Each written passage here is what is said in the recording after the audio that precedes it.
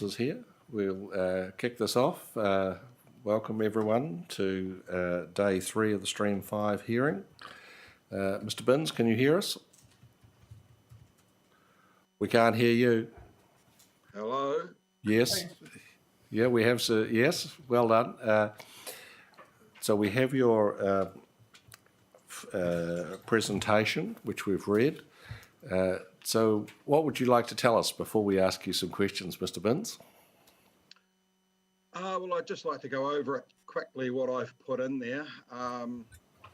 Perhaps outline a little bit more of why it's in there, why we've said what we've said. And yeah, I'm then more than happy to answer any questions you've got.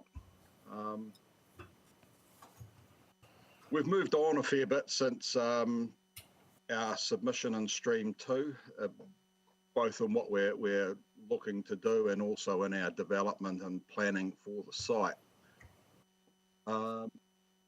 When the commissioners visited our property, one of our main thrusts was to get access to the entire site all weather so that we could carry out safely maintenance farming, and we wanted to be able to do that maintenance work without having to get resource consents and things like that.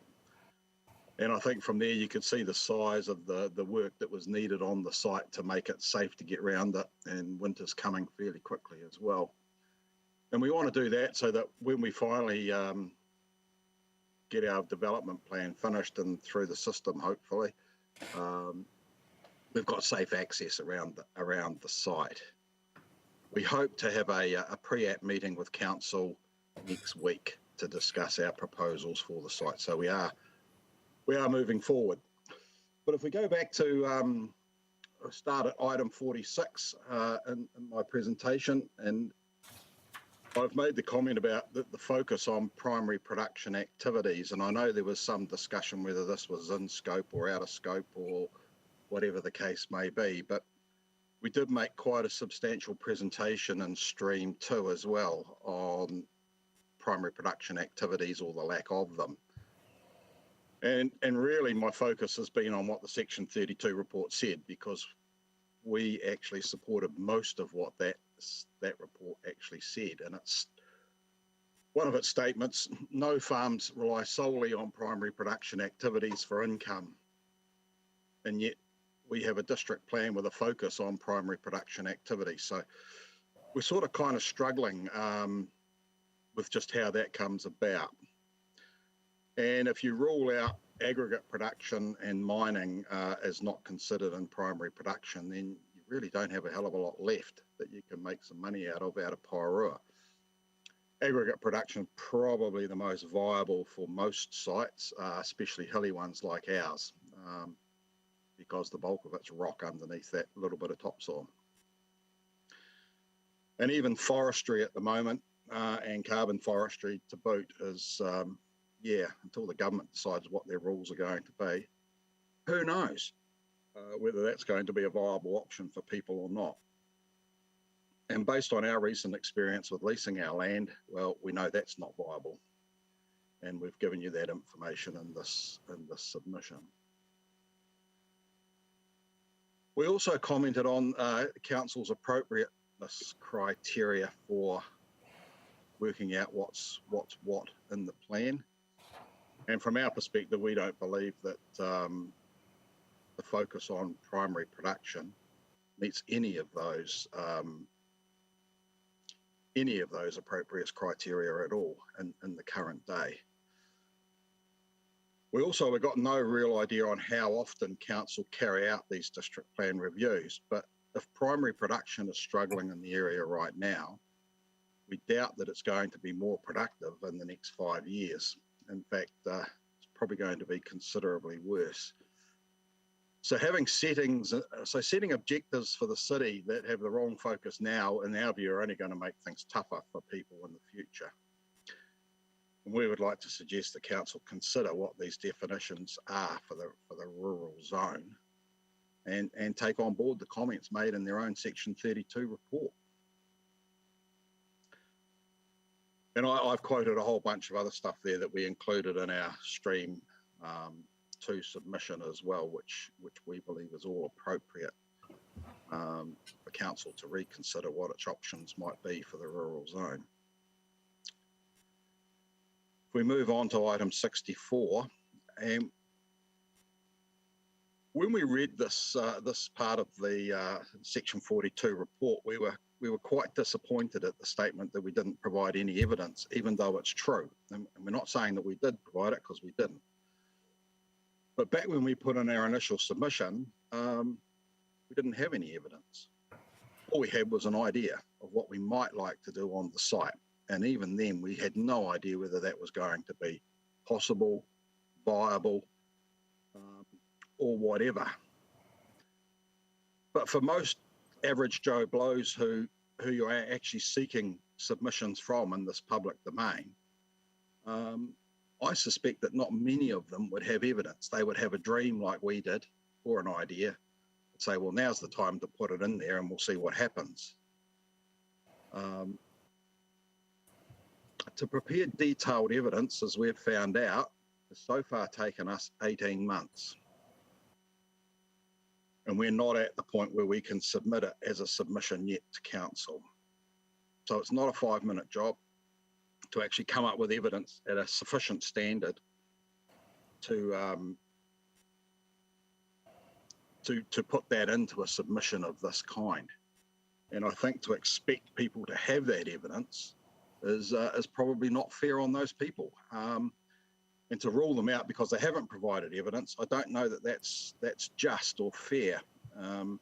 Perhaps a phone call to ask them if they'd had anything. And I don't know what the process is. I suspect that you can't go making 300 phone calls either. But there just seems to be something missing in the process that allows these people, they may just say, no, it's just a dream and we thought we'd throw it in there. But other people may have been working on their project a bit like we have been to get somewhere, and then to see that it's been ruled out because there is no evidence, even though we've done a lot of work in the last 18 months.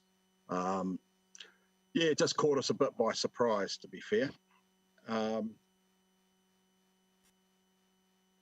And you can see there is a list in our submission document of the people we've been working with. And it's quite a big list, and it covers quite a wide range of activities. We think we've now pretty much got most of the things covered that we need to. We're about to find out when we have our meeting with council next week to see if we've got all the options covered before we submit. As part of our development process for the site, we set up a couple of key drivers for the project. The first one for us, of course, was an economic return on our land. The second one was to consider what council are trying to do with our land in the form of a sell and the SNA, either to maintain it or to enhance it. And then the third one was to see if there was anything else we could do to bring long-term benefits for the site, for us as owners and for the council and the general area. Working on the theory that even long or short-term benefits for the area have got to be good for everybody, not just us. So we've been looking at various things as we have developed this project, and we are looking for a rural lifestyle zoning for our land, because we believe this gives us the greatest flexibility rather than just going for 5-hectare blocks. 5-hectare blocks produces a lot of land which is on very steep slopes. It's not really what we believe any potential buyers of lifestyle blocks on that hill would be looking for. And we just don't think they'd want that land. And that causes a problem for the sell or the SNA, because this land all of a sudden doesn't get managed properly because it's just too hard to manage, and it's not worth farming it because, again, it's just too steep for individual people who don't know anything about farming. So what we're trying to focus on is to retain as much of the land as possible in the larger blocks, because this is viable for either leasing or forestry, carbon forestry, or other options. And of course, we believe that most of the people that are going to look at lots on our site are looking for a view. They're not looking for a farm. I was listening to some of the earlier sessions, and there was quite an interesting discussion on what defines a rural lifestyle block. Well, I thought it was interesting anyway. And I'd like to suggest to the commissioners that I believe that when we're looking at sizing lifestyle blocks for people to buy, we need to consider the total number of lots to be included and the surrounds that they're all going to have. In our view, the actual lot size doesn't really have a lot of bearing on the rural character or the rural landscape for the lot that we're trying to sell. And as an example, if we were to take a 500 square metre lot and stick it into the middle of our 160 hectare block, we believe that 500 square metre lot would still have rural character because of its surrounds. The block itself might not, but the actual surrounds create character. They create the landscape and they allow people to look at it. And the vice versa of that, of course, is if you take a 2 hectare block and stick it into the middle of Porirua City, we don't believe there's any way you could call that rural character. At best, you might get as a park-like feel, but we don't believe park and rural are the same thing. And while we're not suggesting 500 square metre sections for the site, we don't believe that 2 hectares as a minimum is justifiable either.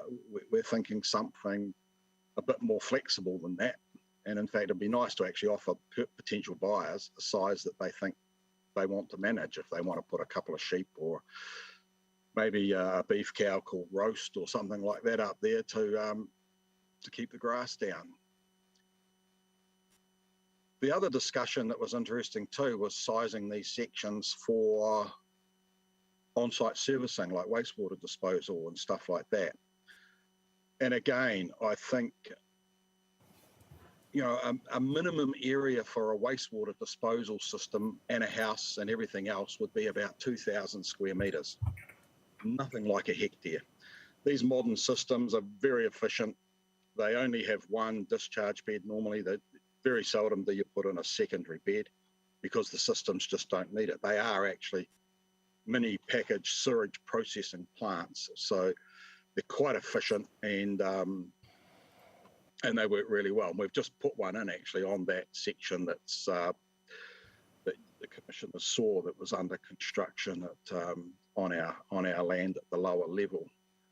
But systems like the Hines, the Humes, Oasis, Interflow, to name a few, you can get beds with worms in them and all sorts of things. But their discharge, their liquid exiting the tank is very, very, very high quality. Some suggest you could drink it. I wouldn't, but some suggest you do. They use pressure compensated drip systems. They usually have a final filter on the line. So if there was going to be a failure, it would be at that point. And that filter is serviceable so that you can quickly get the system working.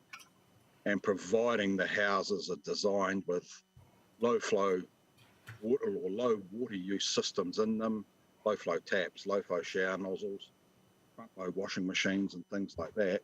The only real damage that you can do to these beds these days is through excess water getting at them. So you have a cut-off drain and various other bits and pieces. 2,000 square metres is a minimum size, and that is tight. You don't get very many options for siting your system in an area that big, but certainly 5,000 square metres gives you plenty of room, plenty of options for these modern systems. So, a hectare is probably on the top of that hill is probably the minimum that we'd be leaning towards. Maybe 1.5, and as I say, a few options going out to 3 or 4, depending on exactly what people want to do with the land that they want to buy. Sheep, beef, maybe run a horse, who knows. But that said, our development aim is to have as much land as possible in the larger titles, and then to retire this land so that it won't be farmed, probably. And that will allow us to do both riparian planting down in the watercourses at the bottom of the hill and down some of the gullies, and also plant the slopes. And at this stage, we are looking at some sort of carbon forestry, but we will see what changes government make to their policy and to what cost impacts that will have before we make final decisions. We believe our target market is looking for a nice view, a bit of space to call their own, and really nice surrounds. We don't believe they are wanting to be tied down with animals on their land. If we were to develop the site, we would have a number of covenants on these lots. No further subdivision would be one because that protects the other buyers. That's what we believe that is very important. We would approve all the building plans prior to them applying for building consent. There would be a minimum level of site maintenance required, and all lots we would hope to provide wandering rights over the larger block. So if they were forestry or planted into the SNA extension or something like that, we would like to see people using them, wandering around the site and making the most of the area that they live and getting the feel for that rural character and that landscape that we can provide. We also believe on the very large block on the far side of our property that could accommodate a glamping business or something along those lines, but that's something that we will save for a submission at a later date going forward. Item 66 was the discussion on traffic capacity. And again, our submission was rejected on what we believe were not quite the right assessment grounds. We accept that we didn't provide anything to help with that assessment, so probably our fault, but to be fair to us, again, at that stage, we had no idea what we were looking for. But I have done the sums and I've included them in there now, and we believe that looking at what we're trying to develop, there's still capacity for 11 more lots on Waikakariki Hill Road after we've finished. So we'd like to think that the traffic assessment would see that, well, wouldn't reject what we're proposing anyway, put it that way. If I could just digress a fraction into item 84 and the comment about that I've made in there about Battle Hill Park and Nature School. And we threw that in, Michael and I read that and we thought, well, it's nothing to do with what our submission was about. It's certainly outside our scope. But Nature School is something that those photos, that's 2 of my grandchildren that are down there, and I've had a third attend there as well. And it's just an environment that you cannot get anywhere else. And I'll probably leave it at that. I just think it's a really cool place. It gives kids that go there some wonderful confidence that they were lacking before they went. So it's not something that I think people should sort of rule out in that rural environment. So I'll leave that one.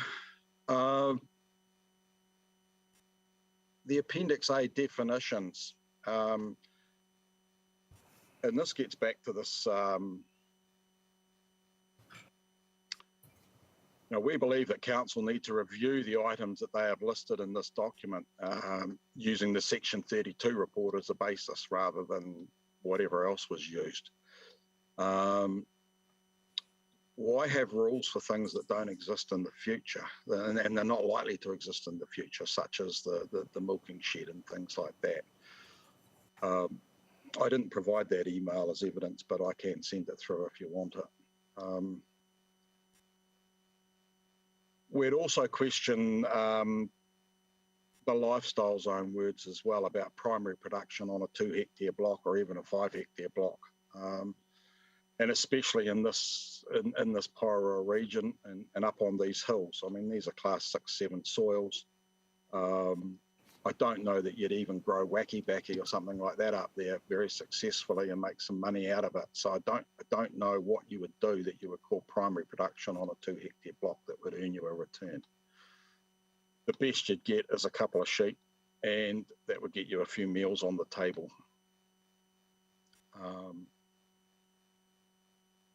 we believe you should consider calling it something like minor farming type activity, so people can run chickens and things like that and not have complaints from the neighbours about chickens running around in the backyard. But other than that, yeah, we're a bit concerned about how primary production can be a focus for a 2 hectare block. If we move on to subdivision, I spent a bit of time writing some support for people who were suggesting 2 hectares average and a 1 hectare minimum. And we believe that is a very good solution, and it allows you to make the most of the ground profile, especially on these steep hillsides. It allows a bit of matching for what buyers might want, and it's sufficient in size to cater for services. And with correct placement, it will retain rural character and rural landscape within an overall site, in our view. It may not quite retain that if you're looking to carve up a 4 hectare block. But certainly on these bigger lots, I don't believe it will have any impact on rural character or landscape. And I realise the rules do cross over, so we have considered it, but those are the comments we'd like to make. And I take on board this issue of further subdivision, and it's one that we consider as a risk as well for other buyers. They buy something and then all of a sudden, instead of having 1 neighbour, they have 2. And we have seen it happen before, and it basically destroys what we're trying to achieve in the subdivision. So we would look to use covenants to stop that. But I would have thought there was plenty of scope for council to put some rules in place so that couldn't happen. And the last comment, and we agree that this is out of scope, but it's basically because I just didn't read anything about Esplanade Reserves or Esplanade strips. And we would be very concerned about how this was applied to our land, especially seeing as the stream, and I included a photo of this. The stream is sort of not hard up against the boundary, so it really does take a huge chunk of land out of what would eventually be quite a small lot. In the past, I've seen these done, and not in Porirua, but in other areas, and council apply these Esplanade strips and reserves and really don't put a lot of thought into them, about how they're going to join them up, how they're going to maintain them, how they're going to have people crossing them. Every single property down there is along that Paikokariki Hill Road that has the stream running through it also has a bridge. Some have a ford like we do as well. So they have vehicular access crossing the Esplanade strip quite often at times. You know, it's a key selling feature as well for that block of land. If we take the planting in there and the stream that runs through it and put a house up somewhere around the berry farm, you know, effectively what we're going to do is cut their front lawn off and give people private access, or public access, I should say, to that private property. And we believe that would just simply rule that block out for sale. We can't see anybody buying that if there's a walkway through the middle of their front lawn. And that's what this Esplanade strip would do on our piece of land. So just sort of like to throw that into the mix. And other than that, I think that's my fair go. Okay, Mr. Binns, the first thing I should say is that it's not Mr. McDonnell's role to rule anything out. I think that what he was doing was saying on the information before him, he didn't have any evidence to support it. Ultimately, we're the ones that rule things in and out, and we're relying on the evidence that's in front of us. So if you're concerned that you've missed your chance because you didn't include all the evidence in your submission, that wasn't the case. But the issue is whether we have enough evidence in front of us to agree with you. So that's just by way of introduction. Thank you. Commissioner Sinclair, would you like to go first? Morning, Mr. Binns. Good morning. At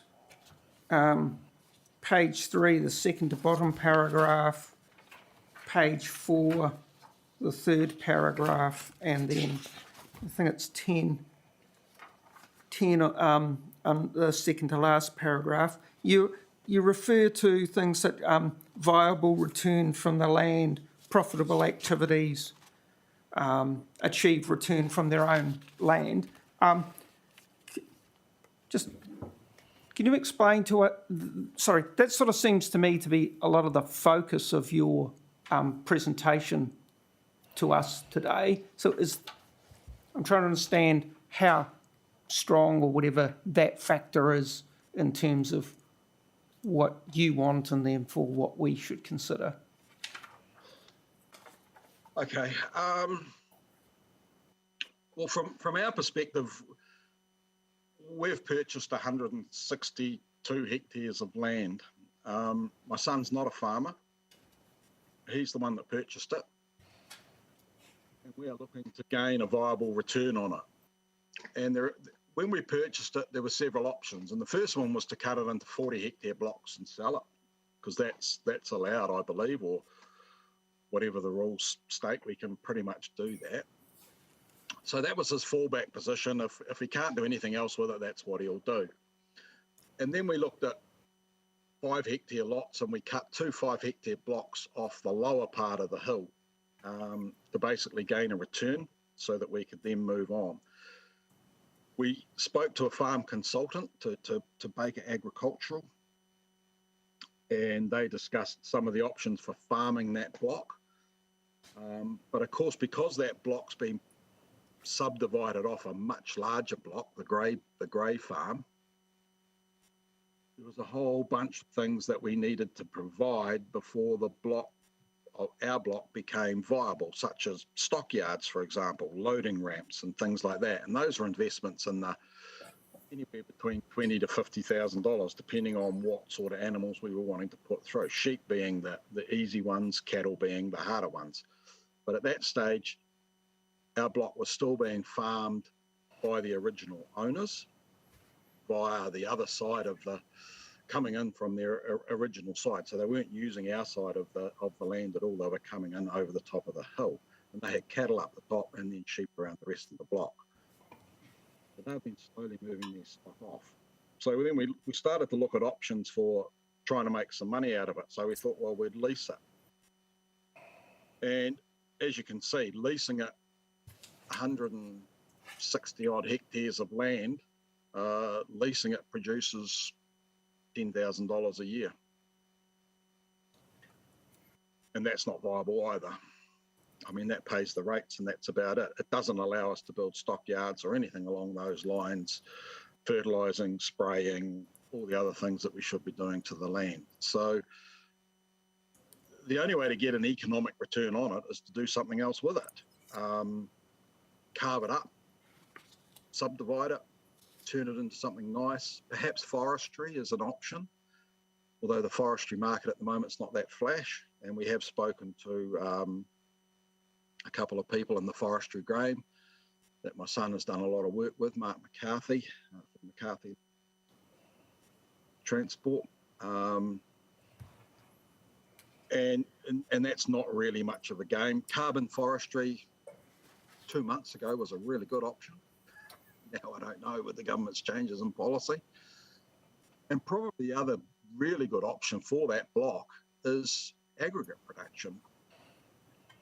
But again, having a cell on it, being where it is, I would suggest that we'd have as much chance of getting a resource consent to carve a huge big hole in that to produce aggregate out of there for the next 50 or 60 years as we would have flown to the moon. So subdivision is probably our viable option.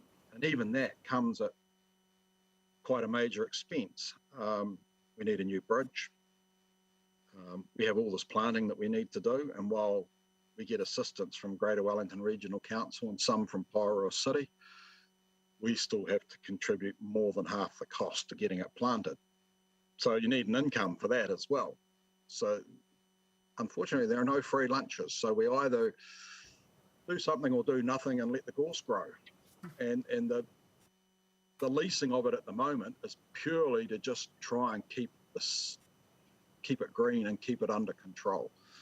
How successful that will be, we'll know in about 12 months. Okay. But yeah, getting an economic return on the land, it's like every business investment. You know, you invest money to make money, or to at least not lose money. And that block of land is no different. And I would suggest that, you know, the reason why all these big farm blocks are being carved up is because that's the only way they can sell them. And then they're looking for other people to do something else with it. Freehold property, yeah, they could probably make some money out of farming, but anything that you've got a loan on, I would suggest you'd struggle to make enough money out of it in any form of primary production. Thank you. The on page 4, the second to last paragraph, you say that you don't believe that using the council's own appropriateness criteria for the proposed objectives. So what do you mean by the council's own criteria?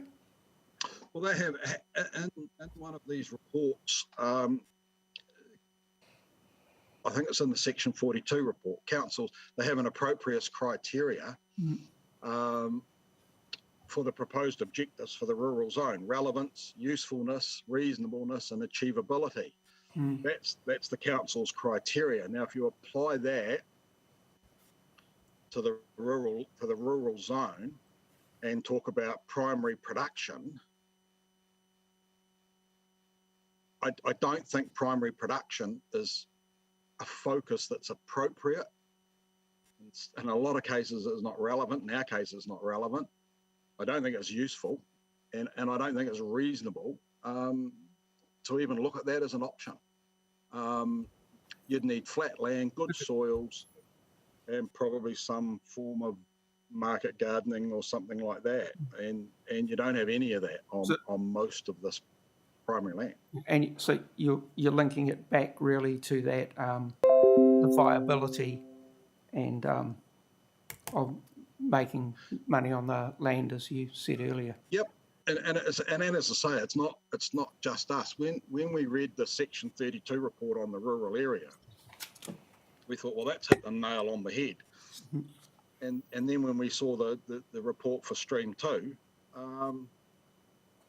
all of a sudden it looked like nobody had read it. The Section 32 report, that is.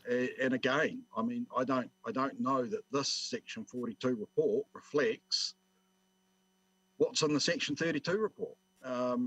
Maybe it does. Maybe I'm just don't know what I'm reading. But as I say, I'm not a planner. I'm a mere mortal, and it's I've just read the two documents and think, well, how does one relate to the other? And the answer I've come up with is, well, actually, they don't. Thank you. That's all I have. Commissioner McMahon. Thank you, Chair. Good morning, Mr. Binns. Commissioner David McMahon here. I wasn't present on the site visit that was undertaken by the panel members, I think it was last year, but I did get an opportunity to view your property from Waikakuriki Hill Road a couple of Sundays ago when we did a site visit. So that's just some context before I present my questions to you. I'm looking at the constraints that the reporting officer has identified for your site, and I've listed them down as the SNA, the western half of your property and the cell, Waikakuriki Hill Road itself, and the steep topography. And I wonder if we could just work through those 5 factors now in relation to the proposed layout that you've included in your Statement of Evidence in Appendix 1. Yep. So starting with the SNA, what can you tell us to give us confidence that that wouldn't be impacted? Well, we see the SNA as if we go through the subdivision process and we put some houses up there,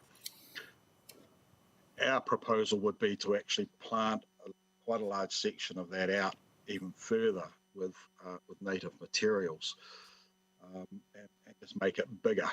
We think it's a draw card for sales, makes the area nicer, and certainly we have no intentions of doing any damage to it at all. In fact, the plan that we've sent you shows some of the lots going right down to the edge of that green area, which is actually the SNA. Yes. And we would like to keep those houses, well, those lots further away, just purely because while we would give people walking rights through that area, we don't really want them trying to farm down into there. We don't think they could fence it adequately either. Okay. So It's steep. yes. So the allotment layout that you've shown us on this plan would adjoin but not encroach onto the SNA. Yeah, I mean, this was the allotment that our engineering team came up with, and we're planning to discuss it with council next week. But as I say, we'd like smaller lot sizes and keep them further away from that SNA so that we can actually plant more of it. And we actually have a plan prepared by Greater Wellington Regional Council, which I didn't include, but will be in our submission to council, that shows that area being quite substantially planted out in native. Okay. Moving on to the second factor that that the reporting officer has identified as a constraint, and that's the significant amenity landscape, which covers the western half, and you've shown that in the pinky hatching, and a large number of the allotments, 5 through to 14, it appears, would intersect with that significant amenity landscape. Is that am I correct in that, my reading of your plan in that respect? Yes, you are. Yes. Yes. And this is where we've done a lot of work with Linda Kirkmeister and some people at Boffamisco, and I included those strangely coloured sort of semi-photographs Yes. at the end of our report. Now, that as a brief explanation, what they did was they took 5 viewing points of our hill from around the basin, one down at the bridge, Parramatta Bridge, one at the Quarter Deck Lookout, one on State Highway 58 out in front of Whitby, one at Patanui, and another one somewhere else, can't remember where. And then the darker the colours on that coloured plan, the more you can actually see it. So a very dark reddish colour, that's a piece of land that you can see from all 5 positions. Anything that's not coloured, you can't see.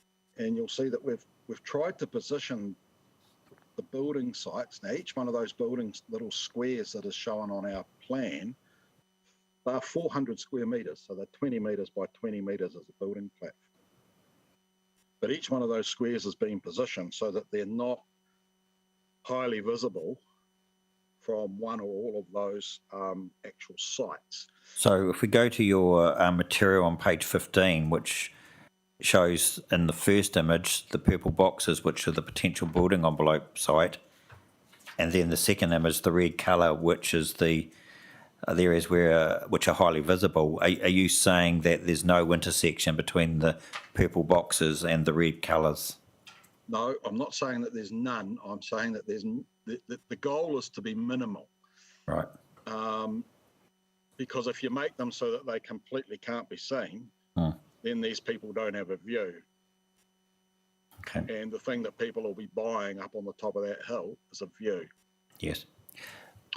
So that it's a balance. And we've had several people walking around on that hill trying to position these building sites so that they get a view, but that they're not too visible. You will see them depending on the shape of the house as well, and what people finally come up with. But the plan is to limit them to single story. They'll have platforms that are cut into the hill rather than sitting on the hill. Things like that. We have thought about mono-pitching the roofs and things like that, but that may or may not work on a site like that. So there's still a bit of architectural work to do on the actual buildings themselves. But those building sites that you can see on that plan, those purple squares, they're actually bigger than a house. Sure. I understand what the point you're making. What about, there'll be significant earthworks required, not just for the building platform, but for site levelling but also for the access roads. And what account have you taken of the earthworks required for the access road, given the steep topography of the site? Right. Well, the existing farm track that goes up there is what we would use as a basis for the main road going up. So we've had that re-engineered and redesigned. And yes, there is some earthworks on the side of that. There's a couple of cut faces in there that will go up to, I think, 15 metres or thereabouts. But they're in areas where there's already a cut face of a similar sort of height. We're just waiting to see what comes back out of the geotech report as to whether we can steepen up the batters there, and that will bring those slopes down a little bit. Yes. Those cut faces. Once we get to the top of the hill, the road itself will wander its way up, and the plan is to use some landscaping and a few knobs and things to hide as much of that as we can. That said, there will still be parts of that access road that will be visible from certain places on the other side. Yes, Mr. Pins, if we put a farm track up there and metal it, that will be exactly the same. Bearing in mind I haven't had the same experience of the site visit as my fellow commissioners, just going to your draft scheme plan, lot 100 is the lower part of the access road, and is it 101 the upper part that would service lots 10, 11, 12, 13 and 14? Is that, yes. Yes. And does lot 100 generally follow the existing farm track? Yes, it does. And beyond where it intersects with proposed lot 8, is it in a formation already? Does lot 101, is it formed already, or would that be all new? No, part of 101 is existing. Right. How much? And then up to about lot 10. Okay. And then from there, we've actually taken it, at this stage, we've put it back up onto the ridge line. Yes. But our thought at the moment is that's probably not the most appropriate place. It's probably more appropriate to put it where it currently is. So it would actually go between where there's 11 and the building square. It'll probably go up through there somewhere, which is about where it goes now. Right. Does any of the imagery on page 15 show the access road, both existing and proposed?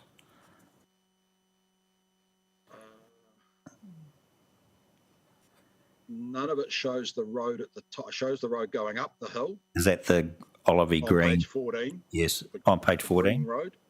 Yeah. I'm looking at the image that has the red. Yes.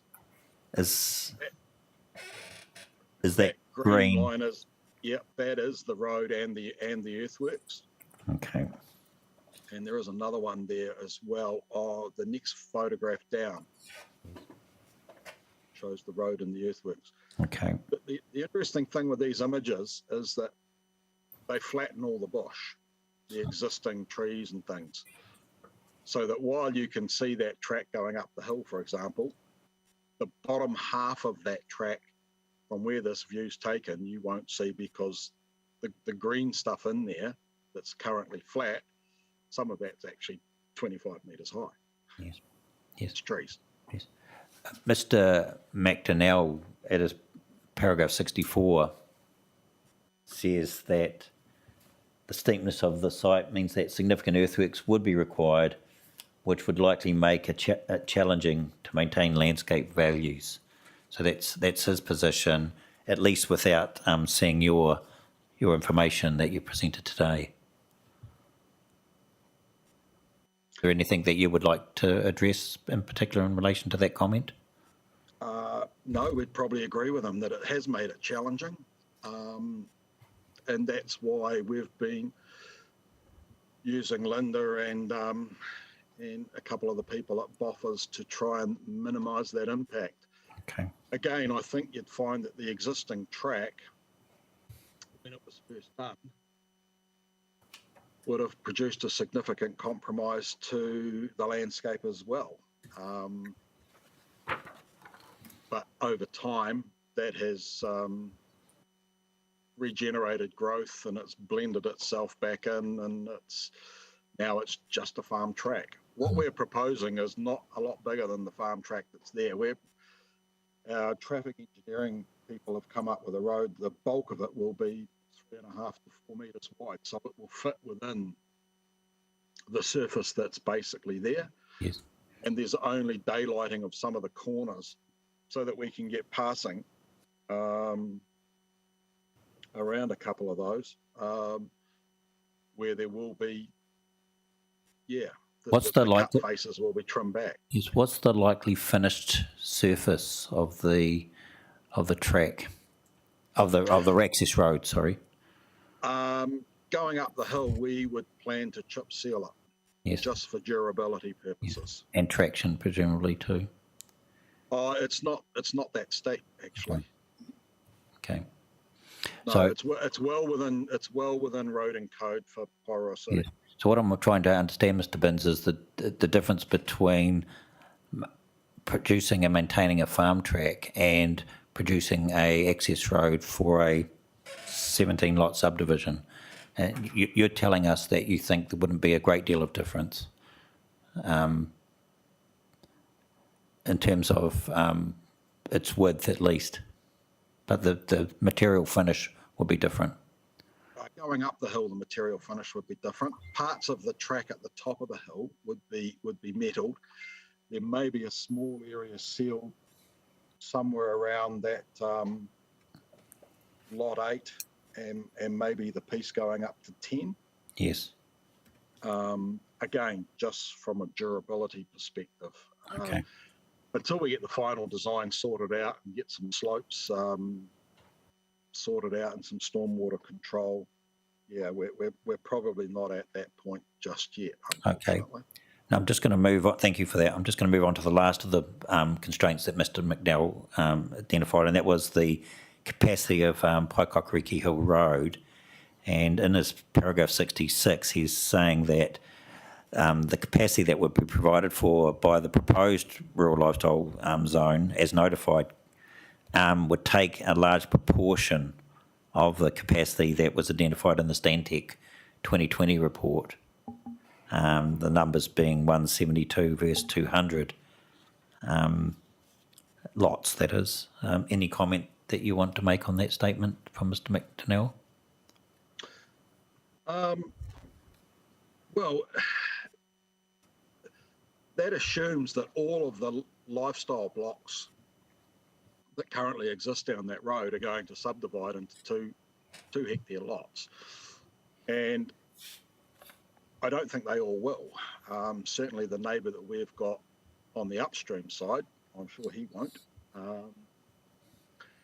And even then, with 200, Stantec identified an additional 200 lots. There's 172 lots were produced out of that, and we produced another 17 or 18, there's still scope for another 10 or 11 additional lots, even after our development is complete. Okay. I think you're going to find that there's going to be a lot more development down the Paikokariki Hill Road from what we've seen, from what other people are looking at or trying to do down there. Now, where they're at with council and proposals and things like that, I don't know. But I think you'll find there's going to be a lot more. Sure. Not houses, but other things. Yes. Just a couple more before I pass on Mr. Biddens. I was really interested to see the team you've assembled for to give advice, planning, landscape, engineering, traffic, geotech. You weren't tempted to bring some of those experts along today to provide expert evidence on some of the matters that you and I have discussed? No, I didn't think about it, to be fair. Okay. Right. As I say, they will be coming along to Yes. the pre-app meeting we have with council directly next week. Okay. And that just takes me to my last question. You've outlined earlier in your presentation the different options for dealing with the land, and obviously you've settled on a sort of a residential, non-farming type option for the majority of it. And within that, it strikes me, and you seem to confirm that there are two options for giving that residential outcome. One is a zoning change to rural lifestyle zone, and the other is a resource consent process. You're tackling both of those options simultaneously by the sounds of things. Pretty much, Yes. yeah. Yes, we are. And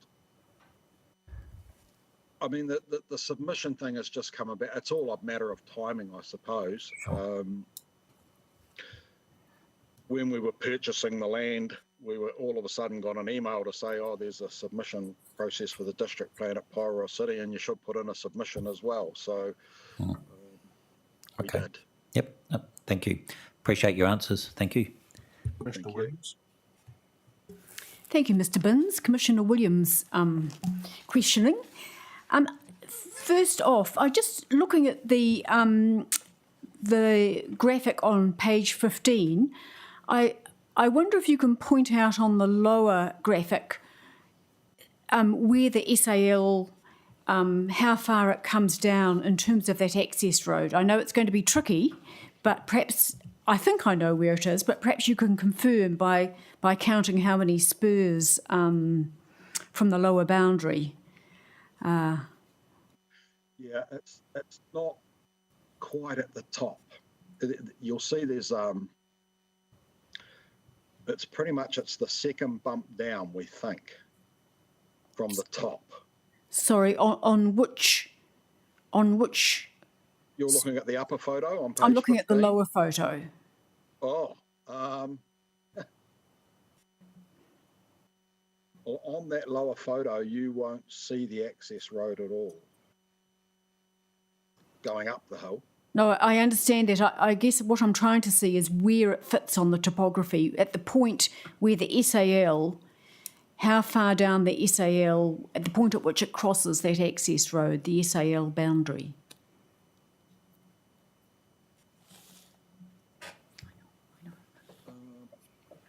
Well, on that lower photo, that whole hill in the centre of that photo is basically in the SAL, Yes. right along that ridge line, and then it comes down. Yeah, it pretty much comes down that left hand, the right hand side ridge just before the slightly in the green area where it changes colour. I'm not sure if your colours are as good as mine. That's all. Right. I see if I'm going up the access road, it comes up the side of the hill, and then it does a sort of a fishtail, it does a sort of a curve in. My assumption was the SAL is sort of just comes down to where the access road crosses the top, across the top of a spur there. Would I be right? Just before it fishtails back in.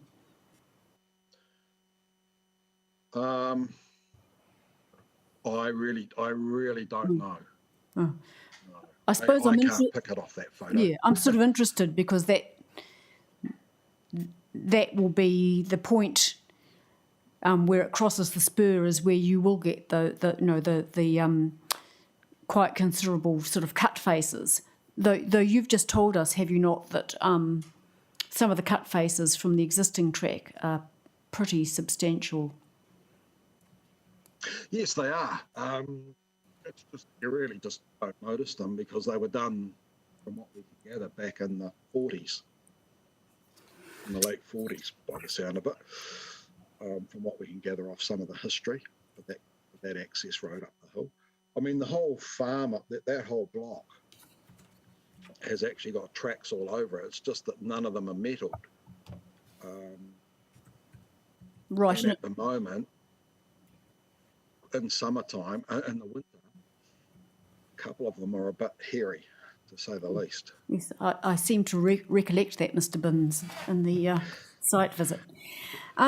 Just moving on, and Commissioner McMahon has asked a lot of the questions I was interested in, but if I look at your layout plan that's here, and I understand it's engineer driven rather than landscape architect driven, but just to help me get a picture of the lot sizes, you know, say lots 10, 11, 12, 13, 14, about what size are they?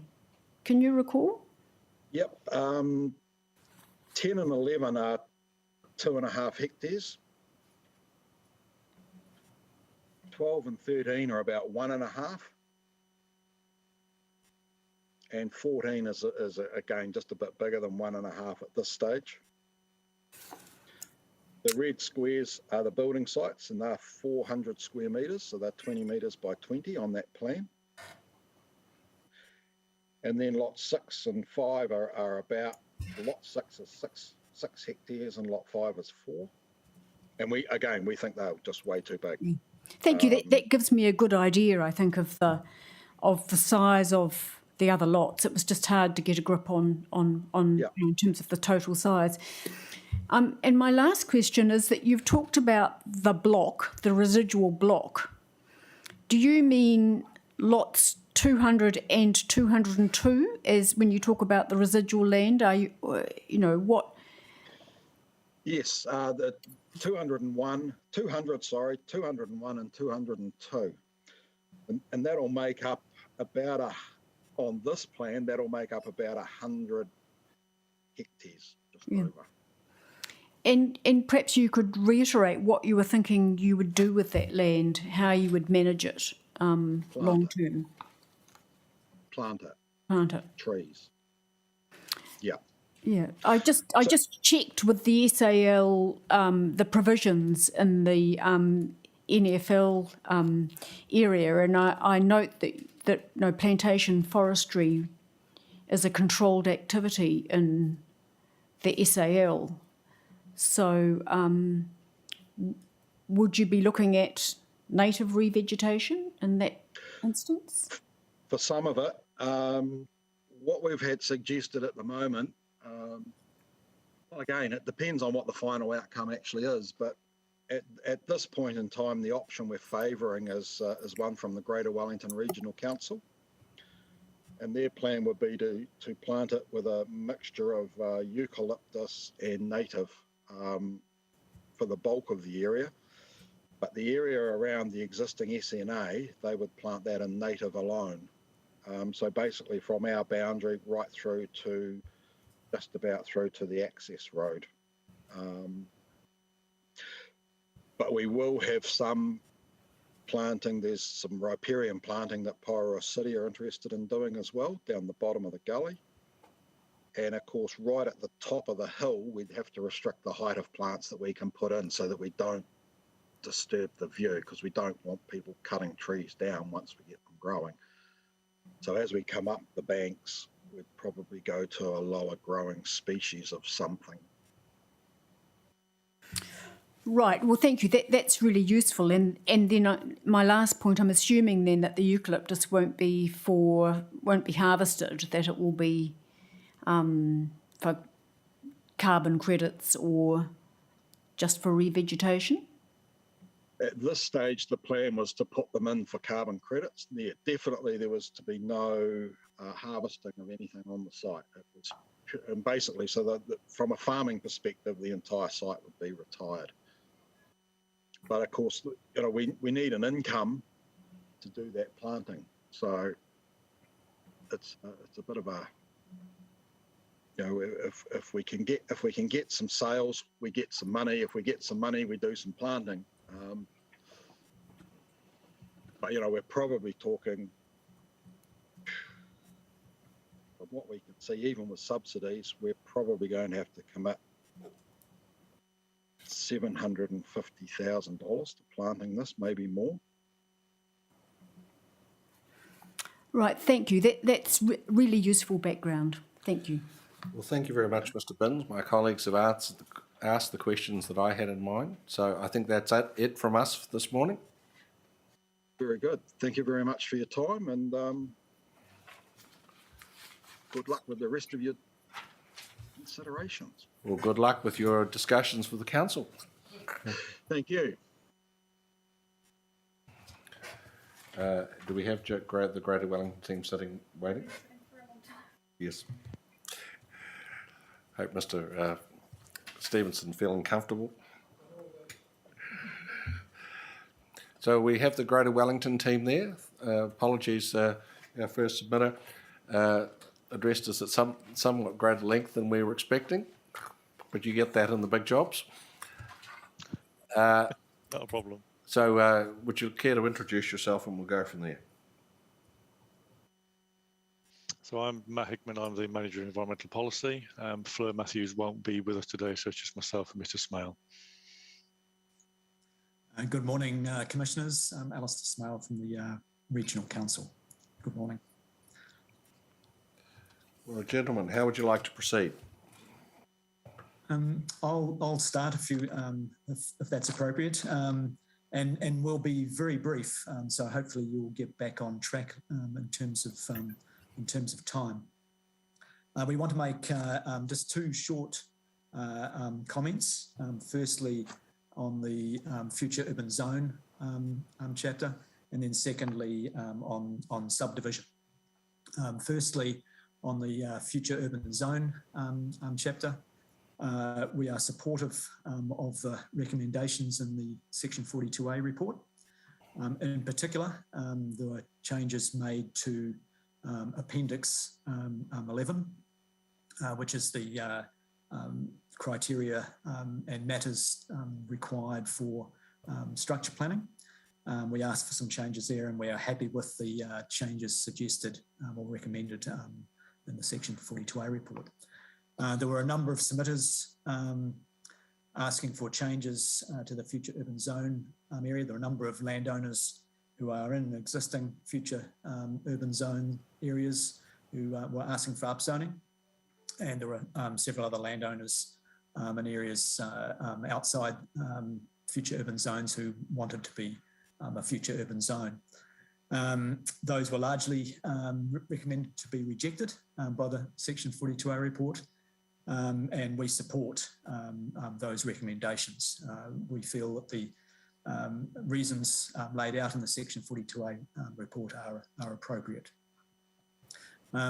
Secondly, in the subdivision chapter, we have one issue. We were asking for a change to or addition to Policy 1, which is about the need to apply water sensitive urban design principles to subdivision design. The Section 42A report recommends rejecting that submission. The Section 42A report quite usefully pointed out that the Wellington Water Regional Stormwater Guidance and Standards from 2019 is required, and that obviously requires elements of water sensitive urban design, and we think that is obviously useful.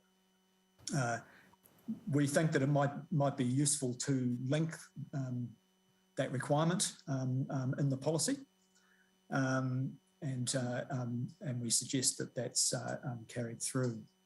One of the reasons for that is that water sensitive urban design and the guidance material often focuses, and people think this is the norm, is that it focuses on stormwater devices in their design, so very technical.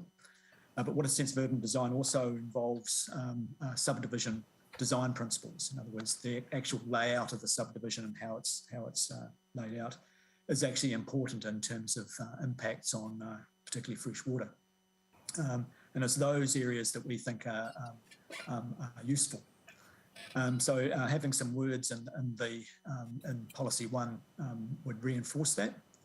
One thing we find is that the Section 42A report is quite right in that such developments obviously require resource consents from the regional council. What we find though is that developers come to us with their subdivision plan already well thought through, and sometimes even consent granted by a city council or district council. And then we have some issues in terms of actually then having to redesign some of that subdivision in terms of shifting roads, substituting lots for stormwater measures, etc. And we think it would be useful to signal to developers that through both the district plan and the regional plan processes that subdivision design in terms of water sensitive urban design principles is useful and should be looked at from the beginning of design. So in terms of integrated management, we think that would be a useful addition. Those are our only comments today, and we'd be happy to answer any questions. Thank you, Mr. Smale. I'm just thinking about exactly what words you're seeking for policy 1. Can you point out to me where in the 42A report, Mr. Smeaton's 42A report, your submission is discussed? I might be able to. It might take me quite a while to get there. What if I asked Mr. Smeaton to do it for me? Mr. Smeaton will be able to point to it very quickly, I'm sure.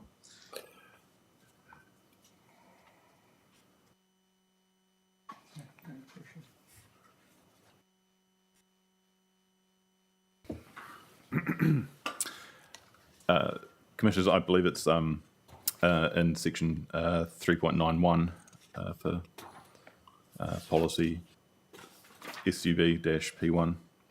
Sorry, paragraph number? Paragraph 180. It's on page 30.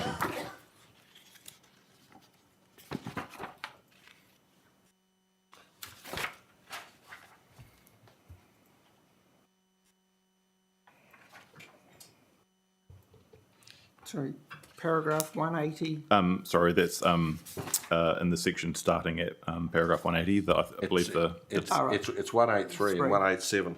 Yep. Mr. Smeaton's summary, Mr. Smale, captures or paraphrases the substance of the submission. What exact words would you suggest be inserted in policy 1? I think we were asking that that subdivision design is designed using the principles of water sensitive urban design, and that land will be made available for stormwater management purposes.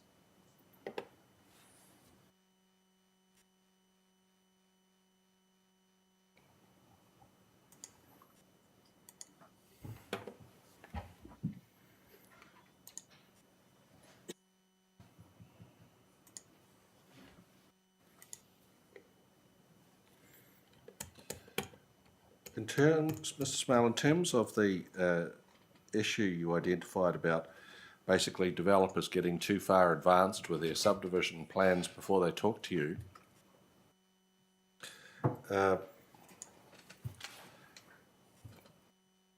is that something that could be dealt with by way of a note or advice note in the subdivision section, pointing out the dangers of, in effect, getting ahead of themselves in the district level, and then having regional requirements require a different design? That would absolutely help, and we would be advocating also joint processing for notified consents. For non-notified consents, sometimes the timing is quite difficult to line up, but for notified consents, we would be advocating joint processing, and that's actually occurring quite a lot across the region presently, and that certainly helps considerably. So some notes around that would certainly help. Commissioner Sinclair, anything for you? No, nothing from me, thanks. Commissioner McMahon?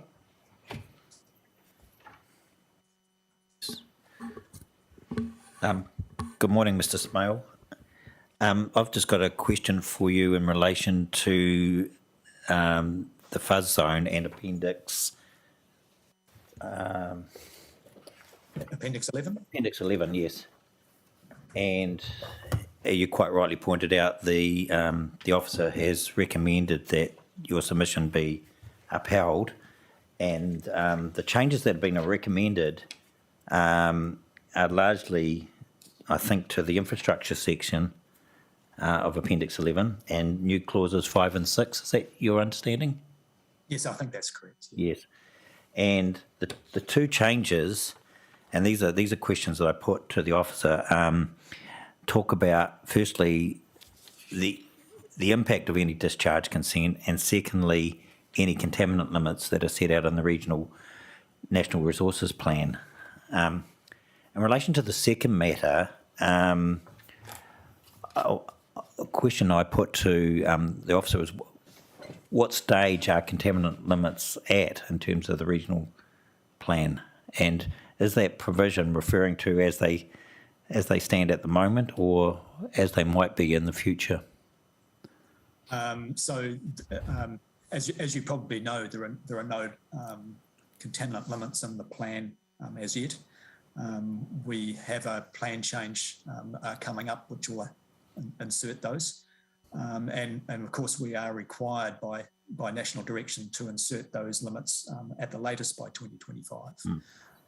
So the additional words suggested by the officer there would apply to any future limits which are in the regional plan. Yes, okay. And you're referring to the obligation under the NPSFM to incorporate those limits by the end of 2024, I think. Yes, that's correct. Yeah. Okay. Thank you. Thank you for that clarification. Commissioner Williams? No questions. Well, thank you very much, Mr. Smale, and to your colleague also. Thank you. I think that's all from us. Appreciate your input today. Thank you, and hopefully you're almost back on time. Well, Thank you all. we appreciate your contribution to that too.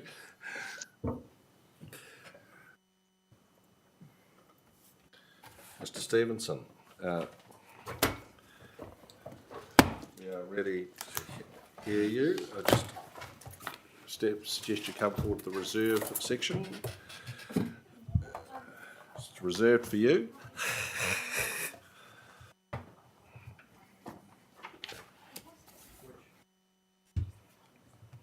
Each time I speak.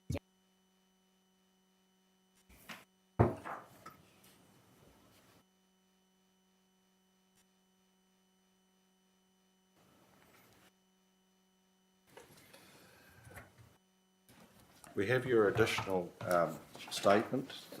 Thank you.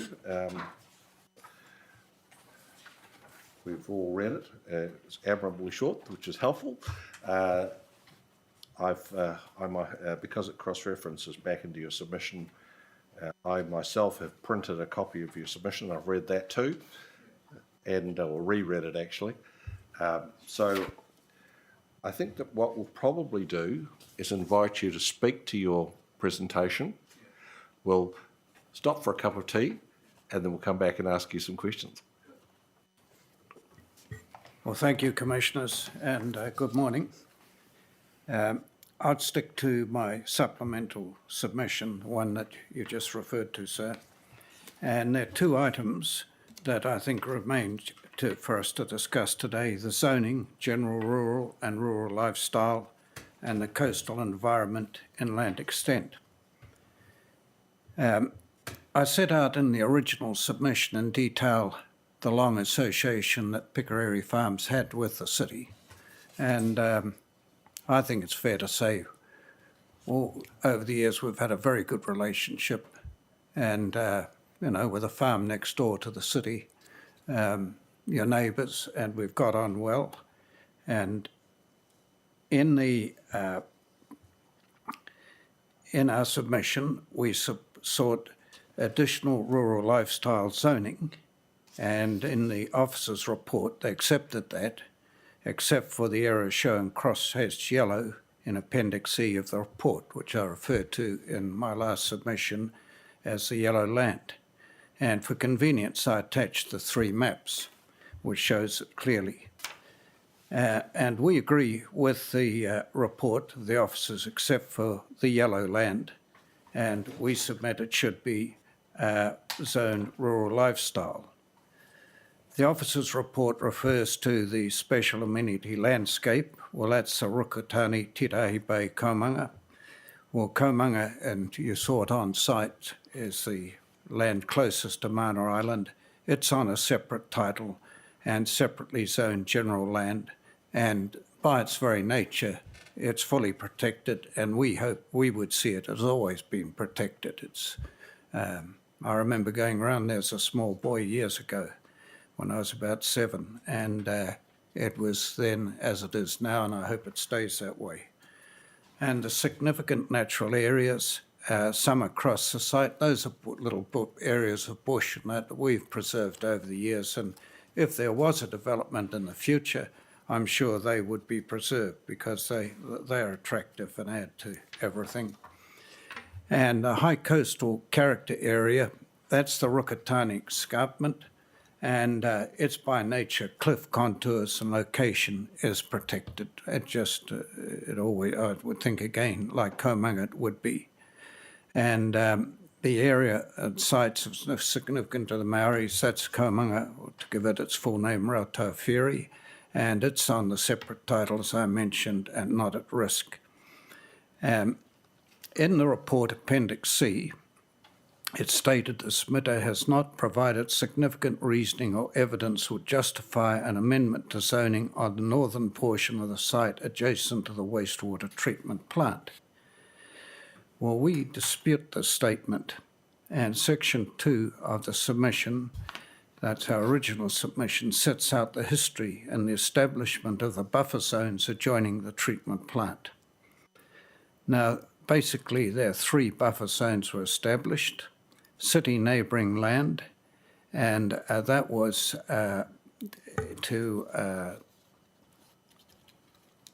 city neighbouring land, that was to the north, and I've just got my plan here.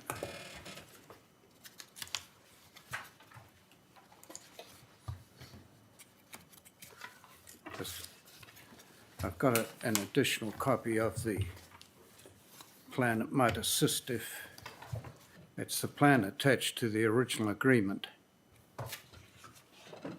If I might hand it up to you, to the commissioners.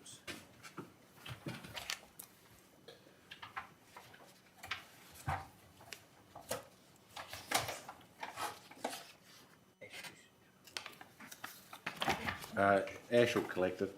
Yeah. Thanks.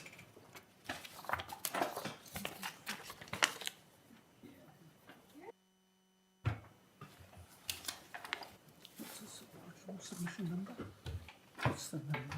I think it's 183. 183. Yes, 183. Thank you. So this one I was thinking.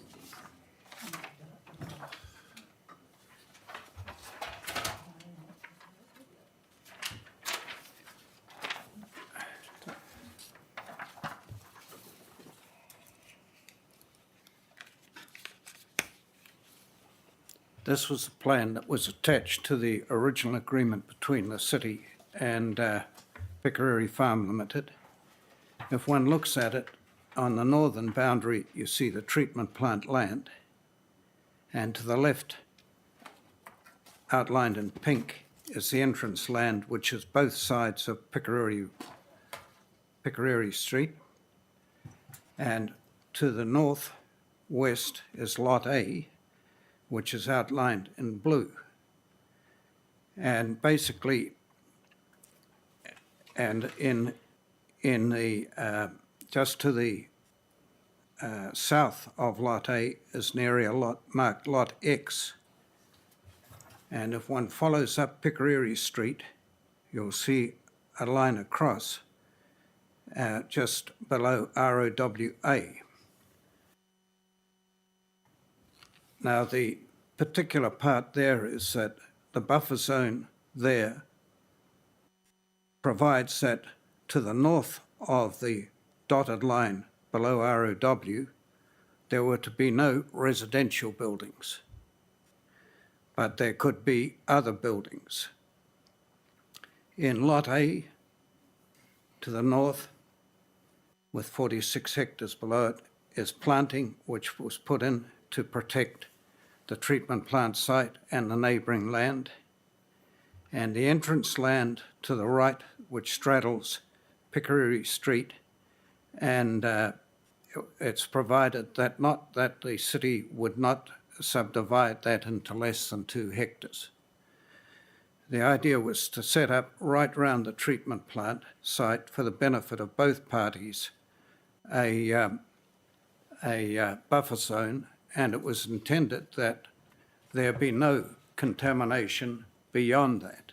And in particular, right from the start, the resource consent that was granted, and that was in 2000, but it was the same back in November 85. There shall be no discharges to air that are noxious, dangerous, offensive, or objectionable at or beyond the boundary of the property on the land whose legal description is Lot 1 DP so-and-so. That's the treatment plant site.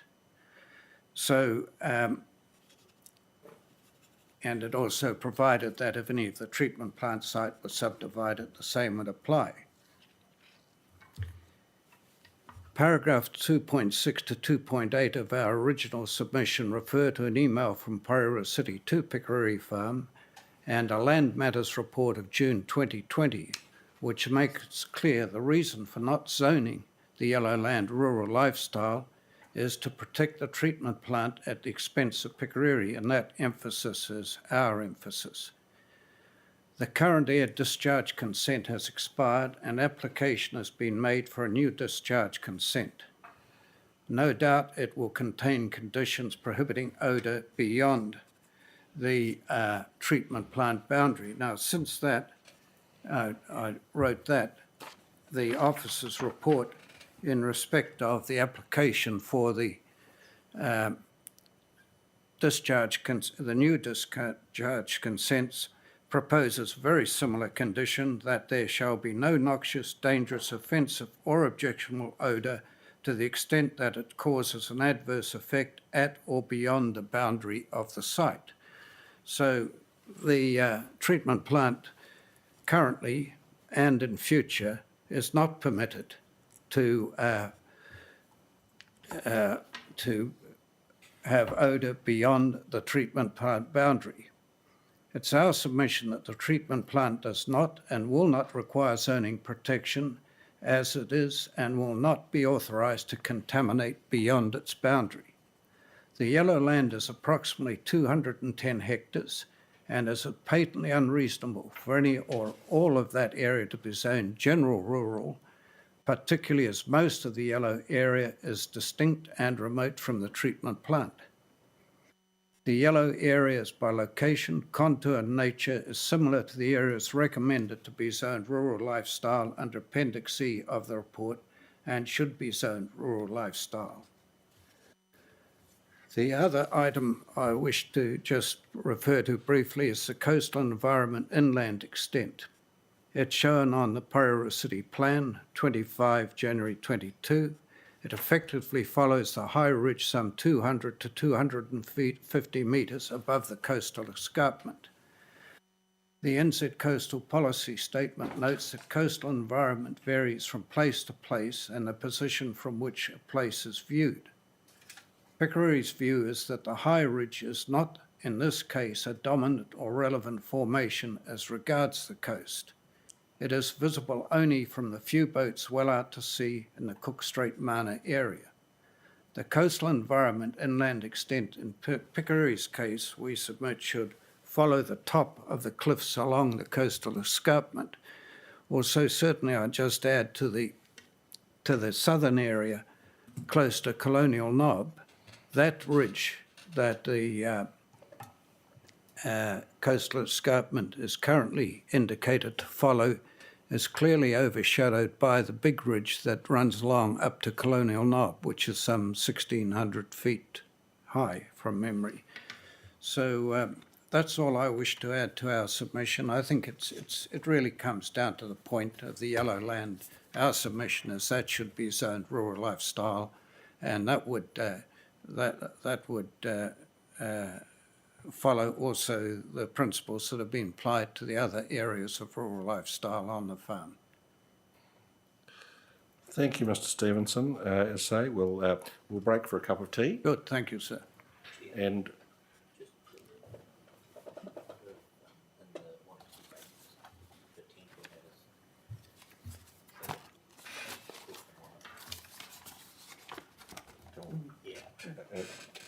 okay. What's that? Sorry. Okay. The Commissioner's suggesting we might give you some Heads up. a heads up of what we want to talk to you Yes. about, so you could, while over your cup of tea, you Yep. could be thinking about them. Yes. So Mr. Stevenson, Yes. the question comes from me. Yes. It would be useful for me if you could mark up this plan that you've handed out this morning Yes, that shows the northern boundary of the yellow area. on that plan. Yes, Yeah, I can do that easily. that would be good. Thank you. Yes, that was going to be my first question. Yeah, yeah. Make clear I understand the juxtaposition. Could I just add one other thing? Certainly. We took off 5 lots. Those, and it's not for me, they belong to other people, but it seemed to me that, and some of them have put in submissions, didn't ask to be heard, but really the same principle should apply to them, that they be zoned rural lifestyle. It just seems a logical sequitur. But it's got nothing to do with me in particular. Understand? And so we'll be back at 11:15. Thank you, sir.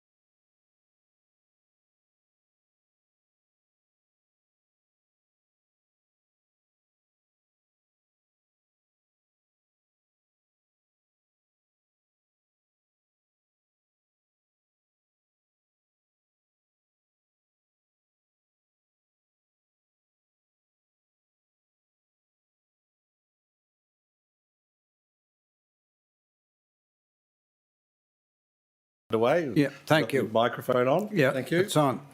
Well, two plans, because the earlier one, the Trowbridge Calendar Plan, which was attached to the agreement with the council, that was before survey, and the boundary, I've marked it in black, starting with the S at Cook Strait. It comes up, and with the survey, it actually doesn't, it's not quite as sharp there. Then it goes round to the right, cross Piccadilly Street, then back to that A1 section. And so everything to the left of that is in the crosshatch yellow area. On the second plan, which shows starting off again at Cook Strait, comes up and around across Piccadilly Street and then out to the right. Well, Piccadilly is in the crosshatch to the left, the treatment plant sites to the right, and then I've marked 1, 2, 3, 4, and 5. Those are the 5 lots that were subdivided off. So the Piccadilly boundary actually goes along the treatment plant, then up the side of lot 1, and then around down to the blue-green area, which is actually the part of the Elston Bush Reserve, owned by the Porirua City Council.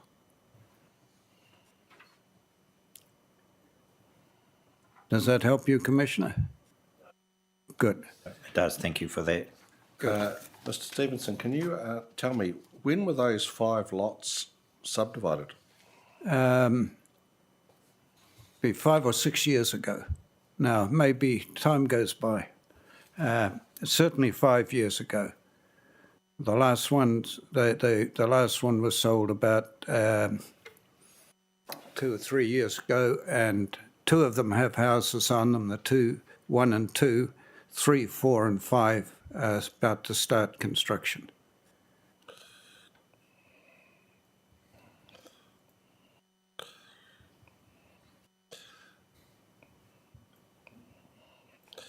And how? And what's the size of those lots? Each of them's 5 hectares, which was the minimum lot size at that time. And can you tell me where are the building platforms? Well, I'll explain why I'm asking. Yeah. I'm thinking an RL zoning would enable each of those to be in turn subdivided. Yeah. But would the building platform be on the side nearest the treatment plant or the side away from it? Away. And 1 and 2, they're set right up close to the farm road. In fact, you would have, when you did your site visit, you would have seen the 2 houses there. 3, 4, and 5 are the other side of the farm road and are well away from the treatment plant. They're on the Porirua Harbour side of the farm road.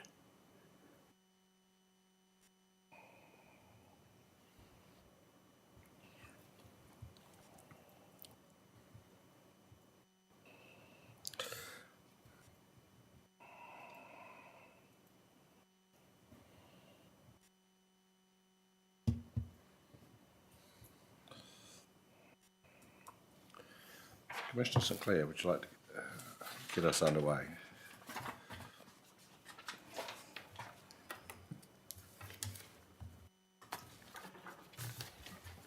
So my first question was just, what is the nature of the determination of the extent of the yellow area?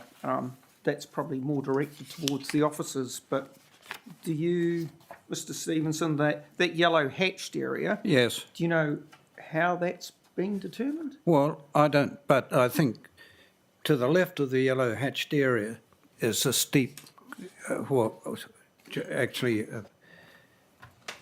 where I've got the one for the lot 1, the land immediately to the left of that is the farm airstrip. Then it drops that way pretty steeply down to the coast, and particularly to the left, it drops quite steeply down to a stream that flows out there. The yellow hatched area is it's easily contoured land that runs down to the coast, down to Komanga Point. The area to the southwest of it is steeper country. In fact, it's quite steep.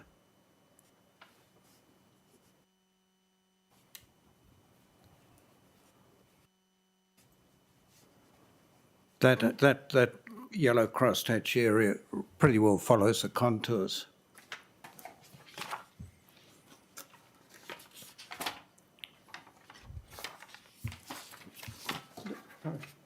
That's everything from me. Thank you. Mr. Stevenson, in terms of the council concern about the reverse sensitivity or potential reverse sensitivity effects, I wondered if there is a gap. The council resource consents don't allow them to have objectionable effects beyond the site boundary. Yeah. But there is a space short of objectionable effects about which people will still complain. Yeah. And that might be a realistic or an arguable basis for the buffer they're proposing. What's your answer to that? Well, I'm not sure. I'll see if I understand. Correct me if I understand you correctly, but we've got the hearing coming up later this year for the air consent. Now, over the years, we've had no real problem, but of late we have. At the entrance gate, and certainly at Lot 2, and we've notified Wellington Water of these on each occasion. When there's a still northerly breeze, we get a distinct odour. Now, one can argue whether the odours, and we're going to be seeking a very tough resource consent, but you can argue whether the odours are offensive or objectionable. But frankly, when it comes from a treatment plant, it is offensive, even if it's quite mild, because the smell of sewage is not pleasant, even if it's not intense. And we've identified the problem is not the treatment ponds and such like. I go down beyond them quite regularly because there's a fence across the coast, and I check that to see that stock aren't getting through into Stewart Park, the council reserve, and I don't smell any odour down there. But there's a vent that puts out about I haven't got 30,000 cubic metres of air a day that wasn't open until recently, when they reconfigured, or a couple of years ago, they reconfigured the system leading into the treatment plant. And that's where the odour comes from, because it extracts the air from the input sewerage tunnel. And in the old days, it did not. The air was pushed into that. But they reversed the fan, and that's caused the odour. But any odour from the treatment plant is just by nature offensive.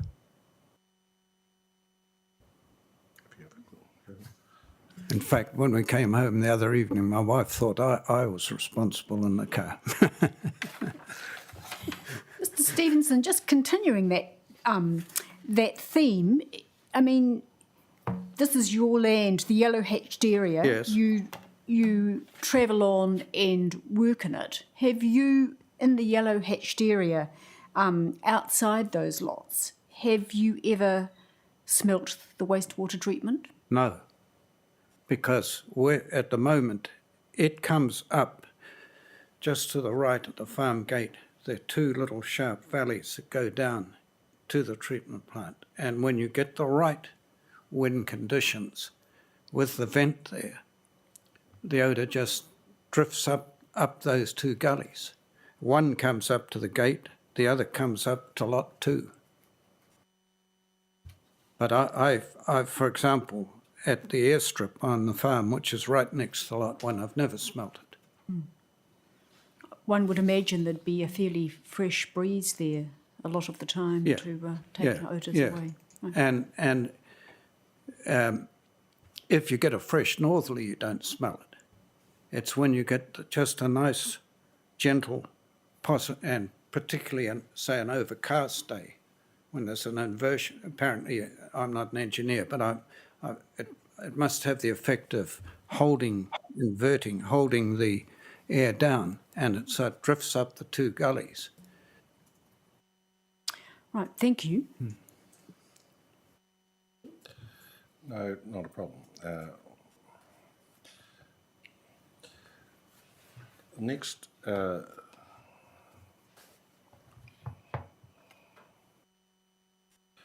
question I have is really a request.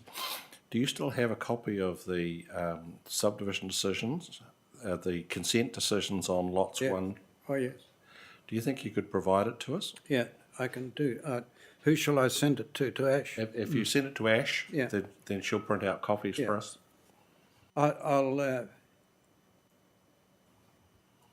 I'll dig it out and scan it in. I'll take it into the office. So I'd do it this week. As I say, timing's not mission Right. critical. Just No. in the next few days, that'd Yeah. be really helpful. Yeah, I might even have it on a. I'm pretty sure Land Matters would have it on a what do you plug it? And if when you consult your archival system, you find it's not quite as good as you had hoped. I've got it. I've got it. I know where it is. As I say, the council can no doubt find it, but if you can lay your hands on it. I could find it easier than they can, I think.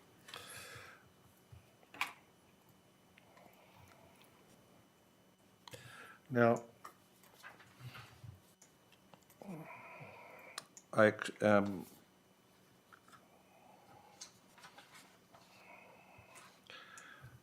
accept that, you'll forgive me, that you want all of the yellow hatched area, and you're saying that the logic would say that the 5 lots should also be included. But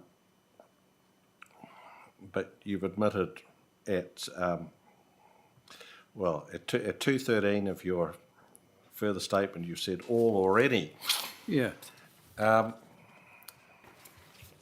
If in a generous mood you were going to proffer a compromise, Yeah.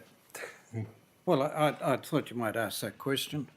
Being, if you look at the officer's plat report, you'll see just to the left of Lot 1, there's a line going down. Now, the land between Lot 1 inside that's owned by Picaruri Farm, and that's a gully.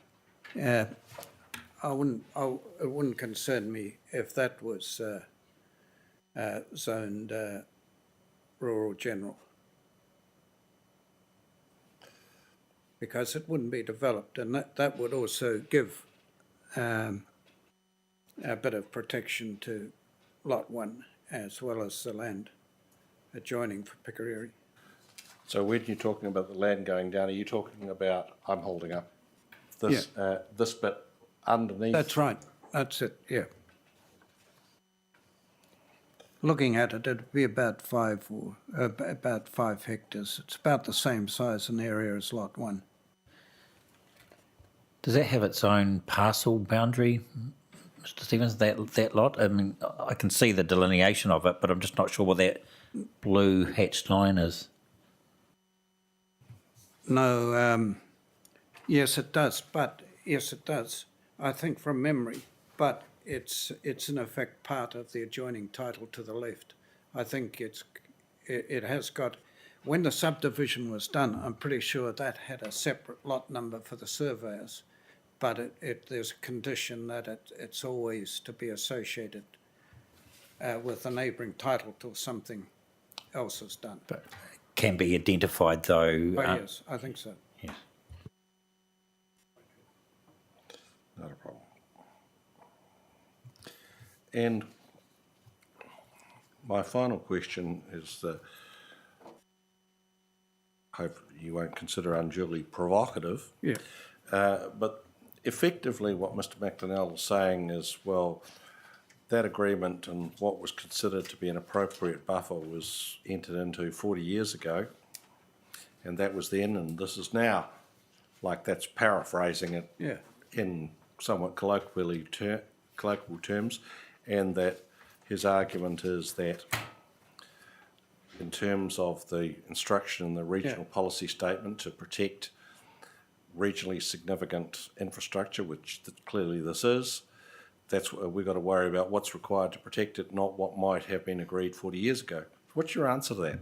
Well, I see this as a backdoor way of getting around an agreement that was made with us, and that the plant should not require protection by the very terms of the resource consents that now apply and obviously will apply in future. In fact, the officer's report on the air discharge says that if there was a significant change made to the plant after a new consent was granted, that then they would have to go back and get another new consent. The whole idea is to keep the plant within its boundary, and that's where it should stay.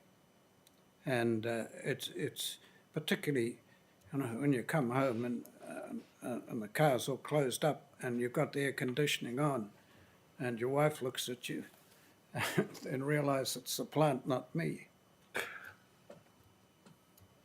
I think we did a deal then. I know it's a long time ago, but I don't think if they need more land, they should come through the front door and talk to us and see if they can buy it.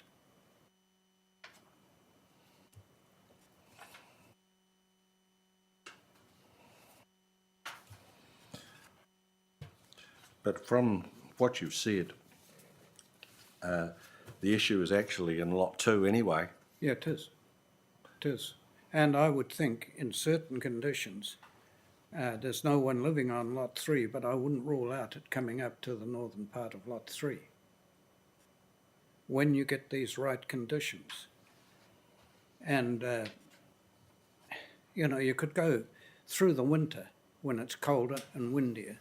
There's no problem. It's in the summer when you get the warm and a gentle breeze coming up, that's when you get it. And I'm sure it's linked into the vent, which it is, I haven't got the figures with me here, but I have the figures. Putting them together as cubic metres, so when in a day they would discharge enough cubic metres of air to go as far north as Auckland. So a lot of air comes out. Commissioner McMahon? Yes, thank you, sir. Just a couple from me, Yes, Mr Stevenson. yes. Thank you for annotating that plan in the morning Yep. to you, German. That's exactly what I was looking for. Good. So thank you for that. Just another clarification on the Appendix E map. Yes. The one. Yeah. Can you just the red hatching, which is shown as in the legend as retaining the general rural zone, which covers 3, 4, and 5. Yeah. What's Pukerere's position on that in terms of what you're seeking? Well, 3, 4, and 5 belong to the same person Yes. or same people. And as far as I'm concerned, I don't mind whether it's zoned general rural or rural lifestyle. Okay. There are no covenants on it. Yes. But by the very nature of them, they have got building sites approved on them. But I'd be very surprised.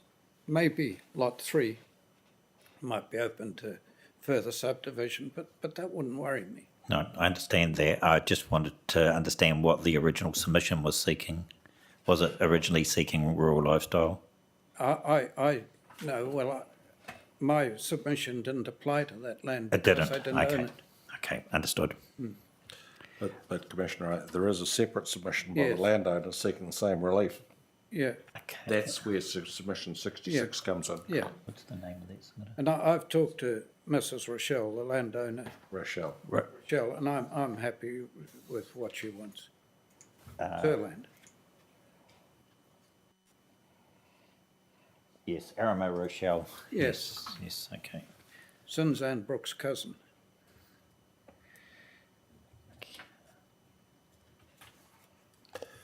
Okay, thank you.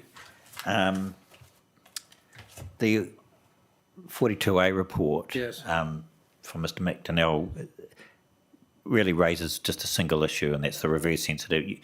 As far as you're aware, there's no other impediments or constraints. You would have heard the questions I put to Mr Binns Yeah. in terms of his property. You're not aware of any other constraints that would preclude a residential lifestyle zoning? No.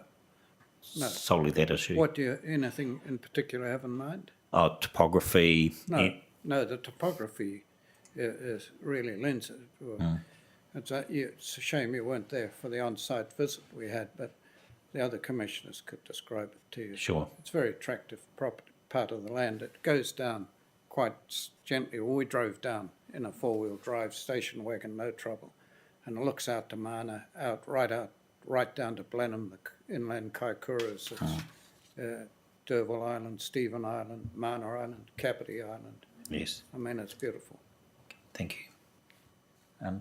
Sir, just through you to Mr McDonnell, I wondered if, in your right of reply, whether you could give some assistance by engaging your GIS people to blow up this area and show some of these new cadastral boundaries and the location of the treatment plant and buffer zones there as per the Trowbridge calendar.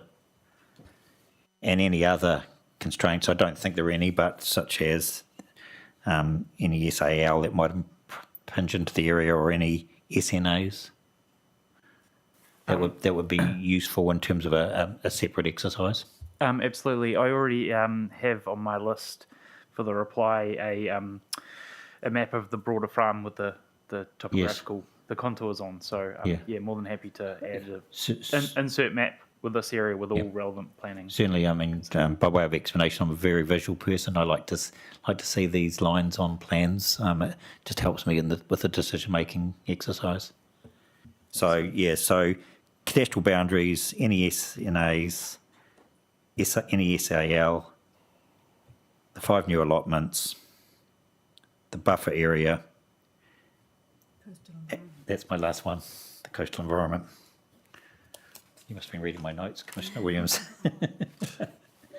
Commissioner Williams, do you have any questions of Mr Stevenson? Mr Stevenson, I have one brief question, slightly off topic, but I see that if you did develop the yellow hatched area, you would lose your airfield. No problem with that for the rest of your farm? There's an area further south on the farm that's probably better. Right, thank you. In fact, 2 areas. My brother's he's lives in Gisborne. He's got his own top dressing business and done over 50,000 hours flying, and he's identified two strips that he said are better than the one we have on the farm now. So that's fine. Thank you. Thank you. I think that's all from us, and we appreciate you taking the time to come and see us in Pleasure, person. pleasure, sir. And you would have noticed your old colleague from Buttle Finley died. Yes, Yeah. I was going to say that to you in parting. Yes. Yes. I'm going to go up to his funeral on Saturday. Sad loss. Yeah, very good, man. Yeah. Thank you very much. Thank you. Thank you.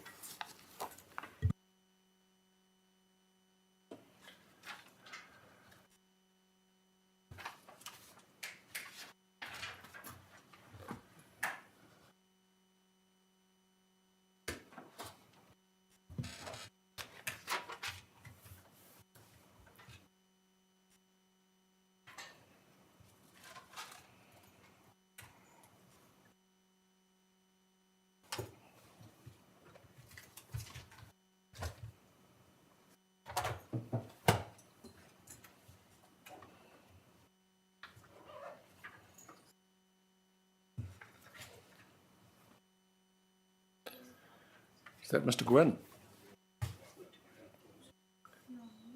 You're on mute, Mr Gwynn.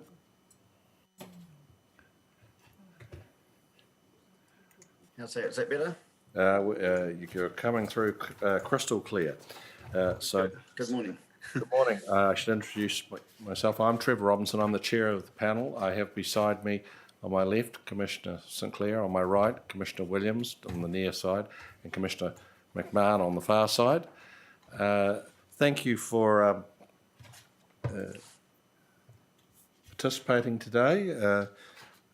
We had a small glitch in the system where a couple of your submissions weren't addressed in this 42A report, but we seem to have got past that. We have you have our undivided attention. So what would you like to tell us? So I think my main points in my submission were related to the FUZ zone on Judgeford Flats.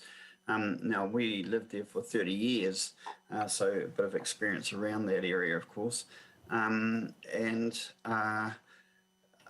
guess we've since then moved away from that area as of December last year, but still concerned about the decisions that might be made regarding the implementation of the FUZ on that land.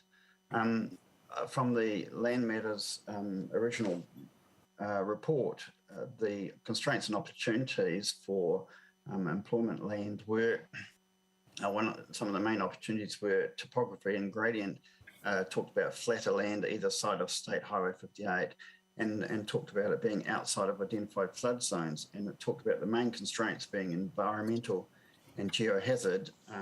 In other words, identified flood areas, fault lines, tsunamis, water bodies, and SNAs and that. But so what I can't put together is how come it was converged on the decision to make Judgeford area, that the area that's been defined on the proposed district plan, how it was how it converged to being that area, when, in my opinion, there's much better areas. So from my experience, that Judgeford plain is a large floodplain and ponding area for the Patanui stream. Now you'll see in my report, you can see the peak flood levels through the gorge by the sawmill there went up to 5 metres, I think. I can't remember when it was, just before 2020, and there was one, I think, a couple of years earlier. There's frequently peak levels at over 2 metres through that gorge. So if you take away that large ponding area, which I think is about 30% of the area then in the FUZ zone, if you take away that large ponding area, then there's going to be a massive peak, sudden increase in flooding through that gorge, but it will also back up as far as past the golf course, and it will cause a large amount of erosion and damage as it goes. State Highway 58 frequently floods over right now because the bridge on State Highway 58, just by Uncle Grant's there, has not got enough capacity for the water to flow under there often, and therefore flows over the road. Since then, Willowbank have put a bund on their side. During COVID times, they put a bund there. So that's going to increase the flooding on State Highway 58 even more. And State Highway 58 safety improvement team are not going to increase the capacity of that bridge, capacity underneath that bridge. So the flooding on State Highway 58, which is a major regional road, of course, the flooding will become more often and more significant as well. But more significant, I think. So since we've been there 30 years, the Patanui stream has moved several metres in that time. On my property, I planted lots of trees on the banks to try and retain it, stop it moving. But that means all that silt. I think the banks are probably up to 2 metres down. All that silt ends up downstream and in the inlet mostly. And so that's, I think that's a huge concern. let alone the cost of and liability that PCC would have building on that land long term. We're talking about significant weather events becoming more frequent than what they have been with global warming and such issues. And so I think we're setting ourselves up for something which is going to be not a good situation. If we fill in that floodplain, particularly with if we develop it and obviously have to fill it in for industrial development. The other thing is the land on the corner of Flighties Road and State Highway 58. Waka Kotahi own that land now, and they have deemed parts of that to be wetland as well. So that plus the Patenui Stream and tributaries feeding into the Patenui Stream. There was one on our property and one on that coming down from Flighties Road as well. So the riparian zones and that mean the amount of land available becomes less if you allow for those riparian zones. The other thing is what I don't understand is that with the Land Matters report was they talked about greenfield areas for this type of development, and in my submission, I did a little circle around the area which was close to us, and I think there were 12 dwelling units and 16 hectares of it. So it's not a greenfield by any stretch of the imagination, which again makes it difficult for large-scale industrial development, because there's obviously lots of land owner negotiations to happen. I understand that some of those dwelling units are also on what is currently industrial land, if you like, in particular Shedlands and Velvet Steel across the road and that. But and I understand there's some advantages maybe in making it industrial land around there, but the alternative is that they just apply for resource consents for existing businesses and ongoing businesses which have been there for a very long time. And then the other constraint in that area, I think, is presumably this will mean putting another intersection onto State Highway 58 at that location, whereas there will be two roundabouts. There'll be one at Flighties Road. So connecting into the industrial land from Flighties Road roundabout, whilst it might be attractive on the southern side, it wouldn't work very easily on the northern side. The Moonshine roundabout would be an ideal place for utilising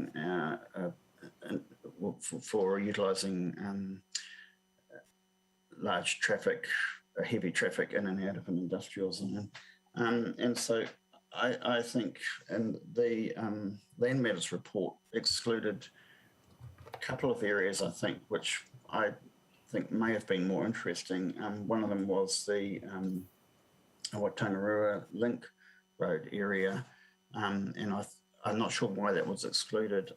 I have a feeling it was something to do with iwi land or something like that, but I wonder whether there was an assumption made that they wouldn't be attractive to that land being used. But that land is obviously close to a workforce as well, which makes it really quite attractive.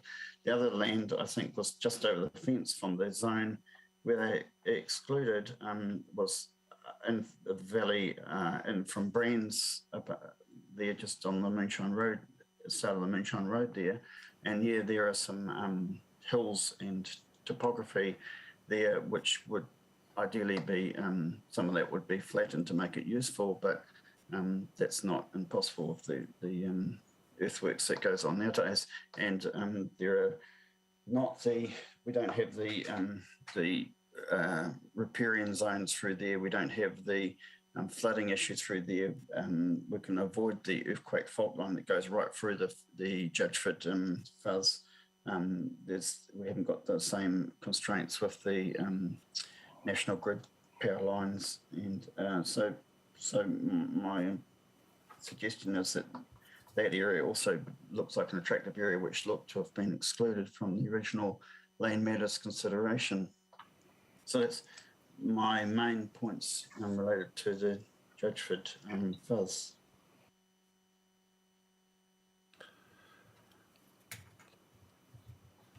Thank you, Mr. Gwynn. Start with ask Commissioner McMahon if he has any questions.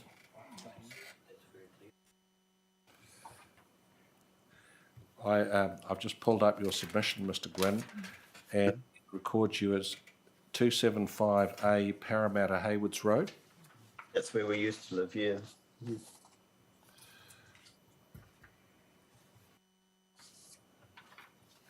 So I don't know whether you know that, well, I assume you know that area reasonably well, but it's on the western side of Uncle Grant's, the access through Uncle Grant's.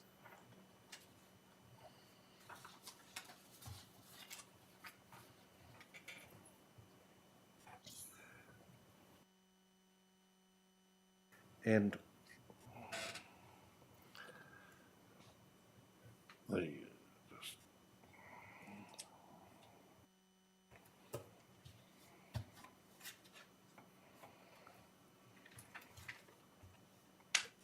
when you said there would land alternative land that would be suitable at Waitangarua Link Road, can you identify? I'm just thumbing through. I didn't actually put that in my report, in my submission, to be honest, but it was identified in the Land Matters report, the report on Patanui Judgeford Industrial Land Review Summary of Findings on 11th December 1918. It was identified in that report. And like I say, I'm not exactly sure why it was excluded. So it's called the strip of land around Waitangarua Link Road to the east of Waitangarua.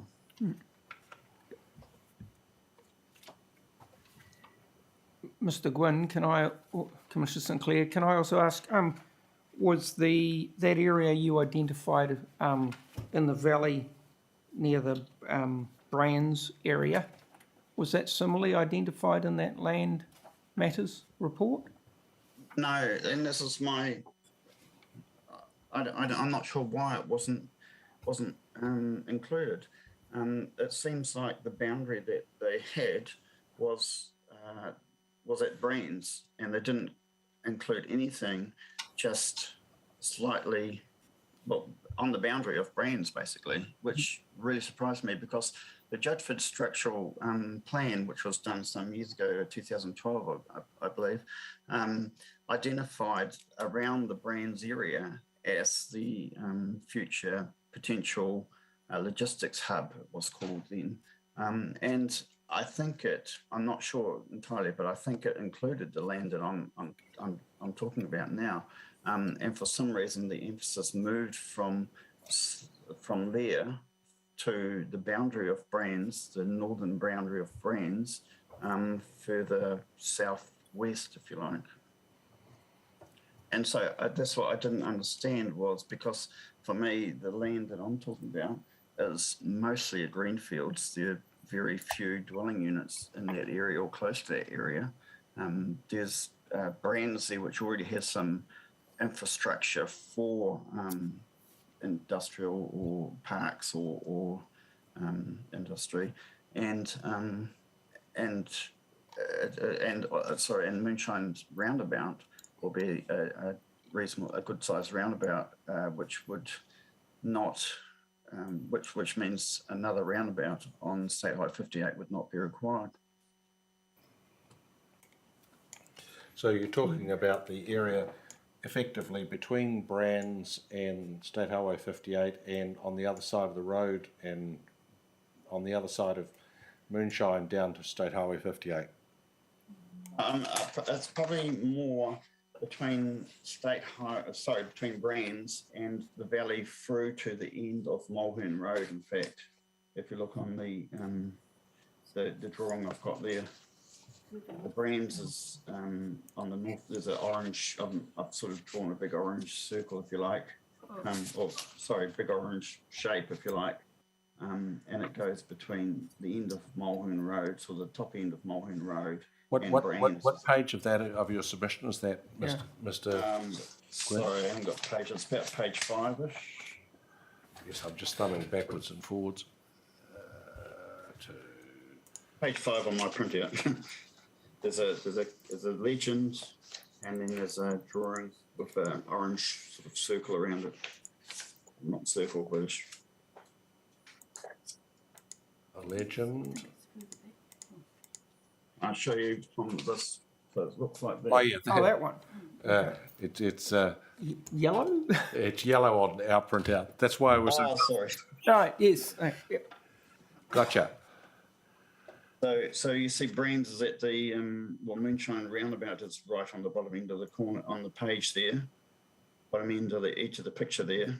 Oh. Brands is just over where Moonshine Road is written there, and the orange shape is sort of in that valley there, between there and Mulhern Road.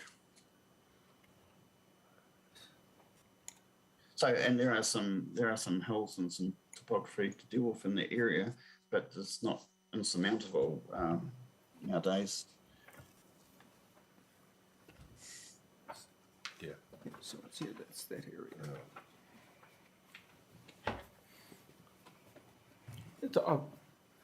Mr. Gwynn, I think we've identified it. Yep, thank you. We're good. That's all I had, Commissioner Williams. Is that everybody? Thank you. Thank you very much for taking the time to talk to us, Mr. Gwynn. I realise you've sort of left the scene, and we do appreciate the fact that you devoted some of your morning to tell us about your former life when you lived in the Judgeford Flats area. Actually, can I just touch on a couple of other points? Certainly, if there's anything you think we might assist us. So we lived on there for 30 years. Obviously, the traffic increase on State Highway 58 over that time was significant, but more significant was the recent addition of the quarry traffic, which was directly across the road from us at that intersection. Now, there were 2 points in my submission, one about quarries and about the activity of quarries. And I know that Fulton Hogan will want to do a 30-year consent for the quarry running from 6 a.m. to running trucks from 6 a.m. to 10 a.m., 1 truck per minute, basically in and out of the intersection. I need to say the increase of noise related to that intersection there from building of Transmission Gully was significant, even though they had quiet trucks and modern quieter trucks and quieter trucks and a lot less traffic than what Fulton Hogan are talking about.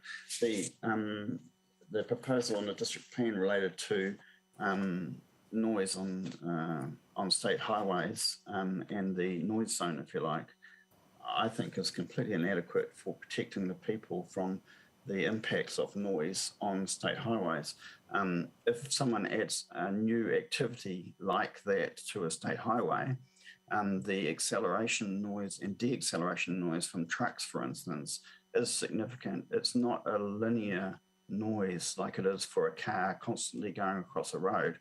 It's a tonal effects of trucks accelerating and deaccelerating are significant. And in fact, even though we were some 40 metres, I think, away from the state highway, trucks in and out of the intersection, which were modern trucks, quieter trucks than what is being proposed by Fulton Hogan, rattled some of the pictures in their house just from the vibrations of their motor acceleration and deacceleration.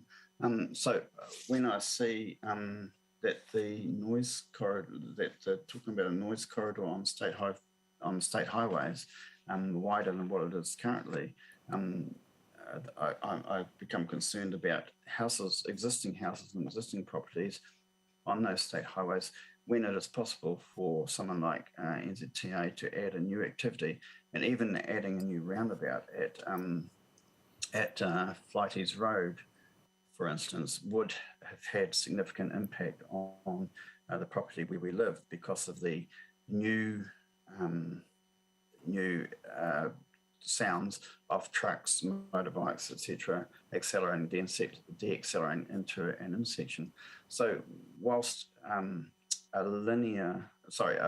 road which is flat and constant speed may not add significant noise from increase in traffic to existing properties, adding a new intersection or new event on the road can significantly alter the lifestyle of people of the existing properties on that road, and hence their health and well-being.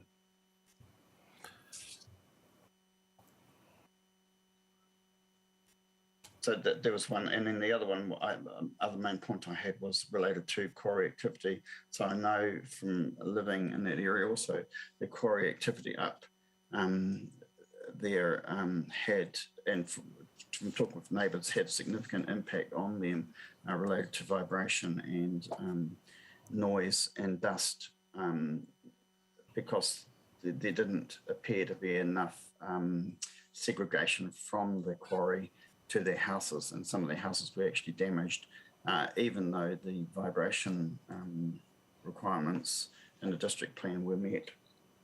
So hence my submission point about increasing the zone around quarries, or adding a zone around quarries to 500 metres. So those 2 points, sorry. Okay, understood. Okay, we should leave that there then. As I say, thank you very much for taking the time to contribute, Mr. Gwynn.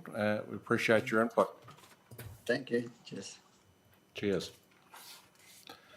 Looks like we adjourn the hearing until Ms. Smith arrives at 1 o'clock.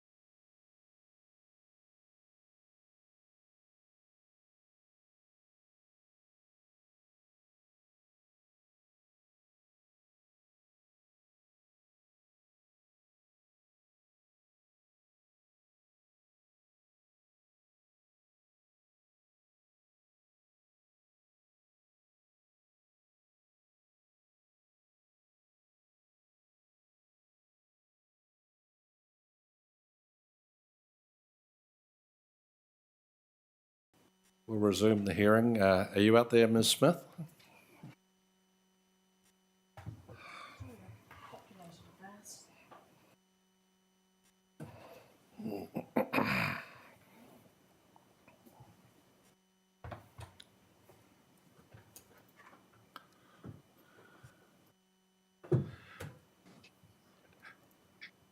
Hello, Ms. Smith. Kia ora. Kia ora. Thank you for accommodating us and coming in half an hour earlier than your original slot. We thought we'd be, for once, we might be prudent and leave plenty of time to talk to you. And so we have your statement, which we appreciate. How would you like to proceed? Well, I can just go through what I want to raise, which is more the contentious things that the officer hasn't agreed with, and then can have questions if you like, or whatever. Happy to do it that way. I think the benefit of my colleagues, I think we'll hear Ms. Smith through, but then deal with the schedule on a point-by-point basis.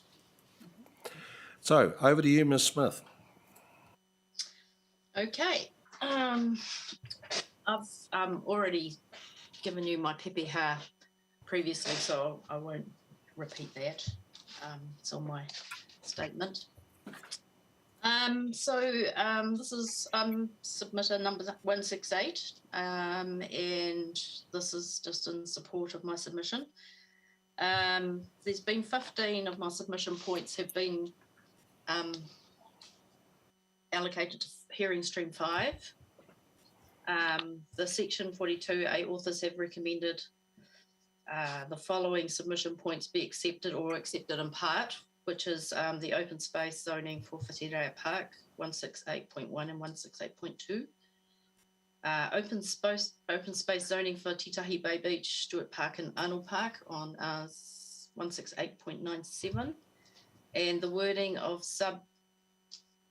subsection 8 relating to Esplanade Reserves, 168.93. Amending sub 12, so encroachment of access and utilities into SNAs is avoided, is 168.94. So the first one I will speak to is 168.1 and 168.2. So the section 42A author comments that they agree that the park should retain its open space zone because of the high natural and ecological and landscape and historic values. However, that's inconsistent with Ms. Ratchlin and Ms. Armstrong's landscape values assessment of the Radio New Zealand land and golf course. So on one hand, the section 42A author wants those landscape values contributing to objective open space 2, but it's been rejected on the Radio New Zealand golf course land. What's the next one?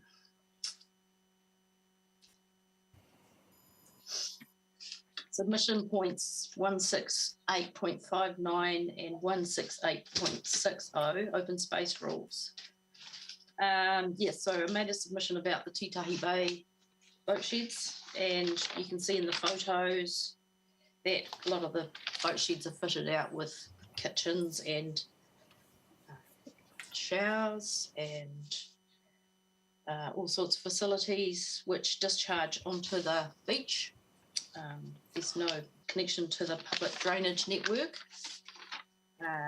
So consequently, they discharge onto the beach and surrounding land, and I've seen it flowing and seeping onto the beach before, quite a lot. So this results from the residential activities being carried out in the boat sheds, which are supposed to be boat sheds, and used to be boat sheds. So this is, I don't agree with Mr. McDonnell that he said that GW or a lease agreement can deal with this, because it's an RMA matter and it needs an RMA response. We've spent quite a considerable amount of time previously talking to GW and PCC about this, and it's never been resolved. So I have no faith that it could be, and it really needs an RMA response. So the proposed district plan says it should be a restricted discretionary activity, which is tantamount to a yes for resource consents. It's always an implication. So I think it should be non-complying. Do you want me to carry on and do the rest? Please keep going. You keep going, and then we'll ask you questions about these point by point. Yeah, okay. Section 168.3. Just getting there. And 168.96. And 168.124.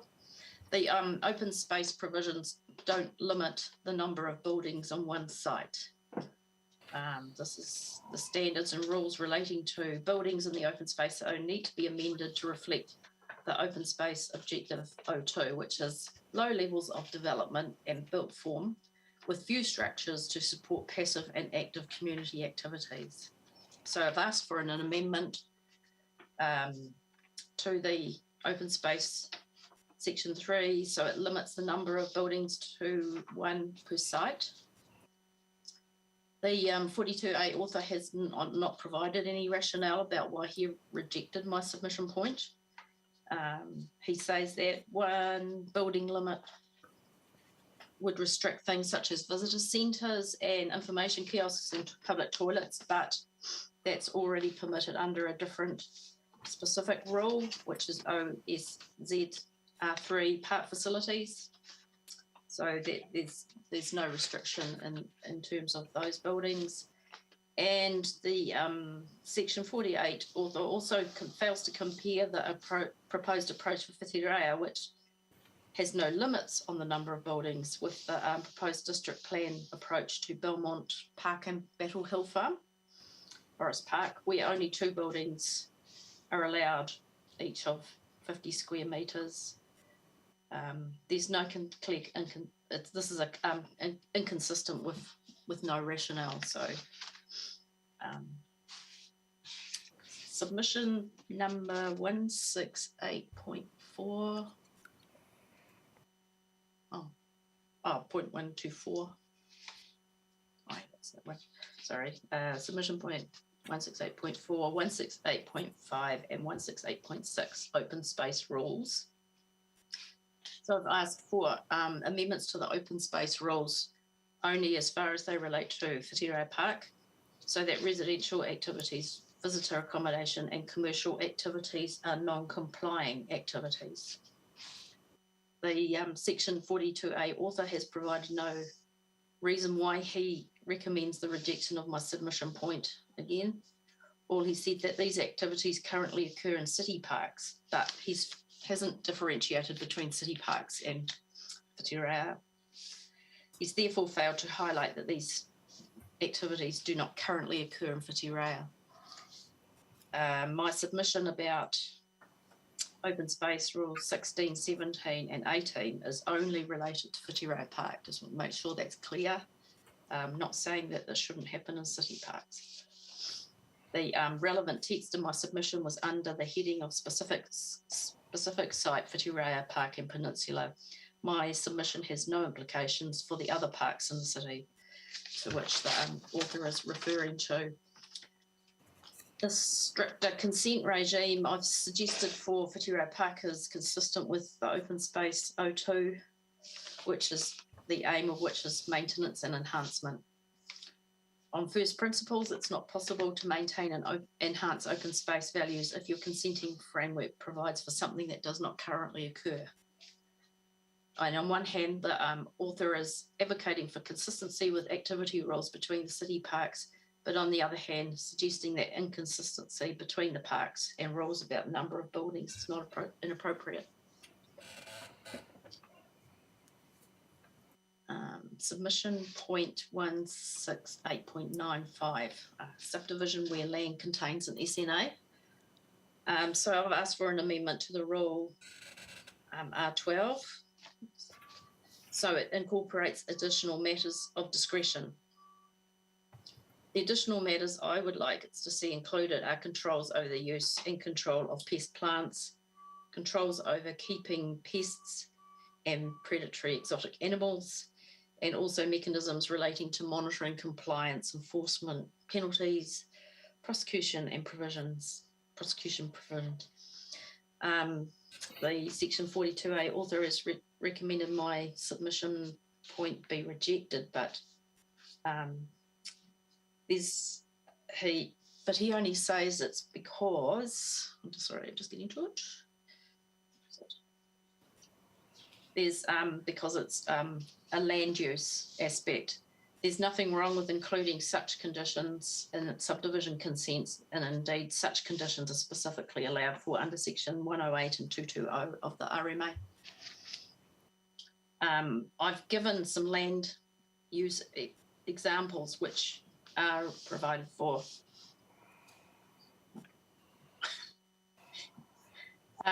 Such as establishing landscaping, building platform location, avoiding buildings in areas of unsuitable fill, setbacks from flow paths, and preventing excavations at toes of cut batters, etc. So it's perfectly all right to add these land use types of rules.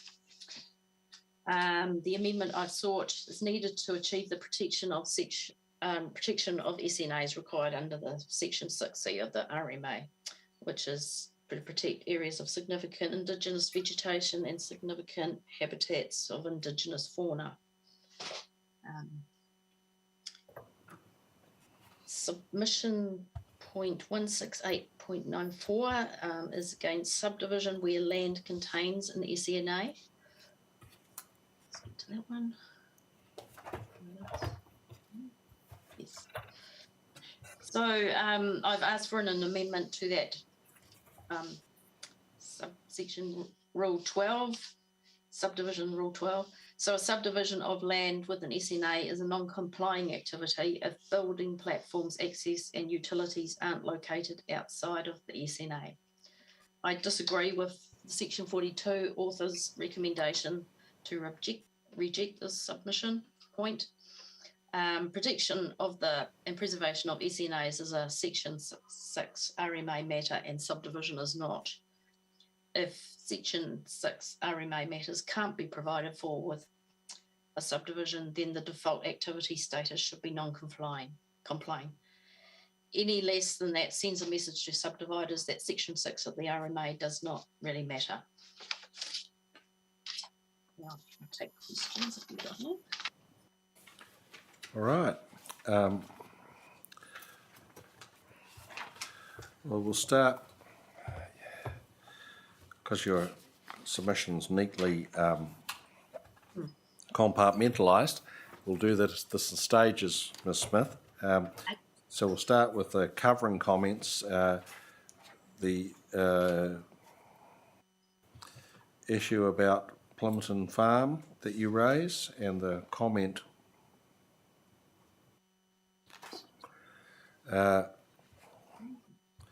Any questions, Commissioners?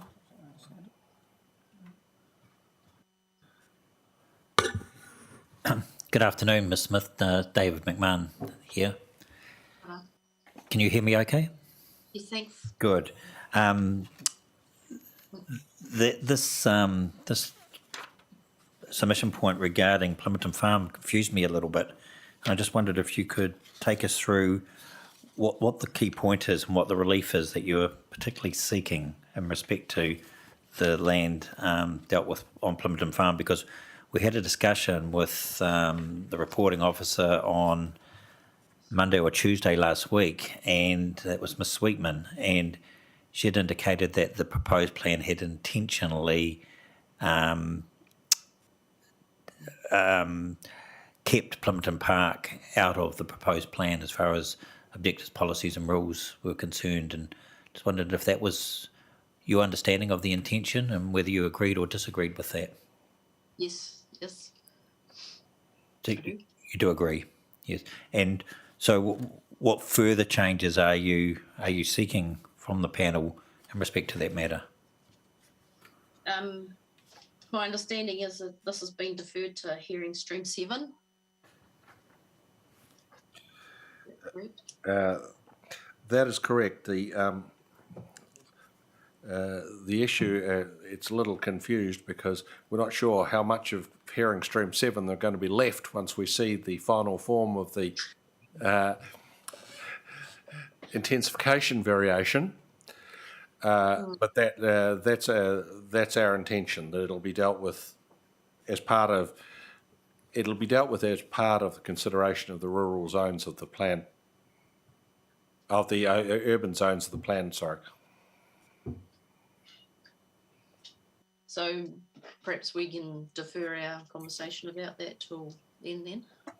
Okay, if you're happy to do that, then, yes, then we'll deal with that and that. Shall we go to this table then? First of all, about Whitfittarea Park. Yes. I'll start. Commissioner Williams. Thank you, Ms. Smith. Commissioner Williams speaking. I'm just looking at the open space zone objective 2, and I wonder if you can just elaborate a bit on your last paragraph here in the section 42A comment, your submitter response, where you talk about what you see as a different interpretation of landscape values. Well, the section 48A author says that they agree that the park should retain its open space zone because of its high natural, ecological, landscape and historic values. But then the consideration of having the Radio New Zealand and land and golf course into that high landscape zone was rejected. So that's part of the park. So isn't that at odds with what's been decided about that area? Well, I think for a start, the final decision hasn't been decided till the decision comes out. But to go back to objective 2, I suppose when I look at that, it starts off with the character and amenity values of the open space zone, and it talks about a whole set of values that are there, including natural, ecological, landscape, historic, what it looks like, the low level of development. You don't think perhaps it's a little unfair to pull out specifically the subset of landscape values, and B, landscape values of the RNZ and golf course land, and view it through that sort of microscope to feel... Well, Sorry, go on. I was just kind of just letting you know that there's an inconsistency there between the two reports. So the land that was not included in the outstanding natural character, is still he's saying it still has very high landscape value. So there's a discrepancy between the two reports. Yes, perhaps high landscape values and outstanding landscape values are two different things. But thank you for that explanation.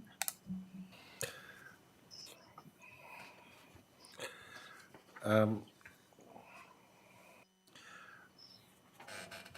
thing I picked up on in here, Ms. Smith, is you're saying that Ms. Racklin and Ms. Armstrong consider the landscape values of the RNZ and golf course land of no import. And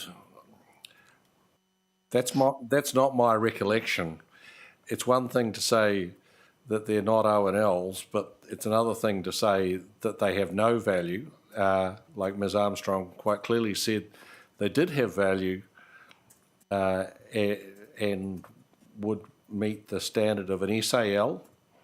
So I wondered if you were pushing the point a little too hard.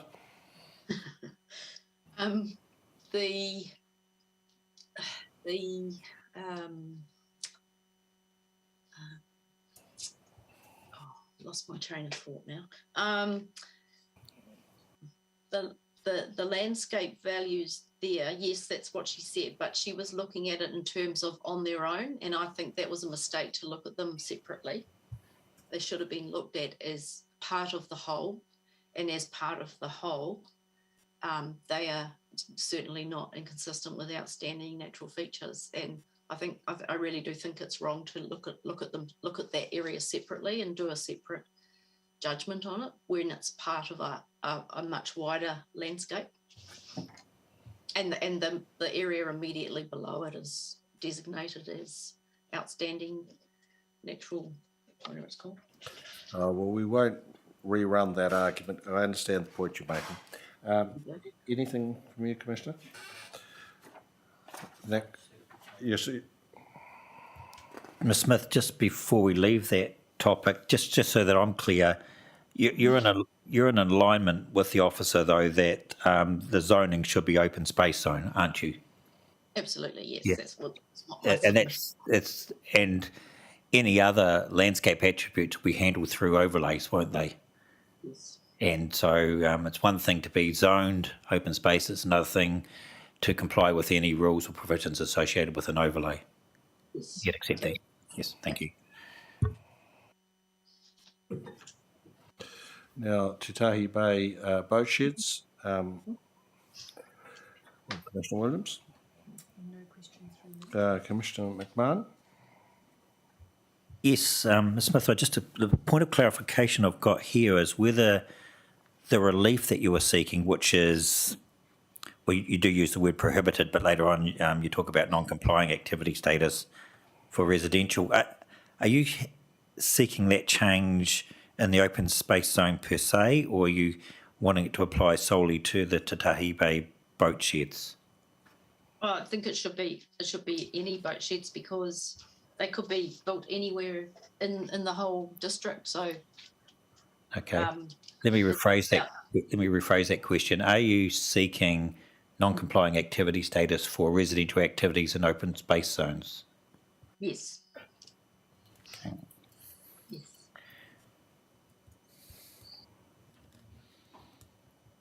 So, as it stands now, the boat sheds could be built anywhere and be used as residential, or could be occupied as these are in Tutahi Bay. Yes, and you appreciate that at the moment residential activities have a entry point of restricted discretionary activity status in the open space zone. Yes, which is usually granted yes for a resource consent, whereas prohibited activity is it's prohibited. okay. Thank you, Ms. Smith. The question I had is about your outcome C, Ms. Smith, saying amend the plan so it's clear that there are no existing use rights for residential occupation. Mm-hmm. How would you do that? How would I do that? I wouldn't do it. Maybe a note or on the plan could be done. I heard you talking about notes before. Yeah, notes, advisory notes don't tend to are usually used when they don't have substantive effect. The question that was going around in my mind is that existing use rights sit effectively outside the plan and have a separate legislative basis in Section 10. It's sort of, they exist despite the plan rather than as part of the plan. That's what's troubling me. I think there could be a note about the history, couldn't there?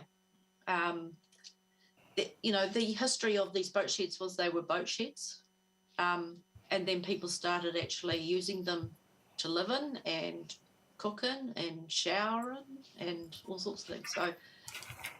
So you could put a little note in there about the history of the use of the boat sheds. Okay, I understand. Commissioner Sinclair, anything from you? All right, we'll roll on to the collection of submissions on pages 10 and 11 of your schedule.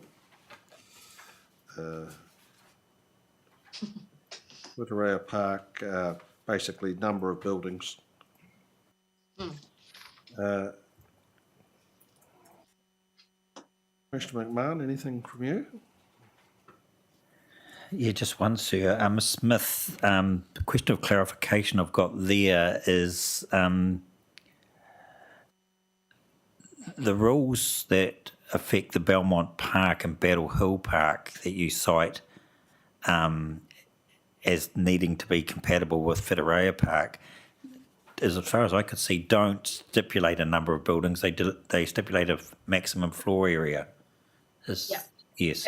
And you've done the maths, presumably, to say that 250 square metre buildings equal 100 square metres, and that's where you got the figure 2. Is that right? Yeah, it's just used as an example. Yes. But it could be a number of very small buildings, couldn't it? More than 2 to make up the 100 square metres, so long as it doesn't exceed 100. Yes. Yes. Yes. Yes. And what's your basis for a comparison between the approach with Belmont Park and Battle Hill with Porirua Park? Why do you think they are similar and deserving of a similar approach in the plan? Because they're open space too, as well. I mean, Yes. There's a number of other open space parks in the city, as you've acknowledged, and you've acknowledged that a different approach, particularly urban open space zones, might be appropriate. But in this case, you've said that that in your view there should be consistency between Porirua Park and Belmont and Battle. Yeah, there's no existing buildings in Porirua in terms of those types of buildings. So, Okay, nothing else that you can think of? no. Okay, thank you. Just a point of clarification from me about your comments on page 10. Where you say there's no conceivable reason why 520 separate buildings would be needed by Radio New Zealand, let alone on the designated purpose. So, using RMA terminology, some of the cases talk about hypothetical possibilities that are regarded as fanciful and can be disregarded. Is that what you're saying, that it's so fanciful, just forget it? Yes. And I suppose the question is, if it's fanciful that Radio New Zealand might want to do this under its designation, why isn't it equally fanciful that Radio New Zealand or its successor in title might want to do it outside the designation? It can only do it if it's Radio New Zealand land. But that's within the designation. But the zone applies, whoever owns it, the zone provisions apply irrespective of owner. The designations are specific to Radio New Zealand, but that's why I said outside the designation or the terms of the designation. If for instance, Radio New Zealand were to vacate the site and sell it off to somebody else, is it equally fanciful that that subsequent owner would want to build 520 separate buildings on the site? No. No, not if it was a plan change went through. No. And well, I suppose I should ask you, why not? What would the difference be to your mind?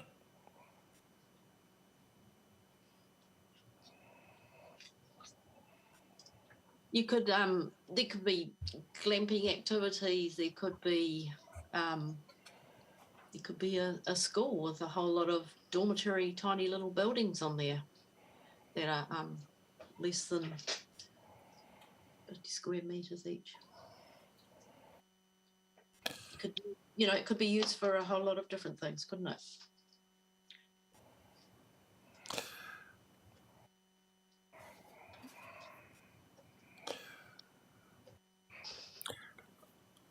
Thinking about it, to me, I suppose I wonder about how real it is to think about 500 tiny buildings. But if it was privately owned, you could quite easily want to put 500 tiny buildings on there. If you had a central school or some sort of central facility that people wanted to stay in, at the moment, I feel like turning it around and saying, what's the problem with stopping that? Well, what's the problem with putting a rule in? The question I was going to put to you is, like, 500 seems a huge number, which seems inherently unlikely to me, but would it equally be a problem if somebody wanted to put 50? Yes, because it's open space. Well, and 50 would seem to be an awful lot more realistic as a possibility, but if it's equally a bad thing, then that would seem to support what your reasoning. It doesn't really matter what the numbers are, does it? It's about that the open space is supposed to be just that, open space, and whether it's 50 or 500 is really kind of immaterial. Really, it's not going to be open space anymore if it's got 50 or 100 buildings on there. Okay, Commissioner McMahon, Sinclair, anything for you? Sir, can I just carry on? Ms. Smith, I'm following this argument with quite a bit of interest, and I just wondered whether you might take some comfort from the fact that, buildings aside, because we're dealing with a standard in the open space zone, which is the number and size of buildings, putting that to one side, there's quite a strict and robust framework for activities in the open space zone. And really, the activities that are permitted are few and far between. They're largely passive, recreational type activities. It's not whereas the activities that would give rise to a large number of buildings are ones that at least have a restricted discretionary, if not a discretionary or non-complying activity status. So, in addition to the controls on buildings, there's also the control on activity, which actually would drive the demand for buildings. And given that there is probably at least discretionary and non-complying activity associated with those more intense activities, do you feel that the plan framework therefore has an ability to decide what's appropriate at that DA and non-complying activity status level? Well, because the rules are only proposed, we can't be certain. So, well, yes and no. Okay. The rules that are in front of us at the moment, take them at face value for the activity status, are really not permissive where it comes to more robust and intensive type activities. And if you accept that the demand for buildings is really going to relate to those more commercial type operations which have a higher activity status, isn't that providing an appropriate rule framework to assess the effects of any buildings? I don't think so, because restricted discretionary means consent. Well, you quite often say that, Ms. Smith, but have you had any experience where I mean, well, let me rephrase this. Can restricted discretionary activities be declined? Well, they aren't usually. No, that's not my question. Can they be declined? Well, yes, they can be Yes. declined. Okay. It's very likely, isn't it? Well, not in my experience. What is it? Wellington City Council 0.1% are declined.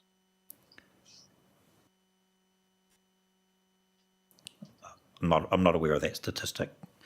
But you'd agree that there is an ability for councils to decline restricted discretionary activities where the merits of the application demand that be the case. I still don't get why you don't want to actually put a rule in there and make I'm not saying that, Ms. Smith. I'm just saying, do you take any comfort from the fact that it's not just the building standard that needs to be complied with, that it's the activity status associated with the activity that will also be important? No, I don't. Okay. No. Thank you.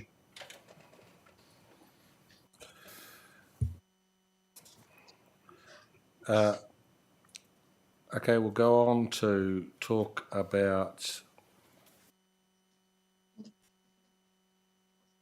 the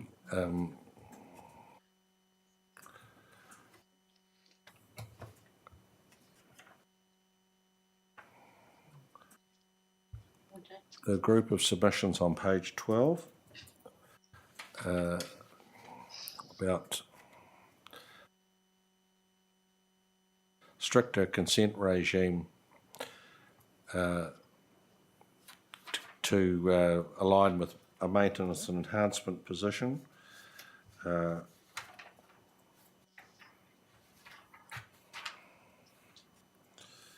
Commissioner McMahon? No, nothing from me, sir. I'd just like to make another point, please, about that last thing. Just occurred to me that restricted discretionary consents are not usually ever notified to the public, so as well. So, and most of them are, they're declined, approved. So you'd never get a chance to have a say on it. That also, makes me very unhappy about that. Okay. Commissioner Williams? Ms. Smith, I see where you're looking at rules 16, 17 and 18, and I just going back to the plan, that I see that in fact they relate back to policy 3 and 4, which policy 4 particularly talks about being consistent with the Whitireia management plan. Does that not give you some degree of comfort that whenever these rules are applied, that the management plan will be the prevailing document to be referred to? Management plans can change, and restricted discretionary often means consent is granted. Just the same argument, really. Sorry, but management plans get reviewed from time to time. There's no certainty there. The management plan in the future. Okay, thank you. The question I have is your statement on first principles. It's not possible to maintain and enhance open space values if your consenting framework provides for permits something that doesn't currently occur. My question is, isn't that an issue of scale and degree? Does maintaining and enhancing open space values really mean that nothing can change? Yes. Not really, no. It's nothing that can. It's about actually maintaining and enhancing the open space values. So the open space values, if you're going to consent buildings in there, that's not maintaining and enhancing the open space values.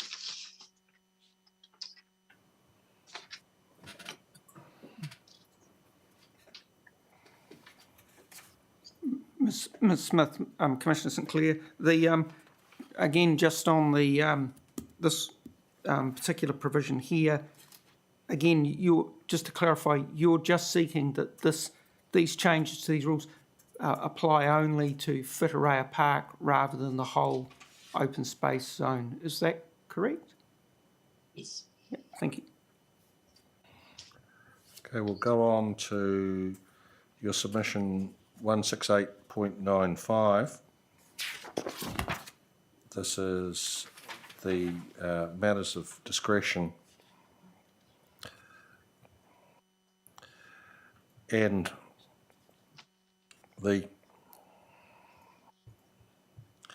you've said that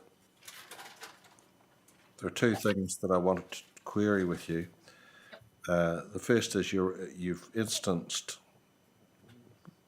section 220C, D and E, that they're all about structures and natural hazards and earthworks, so they don't seem to be anything like the sort of matters that you're talking about, pest plants, pest animals, and more generally, isn't it an issue of degree how far subdivision approvals go into land use constraints? You've identified that it is legitimate in some cases to do that, but they're not the same thing. Well, it's that those sections are about land use, which the controls about the degree of controls, like about what I've mentioned here, is about section 6 of the 6C of the RMA. We cannot look after our significant natural areas if there's subdivision right next door, a whole pile of new pests, a whole pile of new pest animals, pest plants from people's gardens, rats. Rats increase massively with housing. So it's about actually having some controls over those when they're next to SNAs. So I don't quite get what the degree thing you mean by degrees, because they're matters of national importance that we protect our SNAs. So the issue of degree what I meant was the extent to which subdivision controls land use, or is legitimately able to control land use, is an issue of degree. And well, you're sorry. Yeah. No. That's what I was meaning. That you, in effect, subdivisions edge into land use, but they're not a replacement for the range of land use controls that are in land use activity rules. At least I don't understand them to be. So that was what I was meaning. But I understand where you are. Yeah, I mean, well, the land use results in fragmentation. So it has new owners.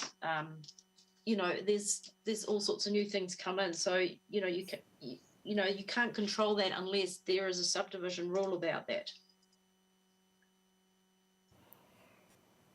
There's the change of the land use is going to change what's happening on that land. So if you can do it for building roads, you can do it for and landscaping. You can do it for protecting SNAs and the values of SNAs.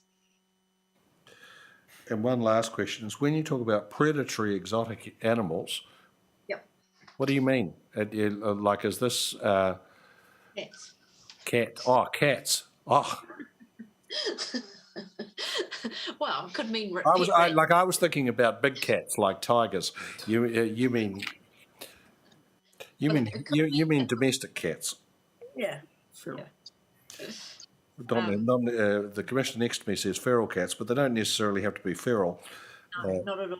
No, domestic cats are massive killers of indigenous wildlife, and so you're not protecting significant fauna in SNAs if you're going to allow cats in a subdivision next door. Ms. Smith, in the second to last paragraph of the submitter's response there, the court has previously found nothing inherently wrong with including such conditions in subdivision consents. Do you have any examples of those court decisions you could refer us to? Yeah, there's one in Hamilton where they just banned cats from the subdivision. I can't remember the name of it, sorry. There's one in Waikanai, around the Waikanai Scientific Reserve. There was a subdivision there. Australia has just, one of the states in Australia has just banned cats full stop. Yeah. From being outside. So, it's... Could you refer us to the court decisions? Do you have the numbers or who the parties are or anything like that? Not on me at the moment, but I can get back to you with those. Could you do that, please? It's not action the second. If you could get us, if you could email Ash with the details of those court references by the end of the week, is that possible? Yes.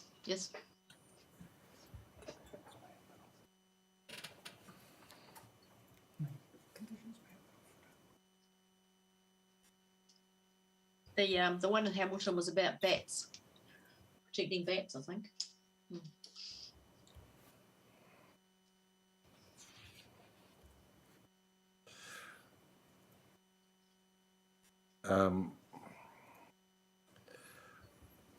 We move on to the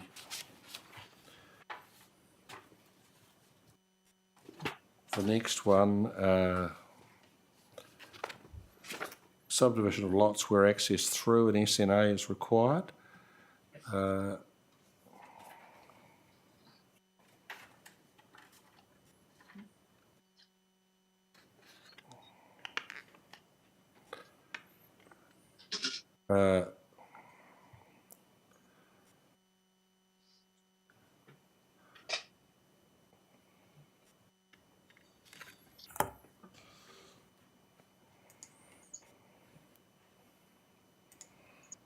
And your first point is that this the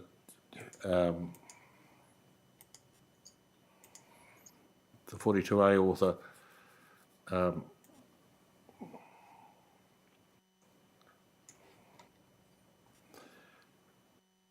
should have recorded that his recommendation is accept in full. So I'm thinking, well, if that's the case, what's the problem? Well, he made a. It's not clear where. Oh, it's about non-complying. The non-complying between just he put discretionary. We're saying not non-complying. The activity status.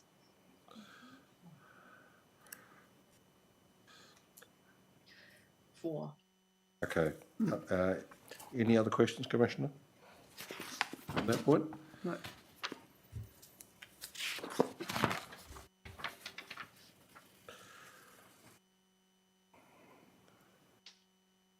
Esplanade Reserve, I think it's another agreement.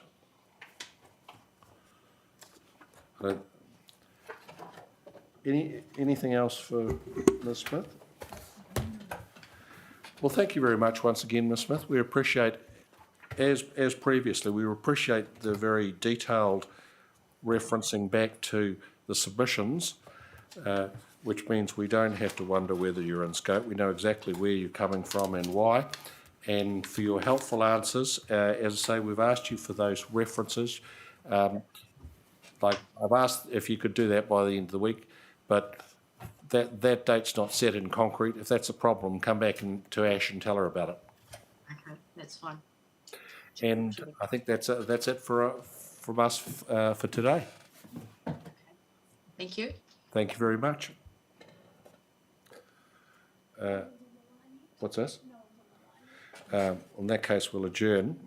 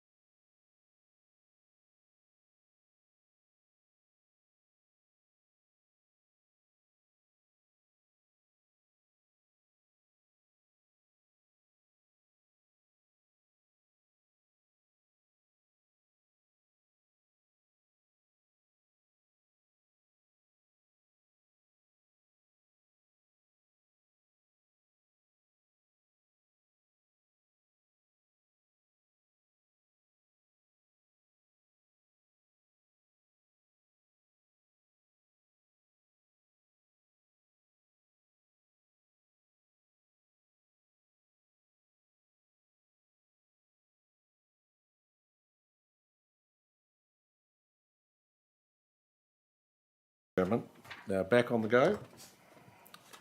Are you out there, Ms. Black?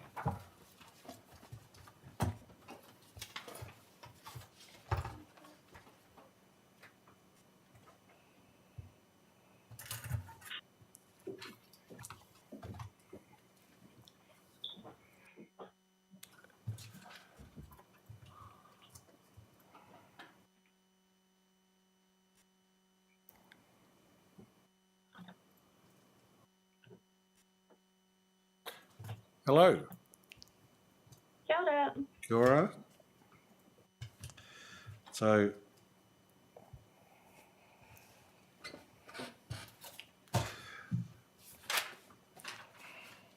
thank you for joining us today. That, as I understand the position, you're really only attending to answer the questions that the hearing administrator passed through to you, that the message I got from Ms. Jones was that, having considered its position, Waka Kotahi is comfortable with the staff recommendation and the reasons for it in relation to the Judgeford Hills development. Is that correct? Yes, that's correct. We accept that the integrated transport assessment is one of the documents noted that would be required at that structure plan stage. So the good news is that since we passed that message, we've thought of a couple of other questions, and we'll see if you're able to give us the answers to those. But let's start with the questions we did pose to you, which effectively related to the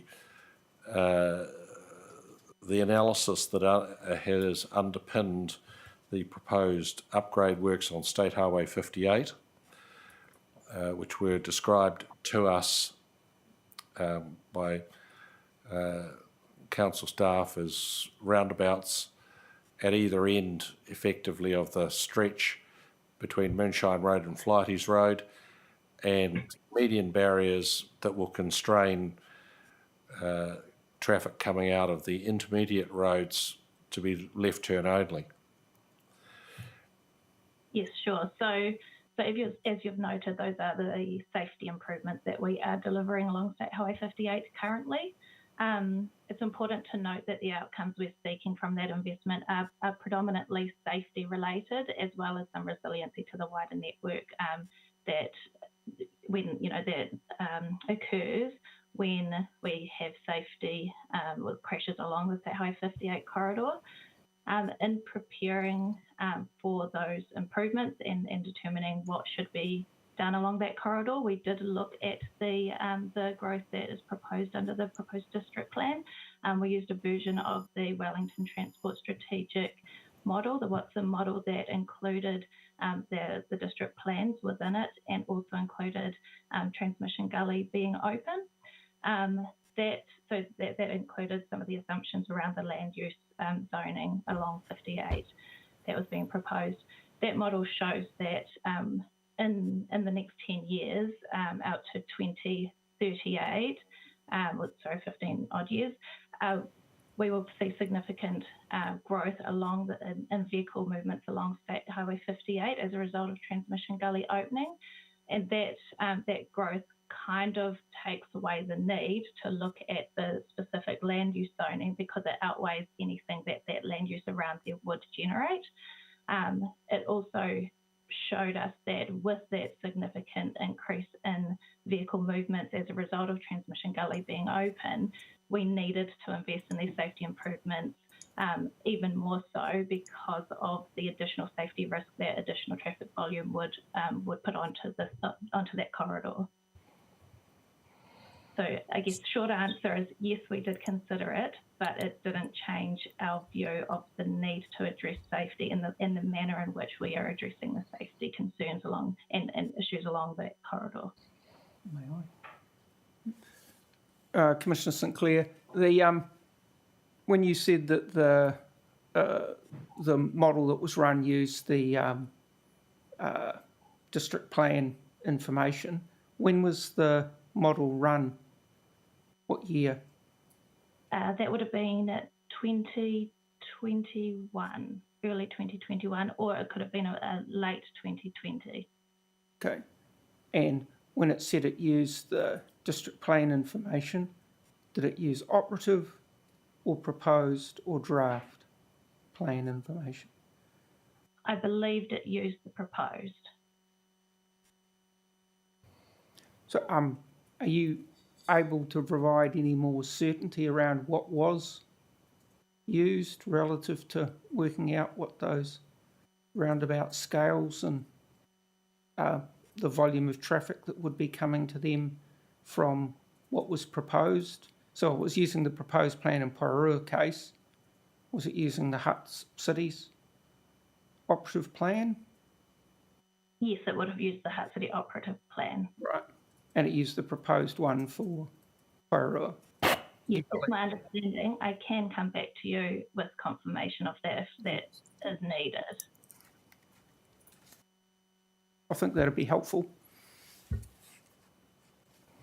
Sure, I can come back to you on that. One other question relating to State Highway 58. We had a submitter this morning talking to us about flood risk in the Paotahanui stream where it crosses State Highway 58 and the capacity of the bridge to accommodate that flood flows. Is there any proposal to enhance the flood capacity of that bridge as part of the current proposals, or indeed more generally? So as part of the current State Highway 58 safety improvements, my understanding is that that's not incorporated as part of the safety upgrades. And Waka Kotahi doesn't have any plans to upgrade that bridge as part of works and future works planned for through the Regional Land Transport Plan and National Land Transport Program. My understanding is that that's a local council asset.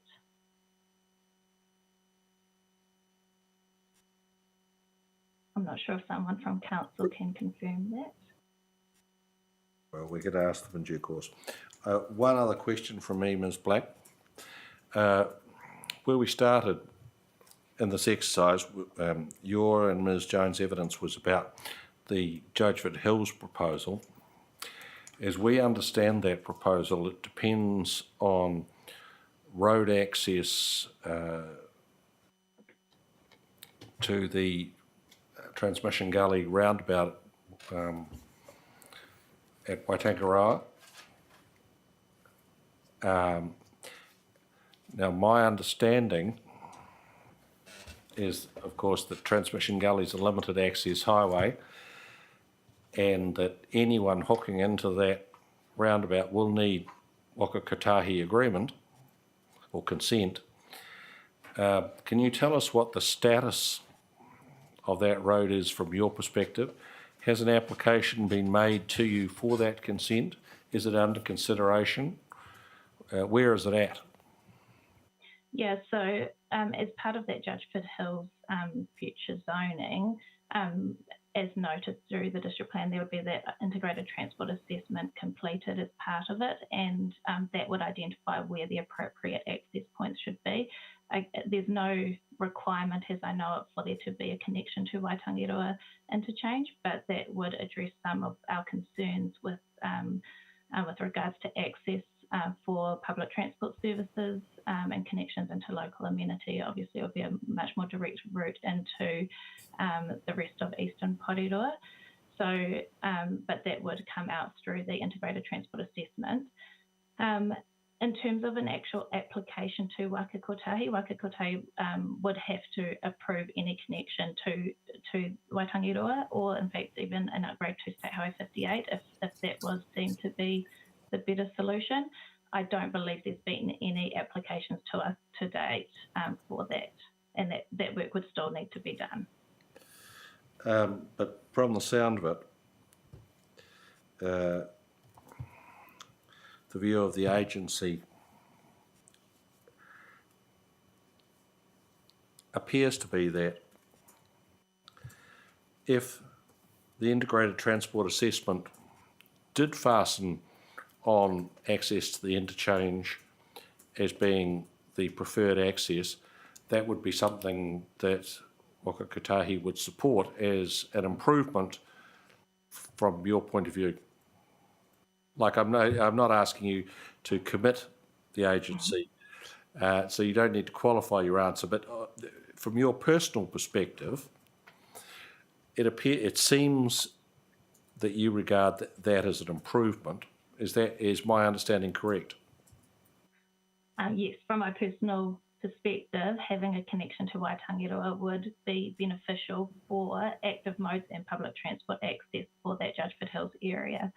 Without that connection, the Judgeford Hills area would be very car dependent. It'd be very hard to see how public transport services could justify travelling up Transmission Gully and then back down, along 58 and back down into the development. So public transport services would be unlikely to service that development. If there was the Waitangiroa connection, the public transport services would be much more viable, as well as active mode links, which is a huge driver for the type of developments that we support.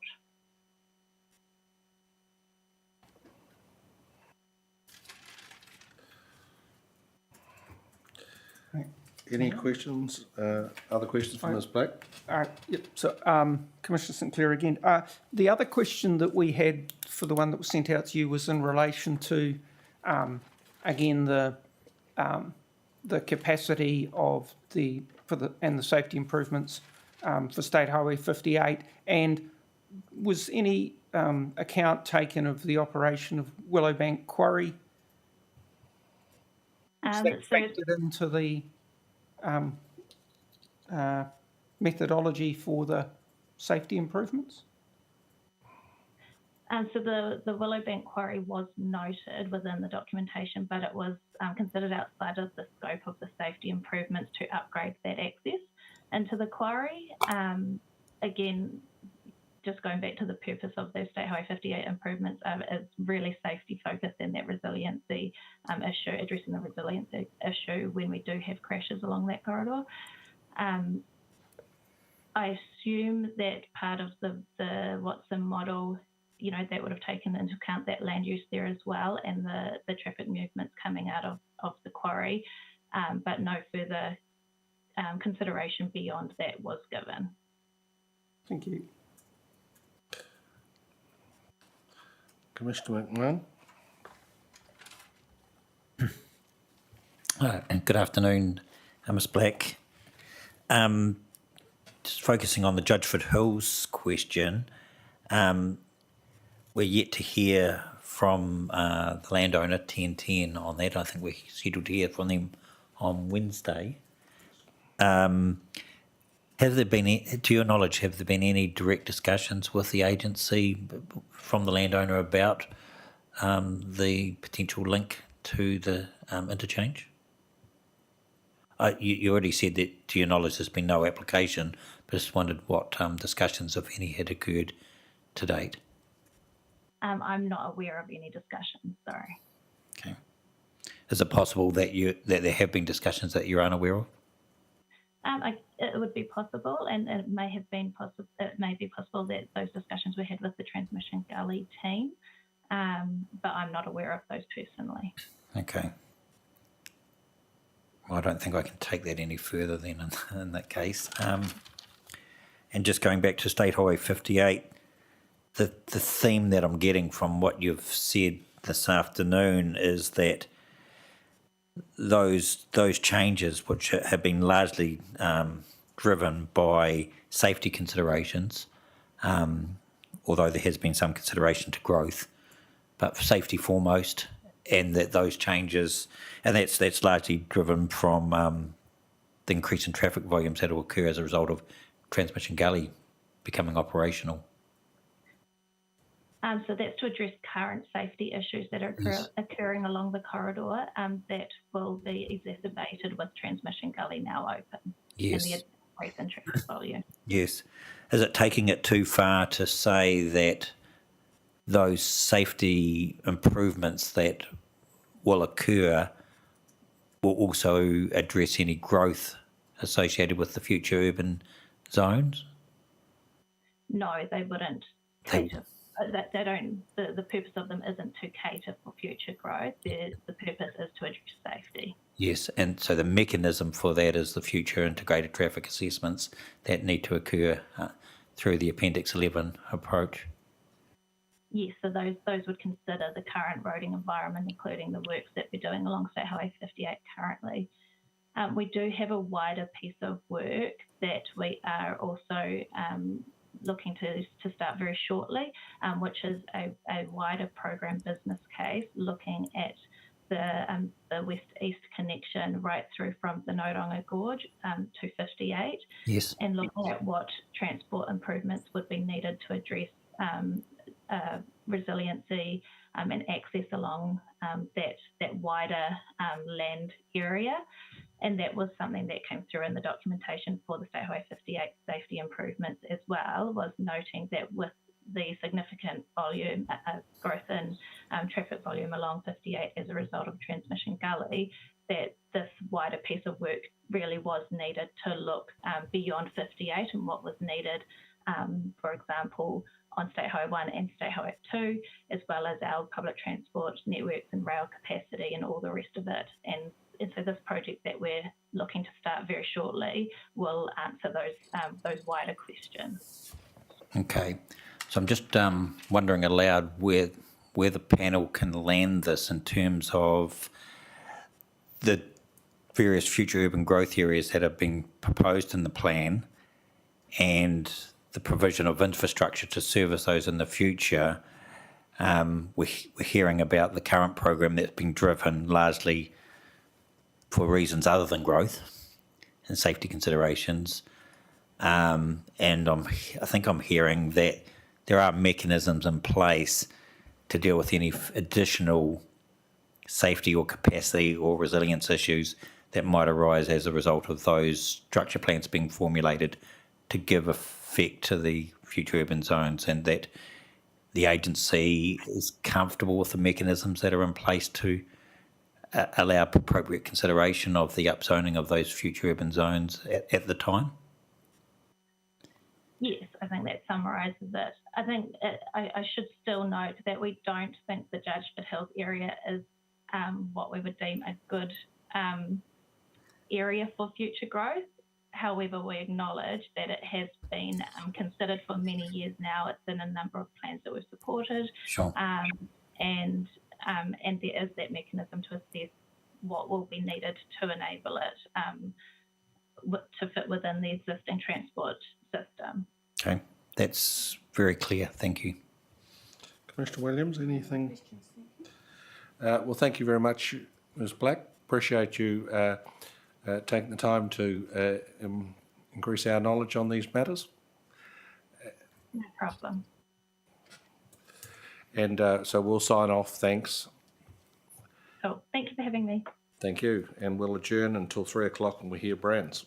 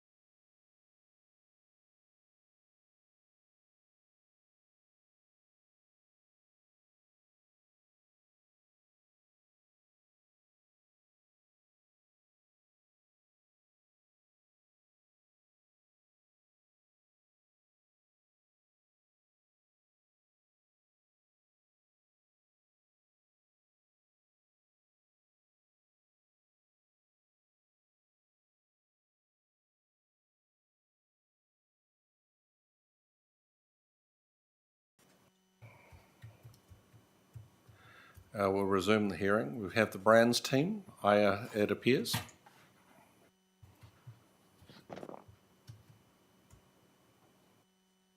It does appear that way. Mr. Gordon, do you care to introduce your team, and we'll go from there? Good afternoon. The team is very compact. It's Mr. Coop, who's well known to you, is online, and Ms. Catherine Stevenson of Brands, who is the general manager there, responsible for lots of things, including development. Ms. Stevenson's not giving evidence, but you have a statement already from Mr. Coop.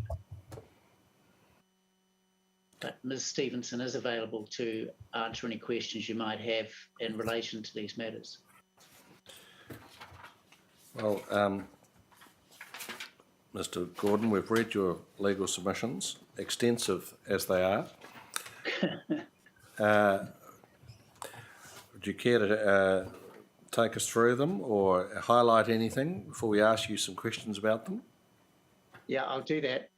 Can I first ask, though, of the hearing panel, who's present? Because you're appearing at a vast distance from the camera, and I can't see who else is present in the room either.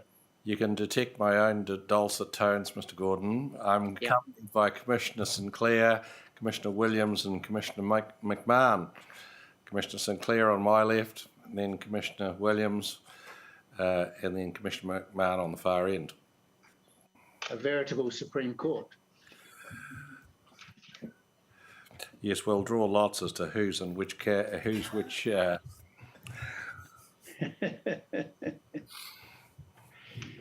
And the council officers? Council, Mr. McDonnell is the relevant reporting officer. He's accompanied by Mr. Smeaton, who was responsible for the subdivision chapter, but who it appears has a morbid fascination with these issues. Right, thank you very much. And our beloved hearing administrator, who Ash, I should say, not Ashley. That's all right.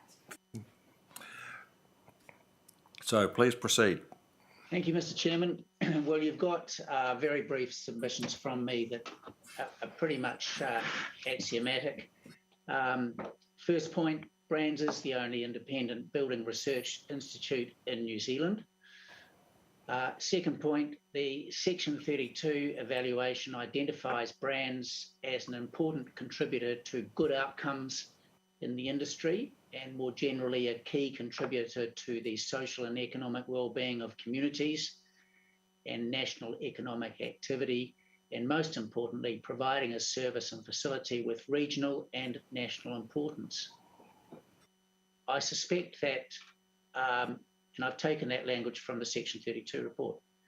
I suspect that apart from the famous Whittaker's chocolate factory, Brands is the only institution of national importance in the Porirua district, but I'm happy to be corrected on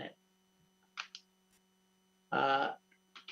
Context, Brands consulted with the council as to the establishment of a special zone for its Moonshine Road campus, and consensus has been reached on appropriate objectives and policies and all but one standard. That relates to building height. The permitted activity standard is 10 metres across the special zone. Further context, following a vigorously contested hearing in 2020, the council granted resource consent, or at least its independent commissioners did, to construct a fire laboratory up to a height of 22.65 metres and a structures laboratory to a height of 13.26 metres, subject to conditions to remedy and mitigate potential adverse effects. Work has commenced to implement the consent, and in that sense it has been given effect to. I've attached the original submission. The relief sought is a permitted height standard for the footprints of the fire and structures laboratories and the shared storage building as shown by the resource consent drawings. and other consequential amendments, additions, or refinements to give effect to the submission. The shared storage building, which is one of the 3 footprints mentioned in the original submission, is no longer a matter of concern in relation to this matter, and can be effectively deleted from the discussion going forwards. So, Mr. Gordon, just to clarify, Yep. on the plan attached to Mr. Coop's evidence, it's just got the fire lab and the structure labs on that plan, so they're now the only 2, and that's why there's no storage on this plan? That's correct, Mr. Sinclair, yeah. Thank you.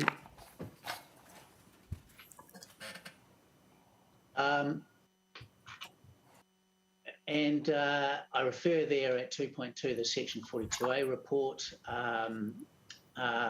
It's clear that the relief that was sought wouldn't be acceptable to the council. In response, Mr. Coop, Brands through Mr. Coop, has proposed a compromise whereby the permitted activity standard would remain at 10 metres, but with a new controlled activity status for building height between 10 and 22.65 for the fire lab footprint and 10 and 13.26 for the structure lab footprint. Rationale being that in the event that either or both buildings had to be replaced, Brands wouldn't be confronted with the uncertainty and expense of another fully discretionary or non-complying resource consent process with neighbourhood participation if it couldn't rely on Section 10 existing use rights because they weren't carried over to the new legislation, or that the bulk of any replacement buildings was deemed not to meet the existing or new tests for existing use rights under whatever legislation may or may not emerge from the present legislative process. And I'll come back to that. Through Mr. McDonnell's supplementary planning evidence, the council is rejecting the alternative relief for the reasons that he set out, and I've set them out A through D. I don't need to mention those. I don't need to read those out. I turn to the legal framework. It's tried to refer to Section 32, but the test is sometimes paraphrased as identification of the most appropriate or optimal provisions. I refer to 32AA. It enables an alternative outcome based on a further evaluation of the Section 32 principles. Section 32AA-D2 enables the further evaluation to be referred to in the decision-making record in sufficient detail to demonstrate that the further evaluation was undertaken in accordance with this section. In other words, if you haven't got a Section 32AA report at hand, you can simply refer to it, to the evaluation in relation to that as having been undertaken through this hearing process, if need be. And I just point out that for Brands, Mr. Coop confirms that he has undertaken a re-evaluation as required by Section 32AA, and you should have received from the hearings coordinator a copy of a letter from Mr. Coop to me confirming that that's what he's done. I say there's no issue as to scope for the preferred relief, given that controlled activity status is more constraining and less permissive than the permitted activity status sought in the original submission. I note that, as is well known, the RMA is under review and alternative legislation has been prepared to go to select committee. I observe that Section 10 as to existing use rights, should read, is absent from the exposure draft, but a notification on the Ministry's website says it's to be included in the full bill once that is drafted to be considered at select committee. The same apparently applies to the section 123 and 125 methodologies to provide for some enduring consents. Now, on that last point, I submit that there's no certainty that sections 10, 123 and 125, those mechanisms, will be carried over to the new legislation. Given the new emphasis on environmental outcomes, it seems entirely possible that they could be diluted or even extinguished. And even if they are carried over, they would call for an exact rebuild, or at least a rebuild within scope. Whereas controlled activity status would enable more flexibility for replacement structures and revised bespoke conditions to mitigate effects. I submit that the controlled activity rule proposed would not need rules and standards equivalent to the present 12 pages of conditions as opined by Mr. McDonnell. All of those conditions go to remedying or mitigating potential adverse effects, and a single blanket provision to that effect would be efficient and effective. Referring to Mr. McDonnell's third argument, the special zone for brands provides for nationally important activities. The other special zone, the hospital zone, does not. There would be no ripple effect that would call for amending all the bulk and location standards in the plan to reflect resource consents already granted. That being the third point that Mr. McDonnell raised in opposition. And I submit that that would not be necessary to address an unreasonable precedent effect, because there wouldn't be one. The final point against the proposal raised by Mr. McDonnell is that Section 10 existing use rights are a viable alternative, and if they go, under the new legislation, Council will be able to develop new plans to reflect existing use rights. And I submit that this also introduces unnecessary uncertainty, which could be avoided by accepting the proposal for controlled activity status as sought. I submit that this is an opportunity to acknowledge that one of the district's only nationally important activities, if not the only, warrants a bespoke zone. We've got that, but a bespoke zone that includes a sensible degree of certainty in an otherwise uncertain legislative environment. It would be effective, it should read, not effective, my apologies, and efficient to do so. And I submit that if the mechanisms of sections 10, 123 and 125 of the RMA are carried over to the new legislation to the extent that the preferred controlled activity status is deemed surplus, Council could review its plan. In other words, why put it on brands to seek a review if they're not carried over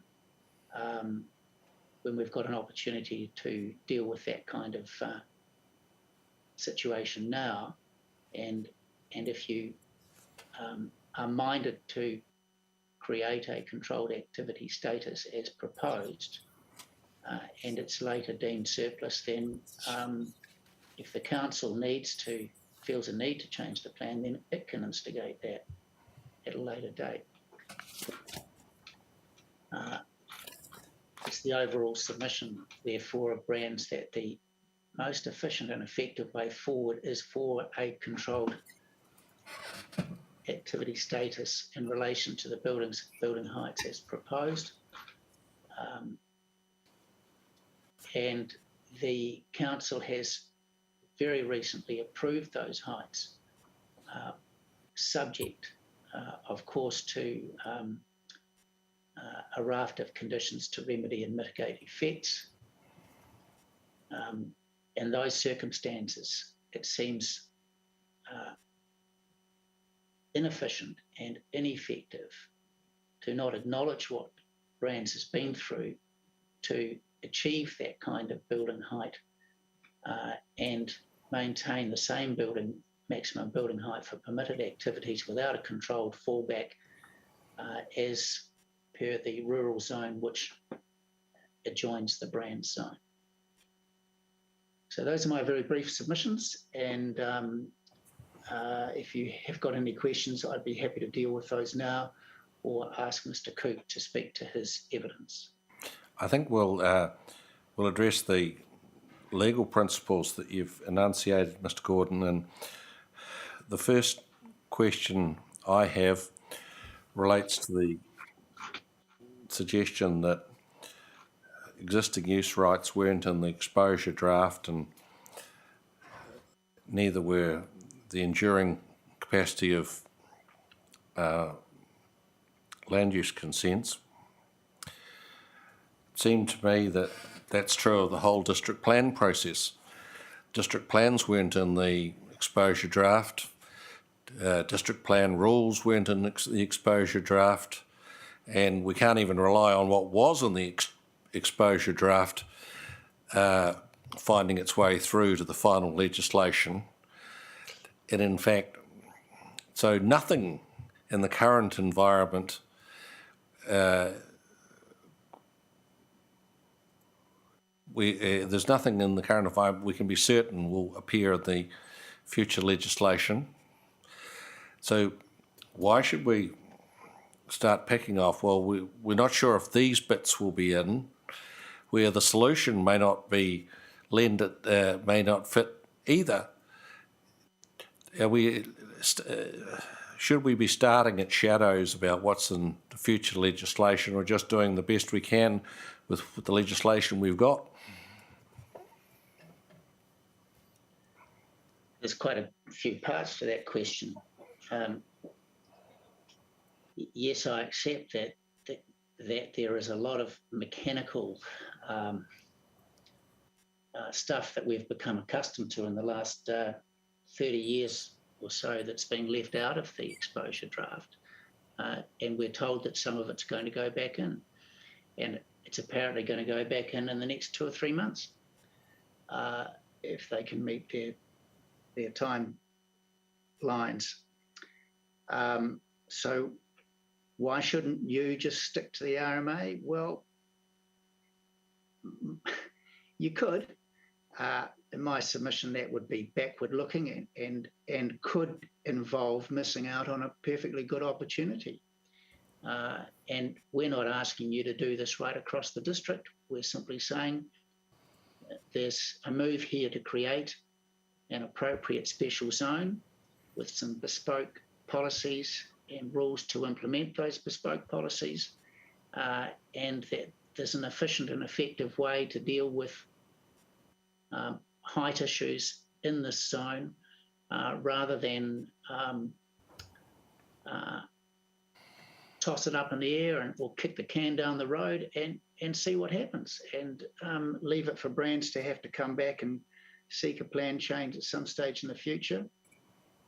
We're here now. It doesn't affect, the proposal doesn't affect any other zone or principles that you have to deal with.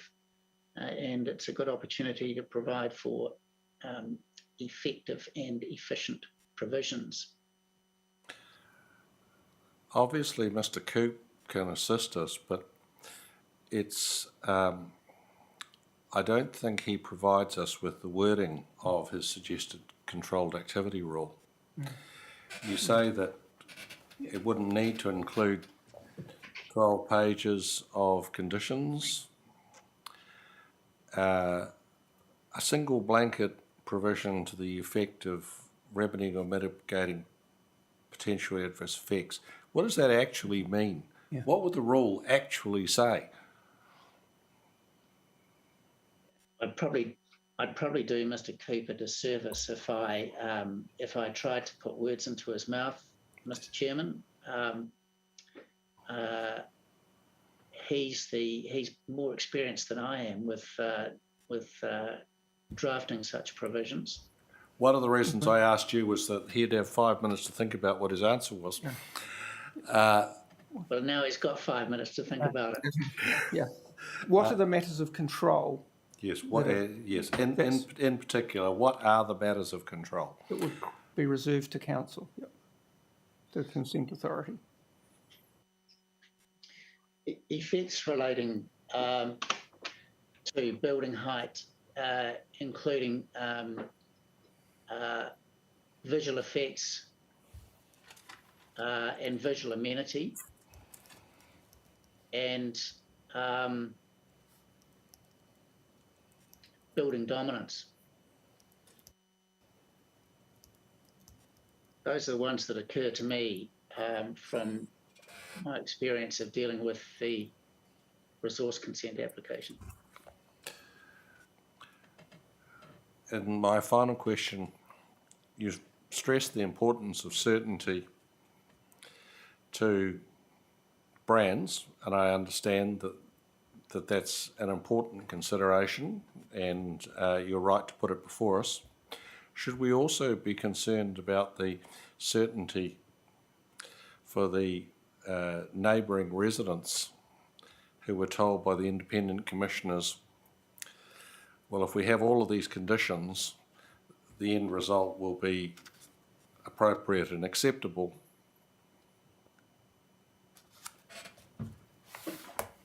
I think,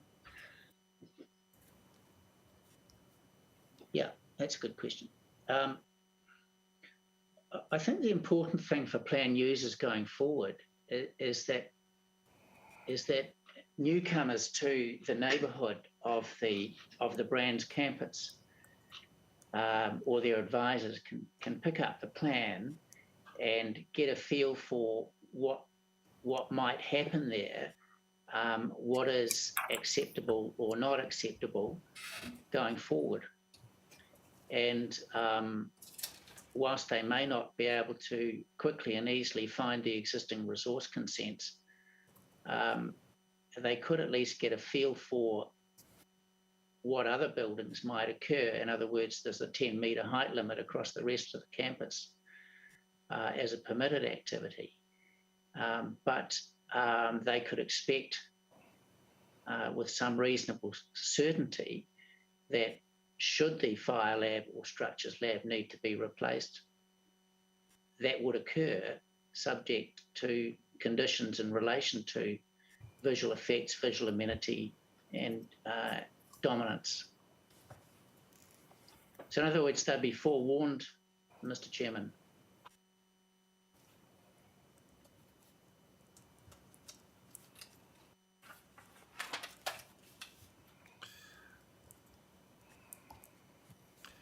And having said that was my last question, I've thought of one other, and that is, having read the Commissioner's decision from last year, it was evident that they put a lot of weight on the combined agreement of the landscape experts who were giving evidence that with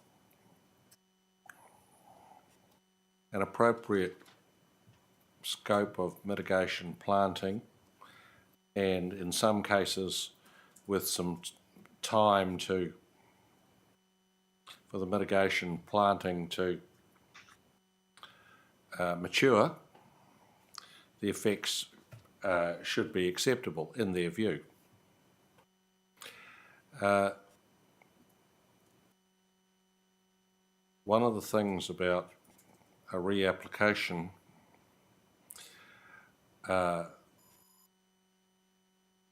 under a controlled activity rule is that it would assume, again, that those combined views are correct.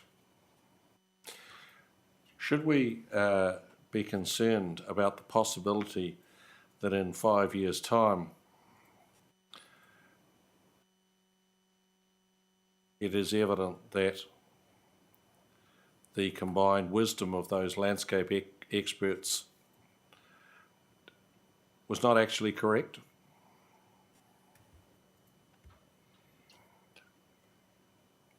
And that there should be an opportunity to, if it should come again on a resource consent application, there should be an opportunity to consider afresh the merits of the case that Brands put to those commissioners. I think the I'd answer that question in this way. had you been an observer at that hearing and the processes that occurred in relation to the wording of the final conditions in relation to mitigation, you would have observed that the landscape experts involved took a very conservative view as to the length of time necessary to achieve what they were intending to achieve. And from my experience, Mr. Boffa for brands is known to be conservative and has a good reputation for outcomes, actual outcomes, matching his predicted outcomes. Secondly, if there was any concern about that being achieved, then the kind of conditions that council imposed would be available to council to impose would be able to address that without the need to involve non-experts and the uncertainties of and stresses of hearings, not just for my client, but also for the people involved.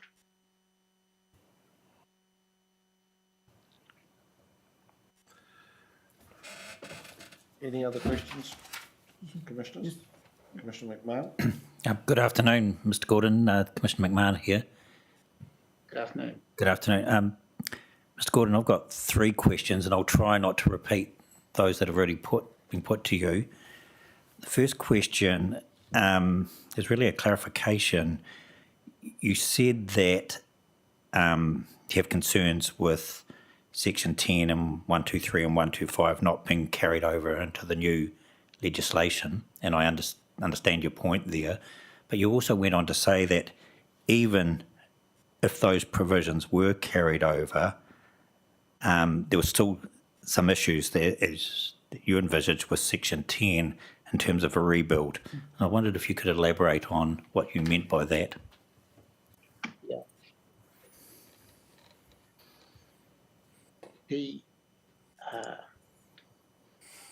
The case law around Section 10 involves, or typically involves, a very thorough assessment of effects and whether the effects of what is proposed by a replacement are within the scope of what previously existed. And that can result in my experience, very real difficulty in terms of improvements that have been made to building materials and building and design techniques over time. And what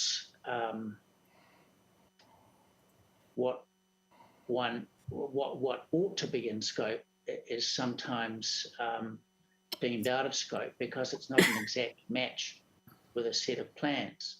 Yes. And that causes a great deal of frustration. Yes. Well, maybe I can just cut to the chase. I'm semi-familiar with Section 10, having prepared cases under that for clients. I mean, clearly the first test is the use must have been lawfully established, and that won't be in question here. And then there's the scale and intensity and character of the use, and same or similar, I think, is the terminology in Section 10, which is quite different to what used to exist under the Old Town and Country Planning Act, which had to be the same or similar use, as opposed to the effects of the use in this case. And is it that latter part of the test of similar or same character, scale, and intensity that's worrying you? It is.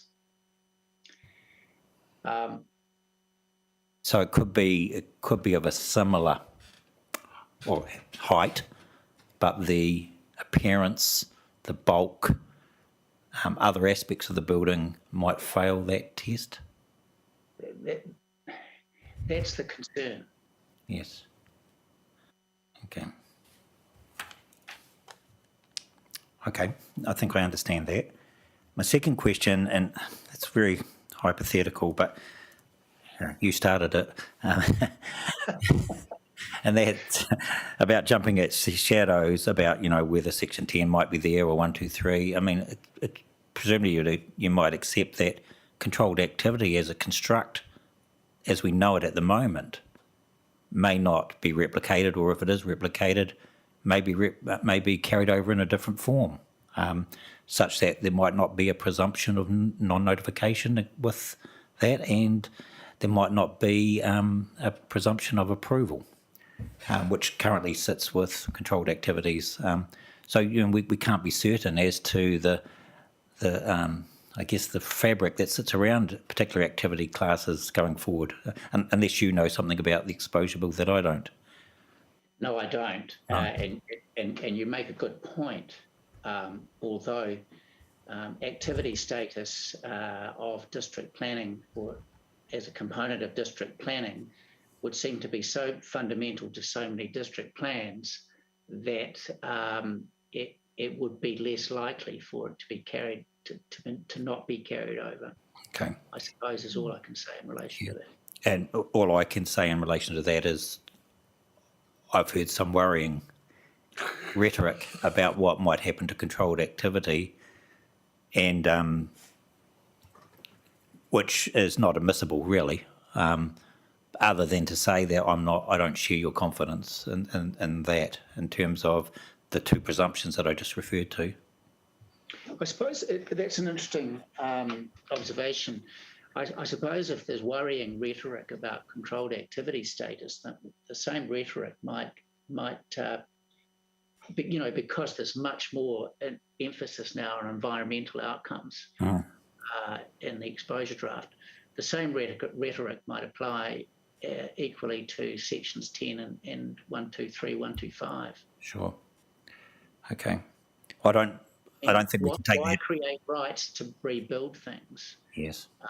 If their environmental effects are already a concern, their environmental outcomes are a concern, and you get a sense that the authors of the exposure bill are really trying to exposure draft are really trying to balance those things out. But the final say will be with the politicians. Yes.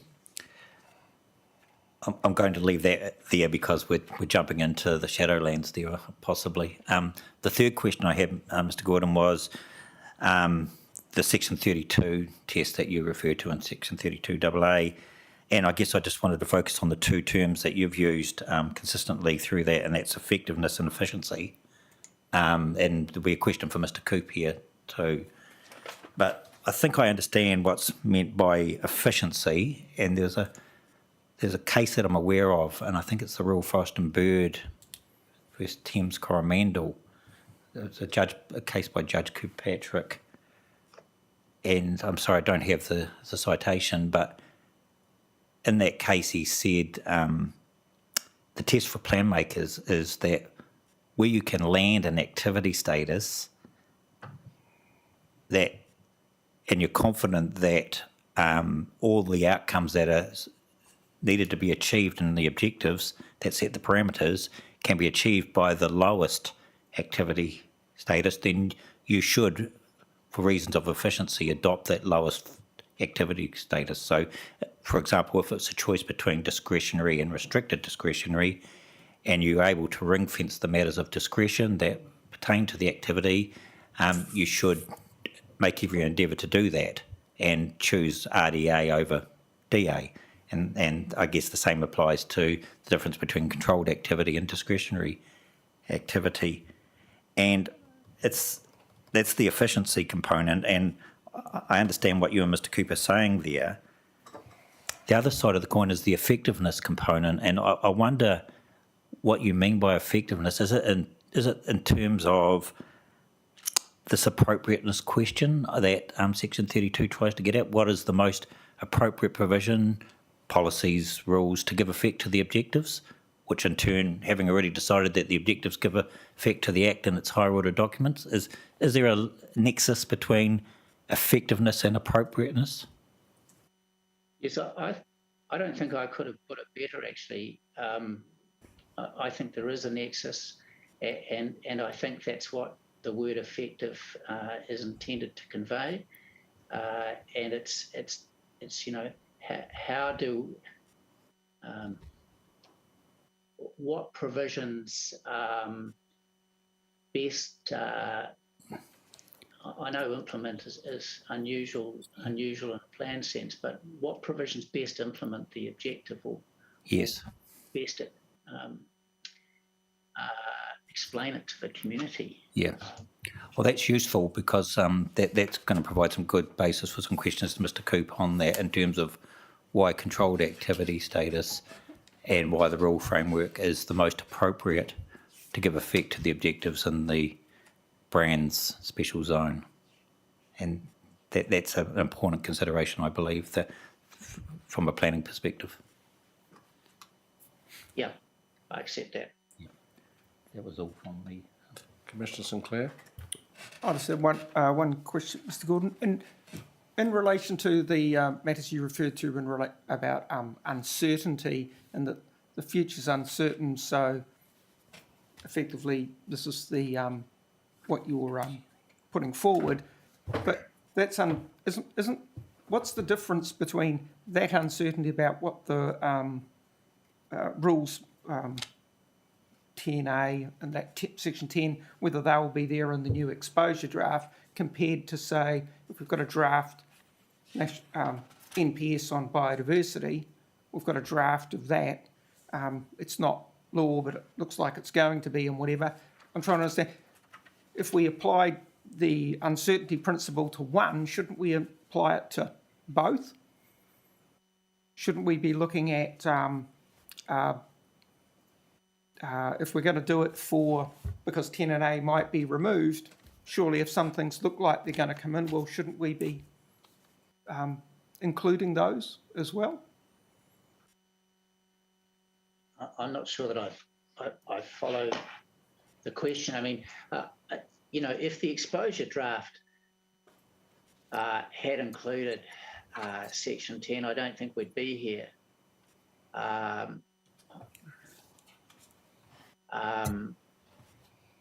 Because I think the exposure draft elements are more likely to carry through than those that are in a list that say, and the bill will when the bill's fleshed out, it will include these things.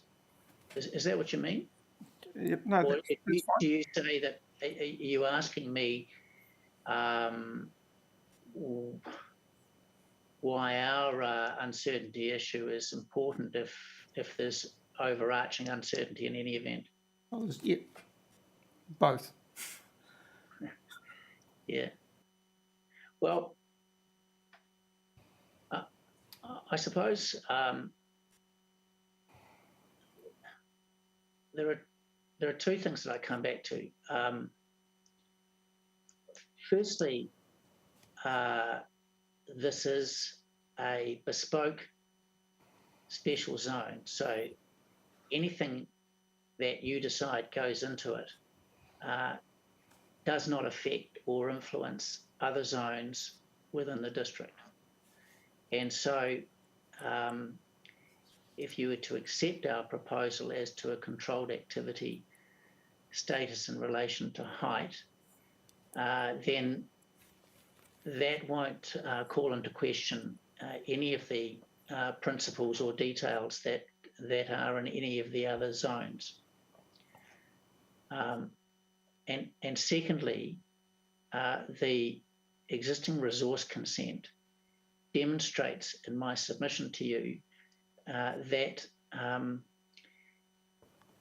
because of the distance of the residential occupants and the orientation of their living areas and those kinds of characteristics, that is the existing residential occupants, it's quite feasible to control the effects that relate to visual amenity and dominance with conditions in relation primarily to landscaping and building appearance. And that's demonstrated by the resource consent. And so there shouldn't be any concern about those kinds of conditions being able to be carried over to any new consent in relation to a controlled activity. Thank you.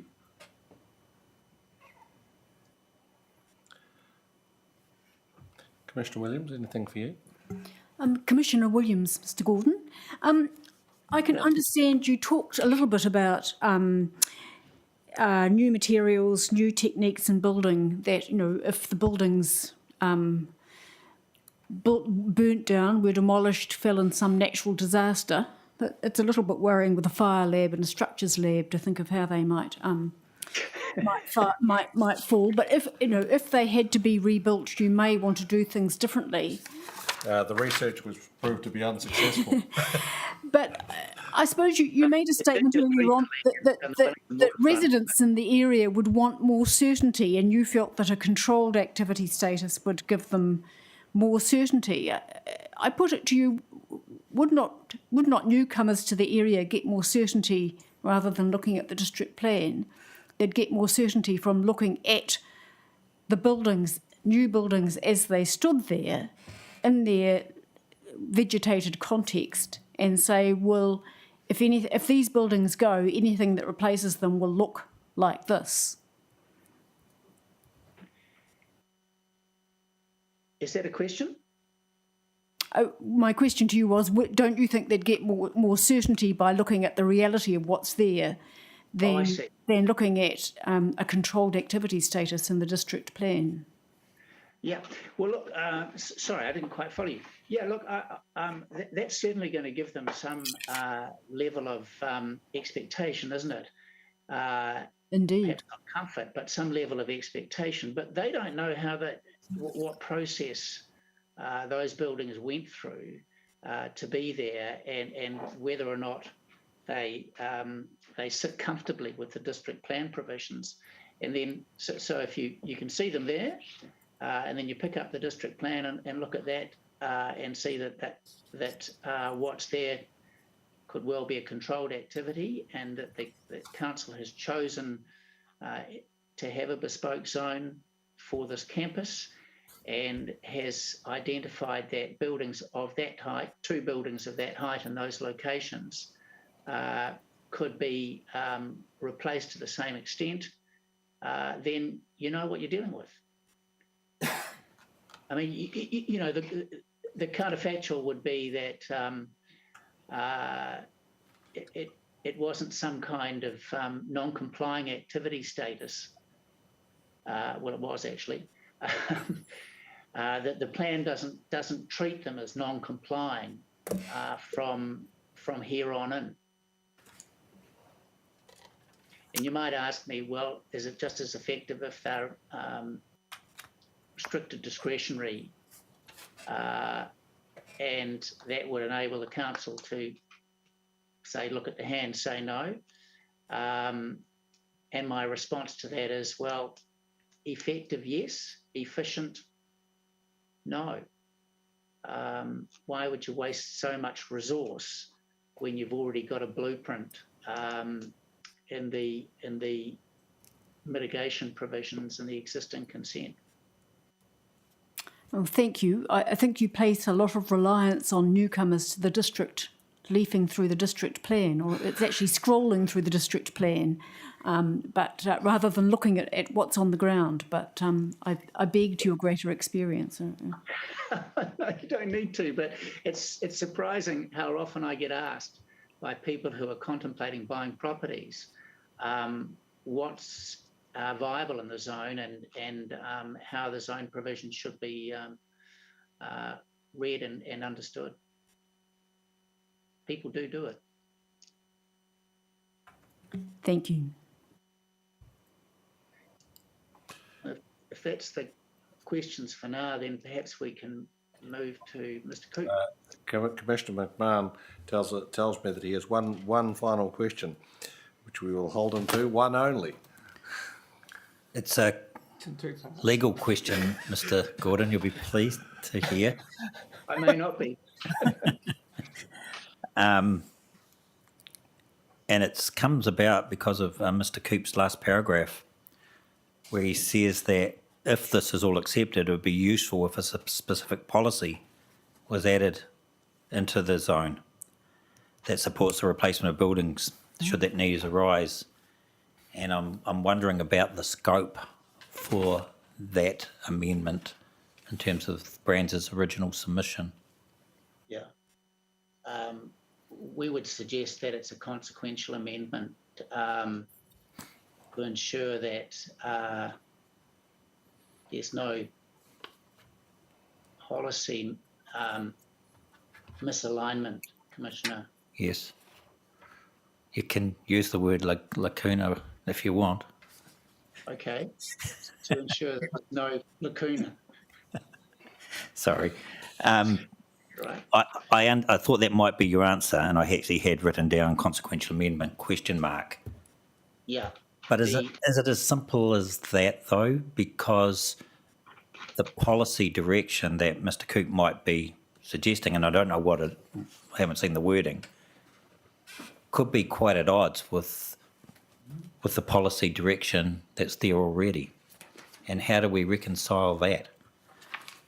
If it's at odds, and I don't believe it will be, if it's at odds, then we haven't got scope for it. Okay. Right. It has to be consequential. Yep. Understood. Thank you. Well, on that note, we'll, with your leave, Mr. Gordon, pass to Mr. Coop. Thank you, Mr. Chairman. Mr. Coop, you've got a written statement that you'd like to speak to. What I'm going to do is just speak to some of the issues that have arisen during the questions, very good questions and answers. The key one really is that if the hearing committee considered it useful and of assistance to their deliberations, Brands could forward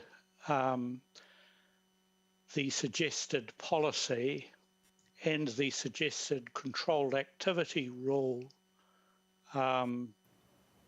for your consideration during your deliberations. So that's the first thing that I would say.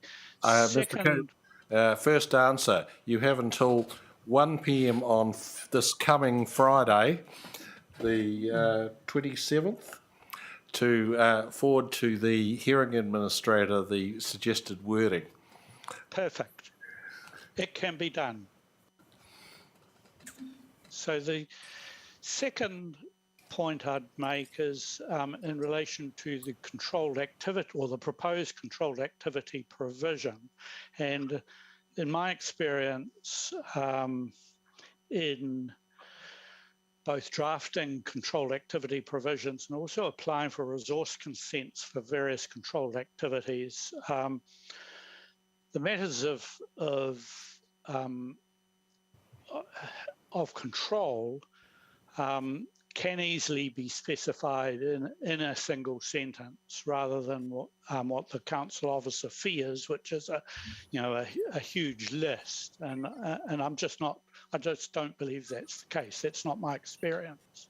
And it's certainly when I pick up various district plans and look at controlled activities, I think a concise and effective controlled activity rule can be drafted for your consideration.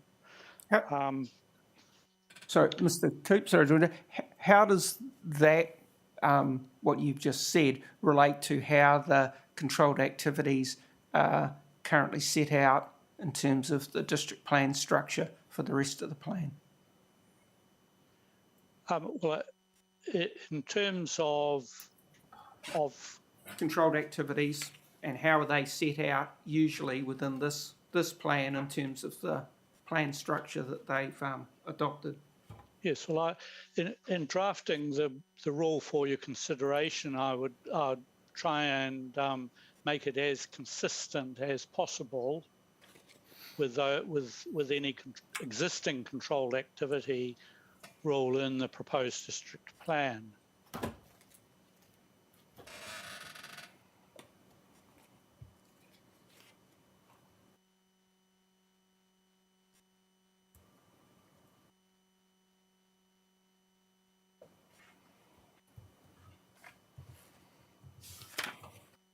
So the only other point that I would make in relation to my evidence is just to confirm the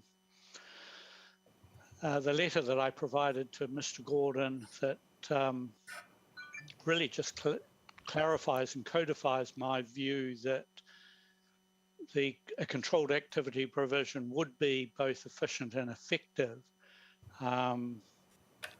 in catering for, yes, albeit the remote possibility that these buildings through some event need to be replaced. And my concern really with existing use rights, and it touches on Commissioner McMahon's question. Again, my experience is really if a replacement has a different form or bulk, then there always is a risk around a council officer considering that it's not that it's increasing the extent to which there's non-compliance. And so I'm in advising brands, and in particular the distinguishing feature here is brands' nationally important role. That I think if it was some other client that didn't have a nationally important role, I probably wouldn't be pushing and advising so hard about trying to get this controlled activity provision in the plan. But the consent was hard won, and it was very difficult to get the resource consent officers at the council level over the line in terms of both the national importance element of brands and then the ability of brands to appropriately mitigate the adverse effects of the additional height. So they are my comments. Happy to answer any other questions that the committee might have. Well, we'll start with Commissioner Williams. Anything for you? Mr. Coop, I sort of go back to your statement just then about if a proposed new building has a different form or bulk that a consenting officer may see it as not meeting the controlled activity, may see it as non-complying. But again, I go back sort of to the neighbours, you had 5 submitters at the hearing for the brands buildings. I sort of wonder how, if you can, how they would feel about a proposed new building with a different form or bulk. I mean, it seems to me that your controlled activity status may give surety for brands, but how much certainty or surety will it give for existing and new residents, in the Moonshine area? Yes, that's a good question. The certainty is that these buildings, when replaced, must be within the footprint shown on the Warren drawing. And so that's the first certainty. The second certainty is that the buildings must not exceed the specified heights.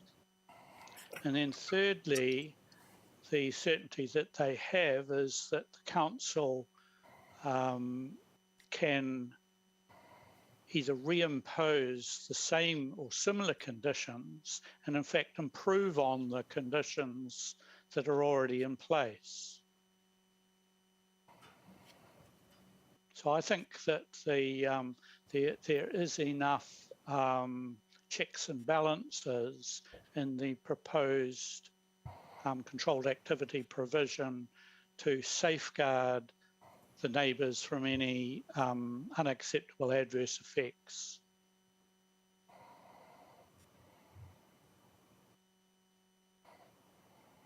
If the council has to reimpose similar conditions, are you not back at existing use rights?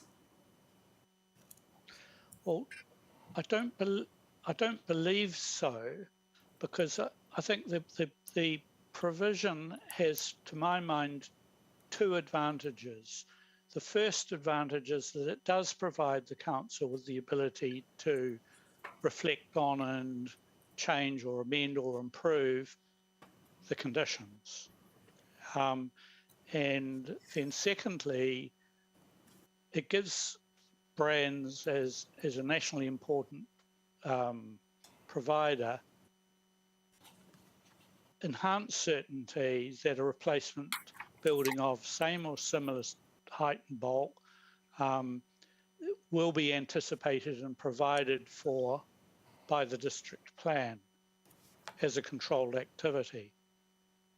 I mean, and then the third issue is, or advantage is, that it does communicate to people picking up the plan that replacement buildings are anticipated and provided for. So I think there's those three positive features. Thank you. I got two of those. I just didn't quite catch the third one. It gives brands enhanced certainty. It communicates that replacement buildings can be allowed, and the ability to reflect, change, improve conditions. Thank you. Yeah. Thank you very much. Thank you. That's all from me. Mr. Coop, I only had one question, and that's related to an issue of planning policy. I have previously been told by planners that spot zoning is not generally a good thing. Here you're not talking about spot zoning in terms of a site, you're talking about spot zoning of two building footprints, which is two subsets of this site. Can you comment on the efficiency of that approach, and can you give me another example where it's been employed? Well, starting with the latter, probably the example that best springs to mind is Oriental Bay, where there's a very specific height regime that sets maximum building height standards right along the parade, and there's probably at least 8 to 10 different height standards, and so it's in fact to ensure the appropriate environmental outcome in that area. So I don't have a philosophical problem with district plans proposing site-specific building standards, or in fact any standards. I mean, Lower Hutt does, the Hutt district plan does, Wellington City certainly does. I'm more focused and believe that it's the outcome in terms of, particularly again, brands, giving them confidence that in the unlikely event that these buildings need to be replaced, they don't have to go through what was a pretty agonising process the last time.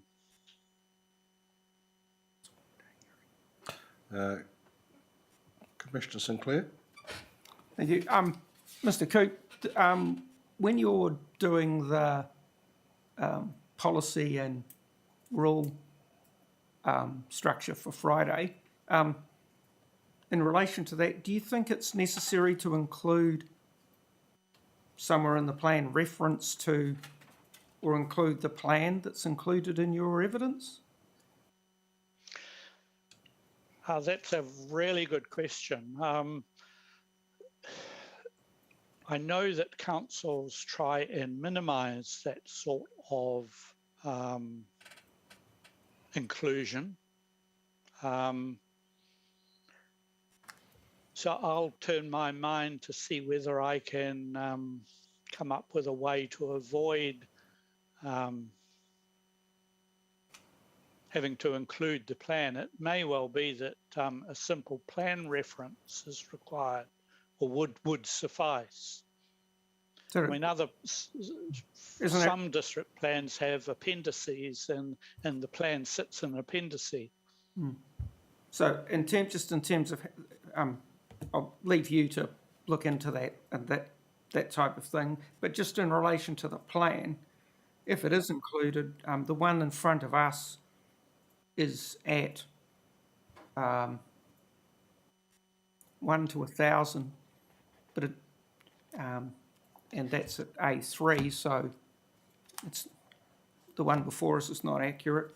The while it specifies the height of the areas identified, it doesn't identify in any sort of specific about where those areas are or what the area within which they can build it as a controlled activity to that height. So should those sort of things be included on the plan, or is either on the plan or within the rule that you're going to come up with? If I'm following you correctly, are you thinking that the drawing needs to be more specific in relation to the form of the building, or yeah. Is that where you're heading? It seems to me that it's quite hard if you were going to try and work out how far these are off any site boundaries or anything like that, or over what area. You can build a fire lab to 22.6, but I'm not sure how big the fire lab would be in terms of the area. What is it? I think it's the term is within the footprint of the building.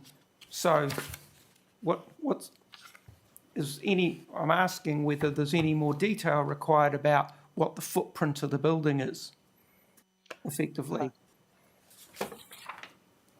The footprint of the replacement building needs to be within those two shaded areas. And certainly, just picking up on your point, certainly we can add to that drawing some dimensions. And it occurs to me also that if the council wishes it to be at A4, then that can be managed. If it can accommodate A3, then don't have to change it. Warren and Marnie may or may not want their name in the district plan, of course, but correct. So I leave that to you. They might want some promotion, but look, I think your points are good ones. I think we'll get a clean copy of the drawing without all of that title block to a scale and to A3 at the moment, and with some added dimensions to provide some greater certainty. Thank you. May I just suggest that perhaps you could put Moonshine Road on as well, just to help locate the buildings. Commissioner McMahon, anything? Yes, thank you, sir. Good afternoon, Mr. Coop. Hi. Hi. Two groups of questions from me. The first one's mechanical, and then the second lot are more substantive. Just in terms of the mechanical aspects, I hadn't appreciated until today that it was the footprint as well as the height that you were seeking to replicate in the rule. I thought it was just the height But you can clarify that the rule would be dealing with both. Yes, we're dealing with both, and that is because it's inappropriate that this additional height and the controlled activity provision apply right across the zone. I think it's appropriate for it just to apply to the footprints as shown on that drawing. Yes, I understand that answer, Mr. Cooper. It's just that the submission notice prepared on the 18th of November mentioned building heights only, but I'm certainly not suggesting there's no scope to include footprints as well. But, yeah. Okay. Second question is, and I appreciate you yet to draft this rule, Mr. Cooper, but would the controlled activity rule be predicated on compliance with the footprint and height standard? In other words, if those standards weren't met, would it no longer be a controlled activity? Correct. Yes. Okay. And what would be the default activity status of such proposals? My recollection is it defaults to restricted discretionary under the proposed plan at the moment. That's my understanding too. Yeah. Do you think that is an appropriate default activity, given that buildings that exceed 10 metres in height also default to restricted discretionary? Would it not be appropriate to have a higher status activity for higher buildings that infringe the 22 metres in height?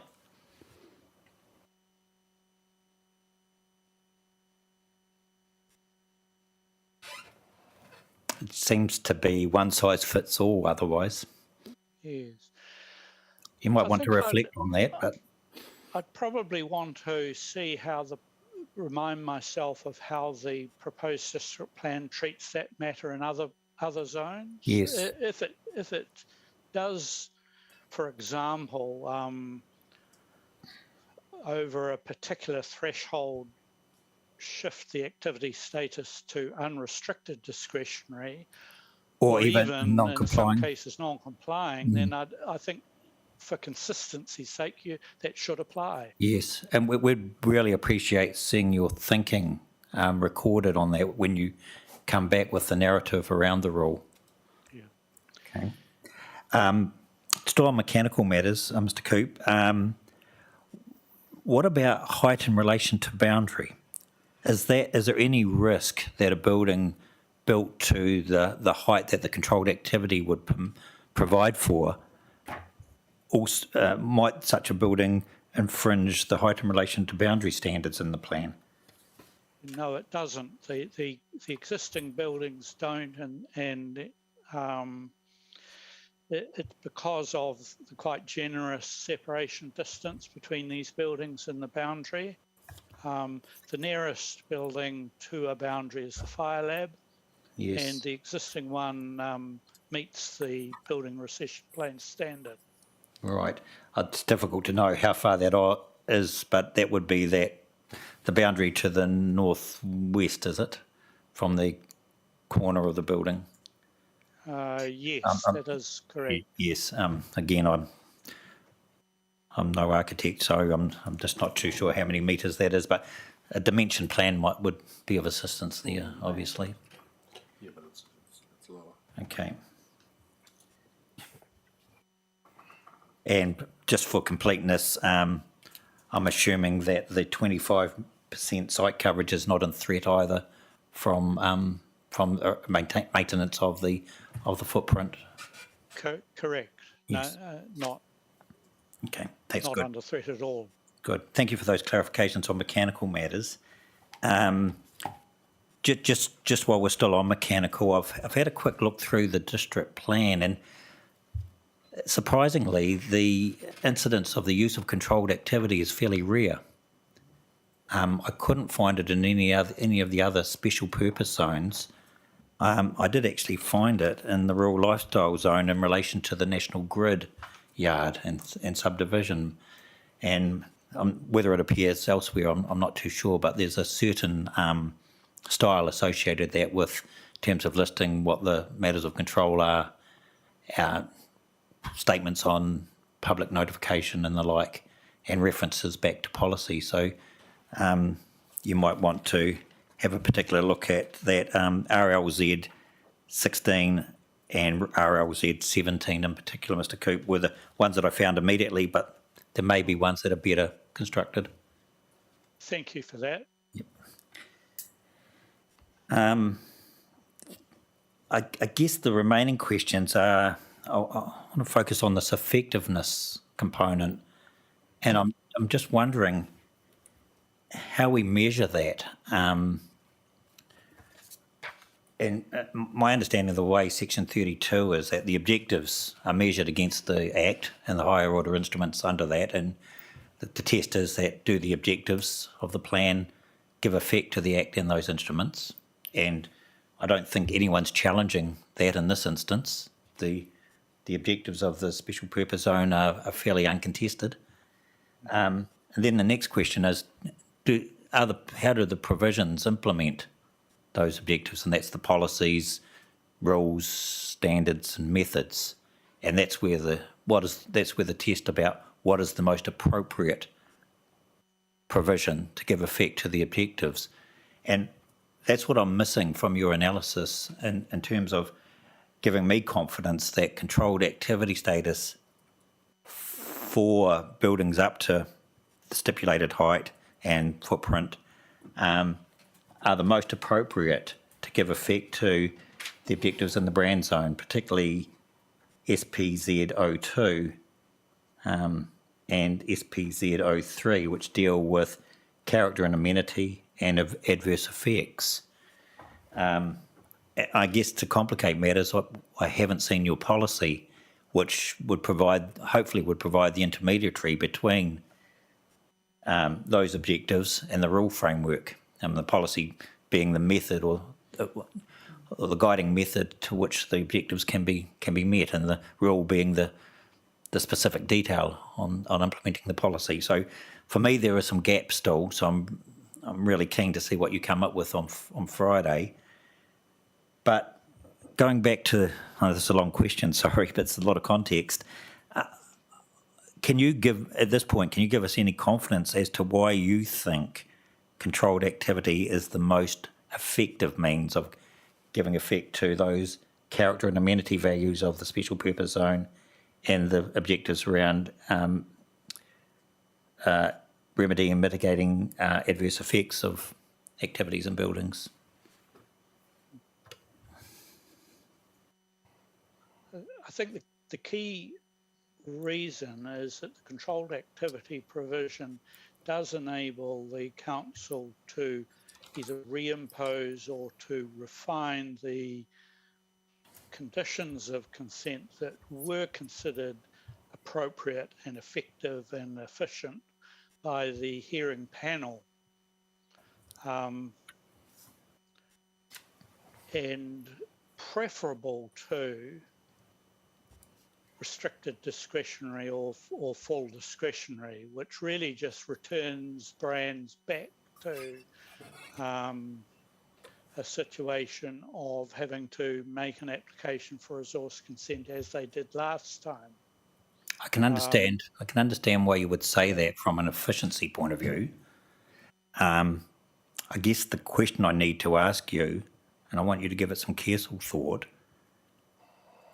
is it conceivable that there may be instances where a building or buildings built up to the maximum height and matching the footprint as shown in the plan are unable to be mitigated in terms of effects, and that the only course of action for the council is to decline the activity? Is that a conceivable outcome? I don't believe it's conceivable. Otherwise, I would have advised brands to seek restricted discretionary and advise them that no, the council would want that ability to step in and say no, for these reasons, the adverse effects have reached a tipping point. So no, I'm confident that all the likely adverse effects associated with the form and appearance and height and bulk of these buildings, to the extent that they exceed the height standard, can be adequately mitigated. Okay. How important is the policy context in that answer? I think it is important. The important elements are firstly the existing policies of the brand zone, which acknowledge the national importance, but they're balanced against the policies which require adverse effects to be avoided or mitigated. And so it's treading that line between those two respective policy positions. And then I've turned my mind to what is the appropriate activity status in this particular instance. Yes. Would you agree? The current rules in the zone, particularly the 10-metre height, seem to relate very carefully to the policies that enable buildings and structures which are compatible with the purpose, character and amenity values of the zone. And for whatever reason, 10 metres has been arrived at, presumably for the controlled activity or whatever, for the controlled activity rule that you're going to propose, you're not going to rely on SPZP2 to do the heavy lifting at the policy level. You'll need to have a bespoke policy that anticipates a departure from the 10-metre height that applies to the remainder of the campus. Correct. Okay.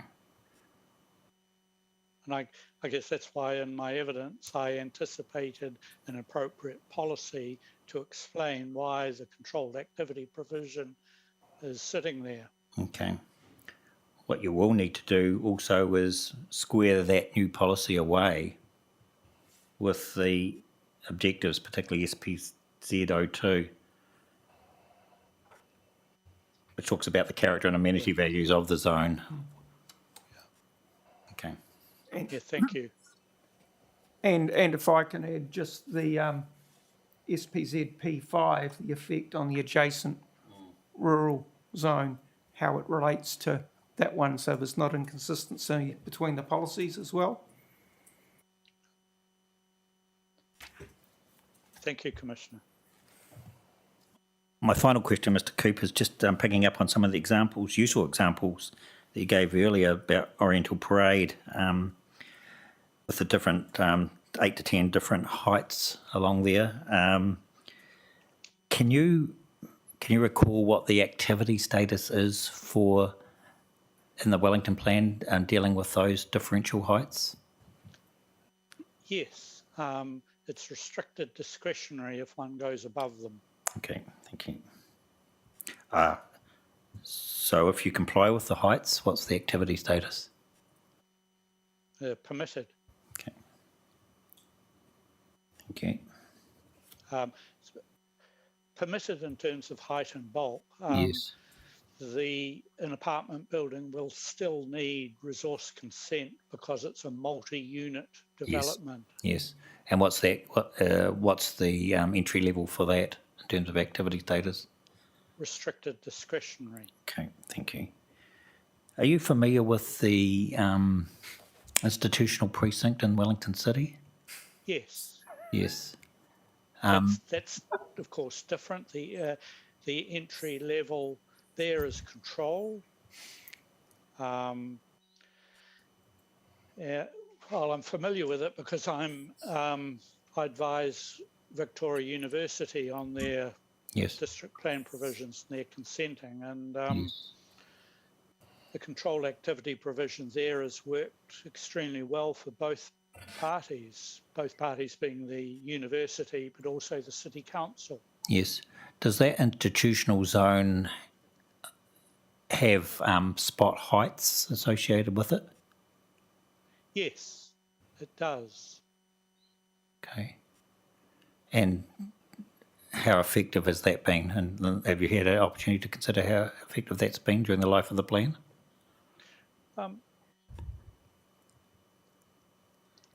It's been effective in terms of giving, again, treading this balance between providing Victoria University with the ability to enhance the campus and provide needed more floor space,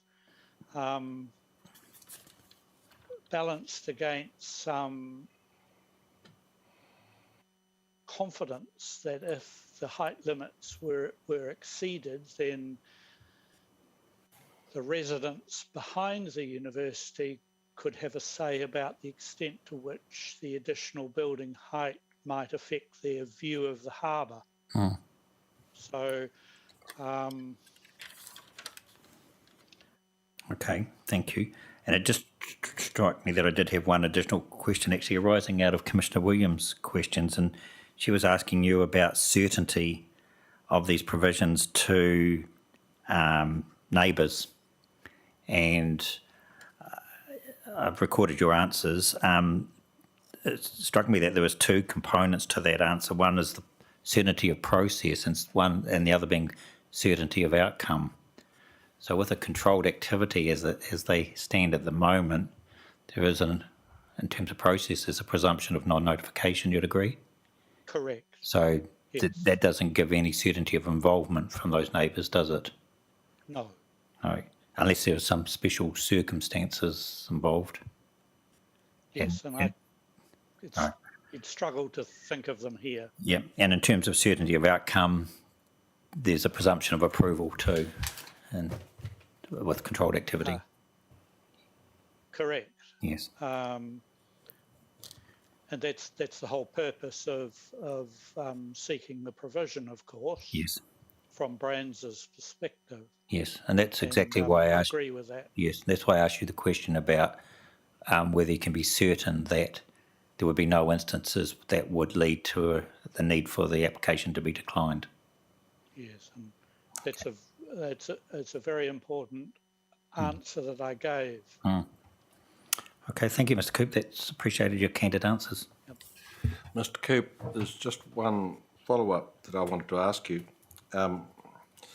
Mr. Gordon's given us submissions that we should be concerned, or that Brands is concerned, and that we should take note of Brands' concern about what might be in the replacement to the RMA and the extent to which Section 123, 125 are carried over and in what form.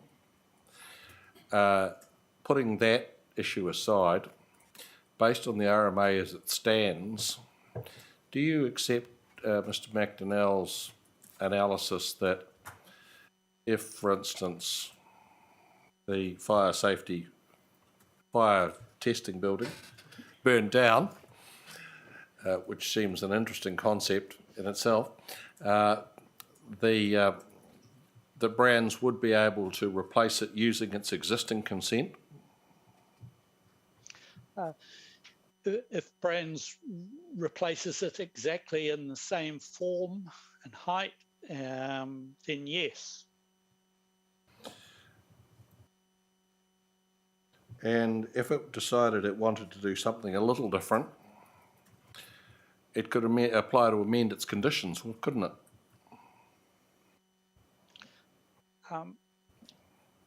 Careful, because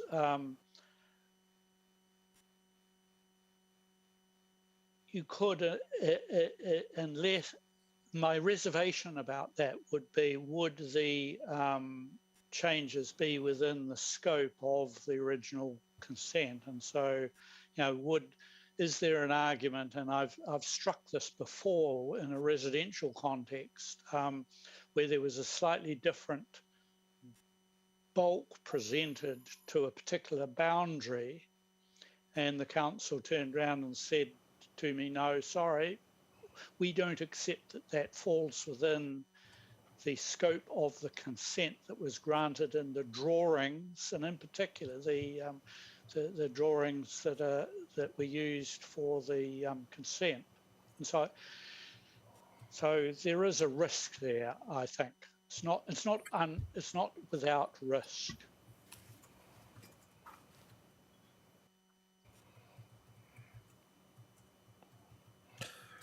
And that might be the extent of that risk might depend on how your existing consent is framed. Yes, I accept that. Commissioner, you had a question? So just in the example you gave there, was the bulk considered by the council to be an increase in the degree of non-compliance? Yes. I thought it was a very harsh approach, but it was the approach that the council adopted, and my client was very unhappy. Thank you.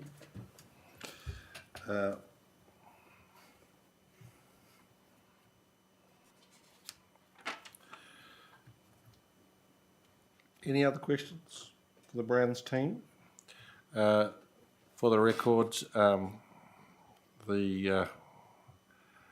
case that the Commissioner McMahon was referring to is Forest and Bird against Whakatane District Council, 2017 Environment Cases 51 at 59. Paragraph